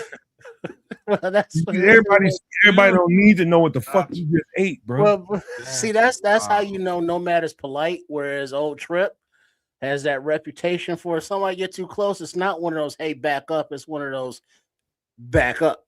Oh, for sure. But you like this, but this is what I'm saying though. Like I have a friend who is exactly who you've described here. He's a good friend of mine. But the reality is I had to spend good effort in training the friend.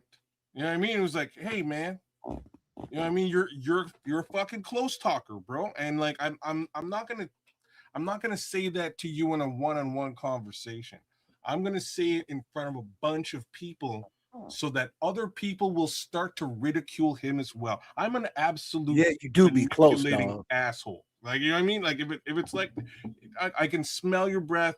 There's no reason for you to be this I close. know you just ate Taco Bell. You know what I mean? It was how good was a Taco Bell? I'm just gonna crack jokes and bring stuff up like that if that's the situation until you recognize you need to be way over here because he's gonna say something about it and other people gonna look at me like I'm a weirdo. And that's exactly what happened to my friend. My friend eventually just stopped doing it. And not only did he stop doing it, he came back to me and was like, yo, like, am I too close to this person? You know what I mean? Like, yes. like, sometimes you gotta bust a few balls. A complete third party. Like in this situation, am I standing too close? Because I feel like I might be standing too close to this person. And I know you're the guy. People don't have those, they don't have those social cues though. They don't know. That's where I'm going, Trips. Let's get this straight. To you all, what is personal space? It is for me. It should be at least an arm length away, and probably a little bit further, so I don't have to smell your ass. Arm length and a few inches. Minimum arm length, right? Minimum, bare minimum. That should be a known, right? You should be able to feel it. Social contract. Fucking like socially, everybody should know that, right? Yeah, you should. Guess what? Everybody don't.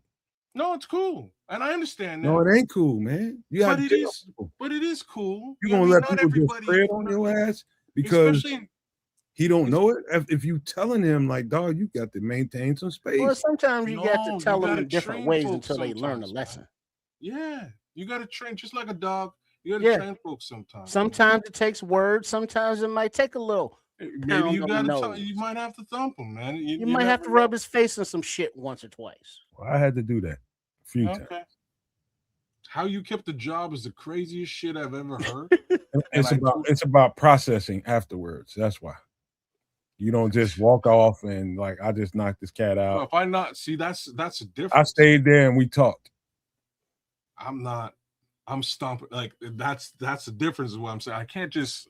I'm not the type of person to get to the level that I'm gonna smoke you in the face, and that's where it ends. You know what I mean? And then we're gonna talk. I can't let's go kick it. I can't do that. It's a different thing when you have you into the floor. You know what I mean? It's a different thing when you have malice for somebody and they did something. Once you do that, then there ain't no turning that back. So basically, it was one of those. It was a chin check. One of those to a little get right. Just chin check is what we call it, is a chin check. Chin check, right? That's all it was. Right. And now you know. You know and then you probably never had that problem with him again. Ever, man. Ever. We the best of friends now. See, there you go. And I'm sure other people, if you had done that publicly, like Kez was doing it, they'd be like, man, I came this close to doing that myself several times because be all up in my face. The man hired me twice. That's crazy. He's a masochist. Crazy, bro. I'm not fucking bullshitting, man. So I'm like warning to future employers. I might smack you just to see what happens. Hey, bro, some people push you just to see where your limits are. Oh, and like I'm telling you, I mess with people. Yeah, no doubt, but at work that's different. I'm just one of those people who's sort of like, and if your limits are fluid and they kind of here and there, and then you're gonna get pushed around. No, it's hard. It's harder to do these types of behaviors today because people are crazy. He did, Scrolls. He did clearly. No, he didn't, man. He hired you twice after. He wants to. He respects me, man. There's a lot more to me. There's a little bit. There's a lot more to me than Chicago. Pour some of this hot candle wax. There's a little bit more than respect going on there, and it's fun. It's disrespect. It's fun. Okay, cool. It's disrespect. It's a lot more to me than the nomad y'all know for football. I'm sure there is. I'm just saying that he might have wanted to like do things with you. Mentor. And that's If all he, right. if he does, he kept it to his goddamn self. I Well, promise. after you smacked him, he sure as fuck did. You know, he was going home rubbing it and then rubbing it and then rubbing it and then rubbing it. Y'all got to make everything weird, man. You starting this shit, Scrolls, you weird motherfucker. Leave it to Red Baron, damn it. Scrolls, well played, sir. But yeah, man. Like I said, I would just use social dynamics. Social dynamics have changed so much over the last, 15, 20 years that it's harder for me to just publicly ridicule a weirdo like that and have other people be like, yeah, he's fucking weird. Today's world, they'll be like, no, you're weird for saying he's weird. And I'd be like, what? And then I'd probably want him knocking everybody out. This is how things have changed. That guy turned into Definitely would lose my job in that scenario. Just put that. That guy tell me all the time. He turned into such a man. He became powerful he was just imagine this white guy with all these little urban black kids not really understanding him. And trying to, his effort was always there. I think his intentions was Mr. Drummond? always good. He's a whole lot broker, Mr. Drummond. But he meant well, but he didn't understand So it. did He didn't know how to Mr. Drummond, man. But he became so good at what he did, and now he's damn near Mr. Drummond. He's a philanthropist with it now, but oh damn, he's he became really bought into trying to help people that's been through the shit like what happened in Boys in the Hood. Nice. And he, like I said, he hired me twice because he believes in me. Did he have a white girl daughter? He's a white man. Yeah, he had a white woman. I know. I'm saying, did he have a white daughter? Was there a Kimberly? As far as I know, he still got white. What about a Mrs. white Garrett? I like me some Mrs. Garrett. She was. I ain't seen him in like 6 years, but she's feisty, bro. Fiery. Got that ginger. Yeah, he's straight, man. But this movie here, just to wrap this up, man. This movie is so powerful in so many different ways, and it's a lesson, it's an example, it's all kinds of different things wrapped up into the story and the plight of Black people in South Central LA. But it translates so far broader than South Central LA. And for the people out here that want to understand, Black people in this country that come from these kinds of environments, this is a teaching tool for you, because it didn't just stop in South Central LA in the 90s. It carried on, but it just transformed a little bit. And if you ever ask yourself why, this is this way, why do they keep doing that? Why does this happen here all the time? You get your cues from a movie like this. And it's just nothing is new. It's the same thing, but just kind of morphed a little bit, like an amoeba or something. It's real. When you watch this movie, you get to understand some things if you watch it in a way that's not judgmental. Watch it without bias and just take it in for what it's worth, and you're gonna see some things. And just to close it up, Ice Cube, Cuba Gooding Jr., Lawrence Fishburne, Morris Chestnut, Angela Bassett, Nia Long, Regina King. Now, those are some high-powered actors and actresses right there. But at the time, shorties, up-and-comers. Yeah. Great actors, man. Great actors. To this day, it bothers me, certain scenes in here, but not to give away the movie, I can't say it, but you need to watch this movie. I don't care who you are. And you can be in fucking Timbuktu right now. You need to watch this movie. If you want to understand Black people in America, this is one of the movies to watch. Mm-hmm. But that's it. Remember well, spoiler alert, but there was one scene, excuse me, where there was a like the party strip, not Crenshaw, whatever the street was, where they had the shooting, and then like afterwards they were like, Yeah, Crenshaw. There you go. They was like, yeah, John Singleton didn't tell us that because he wanted that realism of of reactions when they heard the shots going off. So what you saw on film wasn't acting; it was their natural, like, oh shit, they shooting. And that was the kind of director that he did directing he did. He knew they was gonna be the people that live in South Central when they heard it. And it's like your natural reaction, get your ass down, man, because it's going on. And yeah, man, it's like let me take this down, man, because I gotta say this, man. I've been around people that ain't from my environment that were in my environment. And they had to come around here and some shit jumped off. And you can tell somebody that ain't from your environment because they don't react the same way. What are they doing over there? Get your ass down. Nosy motherfucker, get what's wrong with you? Don't What's be wrong asking with those you? questions. Like I hear these weapons going off, and my natural reaction is to get as low as I can. And you just want to walk towards where you hear it. Are those fireworks? Like you ain't been through enough in life. Adversity has not seen you quite enough. You need to learn. Maybe I should video this for social media. Yeah. You're getting mowed down. That didn't happen a couple times, man. But yeah, man, that's just I'm not proud of any of that. I just know that it made me stronger physically, mentally, in every way you can imagine. Spiritually, I became stronger from growing up around that kind of stuff. It builds you, man. And it's unfortunate that people still go through that. I'm still living in that environment, but I'm a different person in this environment than I was when I was growing up in it. And the sad thing is that there are a lot less fewer styles out there. So when Nomad is, doing what he does around the hood, being the mentor, being the voice of adult or maturity. I know Nomad maturity. I know that sounds funny. But Yeah. in the hood, he is the experienced one. He's been to college, he's been out of the hood, he's worldly as far as some of those people are concerned.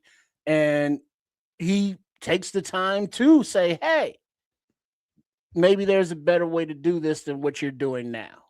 And so we need more furious styles is in the hood, of which it seems as though they're getting fewer and farther between. And we all over the place, man. I am Furious Styles now. Me You know what I too. mean? I'm definitely furious, and I ain't scared. The thing is, people say, "Oh, I ain't scared to go walking through my hood. I'll walk up anywhere in the hood, man." Listen, don't you ain't. It's one thing not to be scared, but don't be no fucking fool, man. You got to choose your moments, and you walking up to different cats out here. You better make sure the people you walking up to, you know what's going on with them, and it's brief Mhm. because you don't know what's coming around the corner, what's coming around the bushes, around somebody's house. It's dangerous just to go out there and do interventions.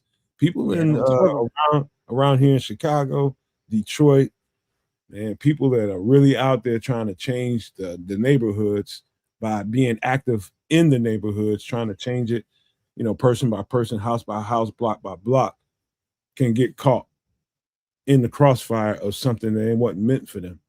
That's Mhm. the danger.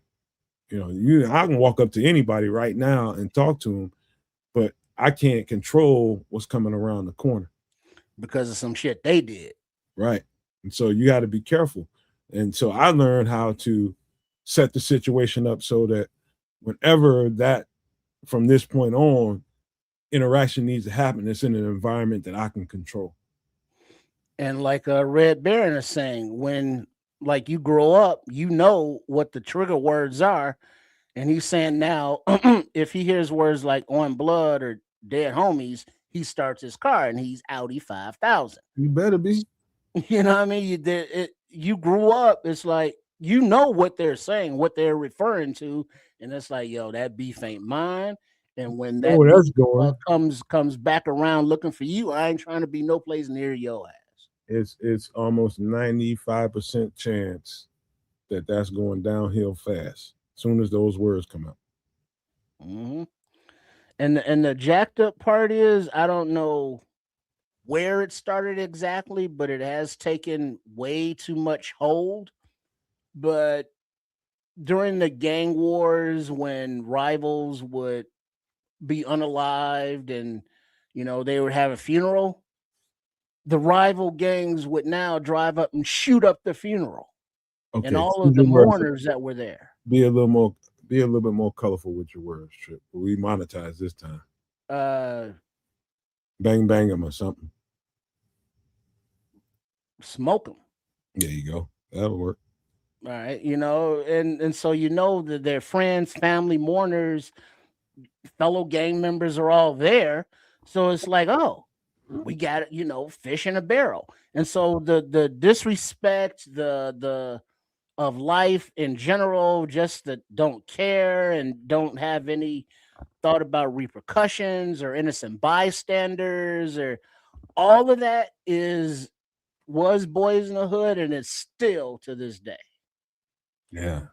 I mean, when I tell you Trip and kids, and I ain't gonna say kids wouldn't know it any better than Trips, but as Black people, I think we can all relate to how profound a movie like that can be on people like us that at least experience some of this. You know, it's very profound, and to this day, just talking about it makes me reflect on so many different things that help grow me. You know what I mean? And growth I'm always after every single day. And I look back at that movie, and I could be going in a certain way for a couple months. Let's just say that movie pops up on my YouTube feed. I'll sit there and watch it because I need Boys to. in the Hood. Yeah, I'll sit there and I'll watch it because I need to remind myself what I've been through. Things that people that I love and care for, what they've been through and why they're a certain way. The ones that didn't break that chain, didn't break that cycle, that still are in that way. It's a lot of people out here that's like that, and they've spawned children that are like that. You know what I mean? So it's deep, man. It ain't just a movie to me. It's more. And so, a lot of people can relate to it that way. That movie for me would be Half Baked, unfortunately, or Spaceballs. But I'll just put that out there as They're a little lighter. hey. A lot of people in the graveyard, man. Mm. There About are, all man. I just don't want to. I don't want to. trivializing shit, man. No, it's not trivialized. I can't spend large swaths of time thinking about others in a graveyard or in a jail cell, man. It's real though. Yeah, the reality is that they're there, and I'm here, and I got to progress and live a life. So he's not there. You know what I mean? That's half the reason why I don't. Half the reason, but like real talk, this movie, South Central and New Jack City, I think every kid should have the opportunity. Every teenager should check out those three films, basically back to back, to gain an understanding of what the '90s really actually were. I think it's those three movies put together, really good synopsis. Hey, Scrolls, I hear you, bro. I'm gonna try to squeeze that in next week instead of a movie or a breakdown. I'll try to squeeze it in. You right, man. I do need to get on that. There's a lot going on in the world right now, and I'm just choosing Bears right now over everything. But yeah, you're right. I do need to do that. And I'm gonna try to squeeze it in next week. But man, let's get up out of here, man. We appreciate everybody for being here. Number one, I'm just feeling like I'm getting back to normal somewhat, and I ain't nothing normal about what I got going on. But as far as the content goes, we got a couple of shows back to back, and without no problems, man. And I appreciate that. I appreciate these bros right here on the screen. Appreciate everybody in the chat. Smitty making sure he give us something, man, so to help us out. Everybody, man, we appreciate y'all. it's so special to be able to do this sometimes, man. I just need it right about now. I'll just tell you that. But without getting sappy about it, let me go ahead and pass this rock on over to kids for some closing thoughts before we get out of here. Look, big ups to all y'all for joining us on a Wednesday, man. Really appreciate it for a Bears focused extra sauce. Looks like we may be doing similar things while this preseason sort of rolls us right into the regular season. And that's a good thing as far as I'm concerned. Lots of Bears talk to be talked, and we'll keep abreast of all of that as we go. I do want to give big shout outs to one specific person with a hilarious chat that I didn't get to talk about as we're going through. Normally that's Scrolls, but chat of the day definitely goes to Raging Oracle today for the Gordon Gantrell chat, man. That was hilarious. I don't know if anybody else caught that, but it was very well played, sir. I just wanted to bring it back and throw that out there because yes, that shirt is definitely a Gordon Gantrell shirt, and even We're though definitely doing do the right thing, y'all. I thought we did that, but we need to do that. oh, sorry, that should be done before. Yeah, man, them titties are crazy. Stop it, man. Hey, I'm man. sorry, but like that's where that as soon as that those words Areola. You usually have the best filter. You just couldn't I'm help pretty it. good, but that film as soon as it comes into my scope, I just see ice cubes So perky and sweaty. Yeah, I'm All sorry. right. Blame Spike Lee. It's not my fault. All right, man. All right, Trips. How about you, man? You got some closing ideas?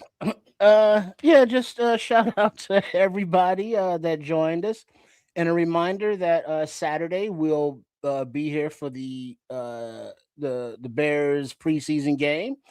I believe that starts kickoff is at 6 p.m. Central. So we'll be here like 5:30 Central, and then next Wednesday on some extra sauce on MF in the Kitchen, last Wednesday of the month. Chef Trips sent a note that the menu will consist of sardine fillets and goat cheese croquettes, I don't know, with a Okay, he creamy said it right the capers first time. dipping sauce. So look forward to that live cooking on next Wednesday, some extra sauce. You better not, man. You better not. It will be beautiful. All right. And so just a quick programming note. We'll do that entire game and reaction on Saturday. So don't expect Nomad at Night on Sunday. I know these guys ain't gonna want to do it unless something crazy happens. We don't expect that. So we'll do that show and we'll see you guys after that show on Wednesday the following week. Awesome. So just know that we ain't gonna do Nomad at Night on Sunday. We just gonna roll with that game, live reaction, and then we'll give y'all a good post game after that. And then we'll chill, man, until Wednesday, man. But we appreciate you guys, love you guys. Y'all the best, man. And we want to leave you guys with these famous last words. Love, peace, and hair grease, y'all.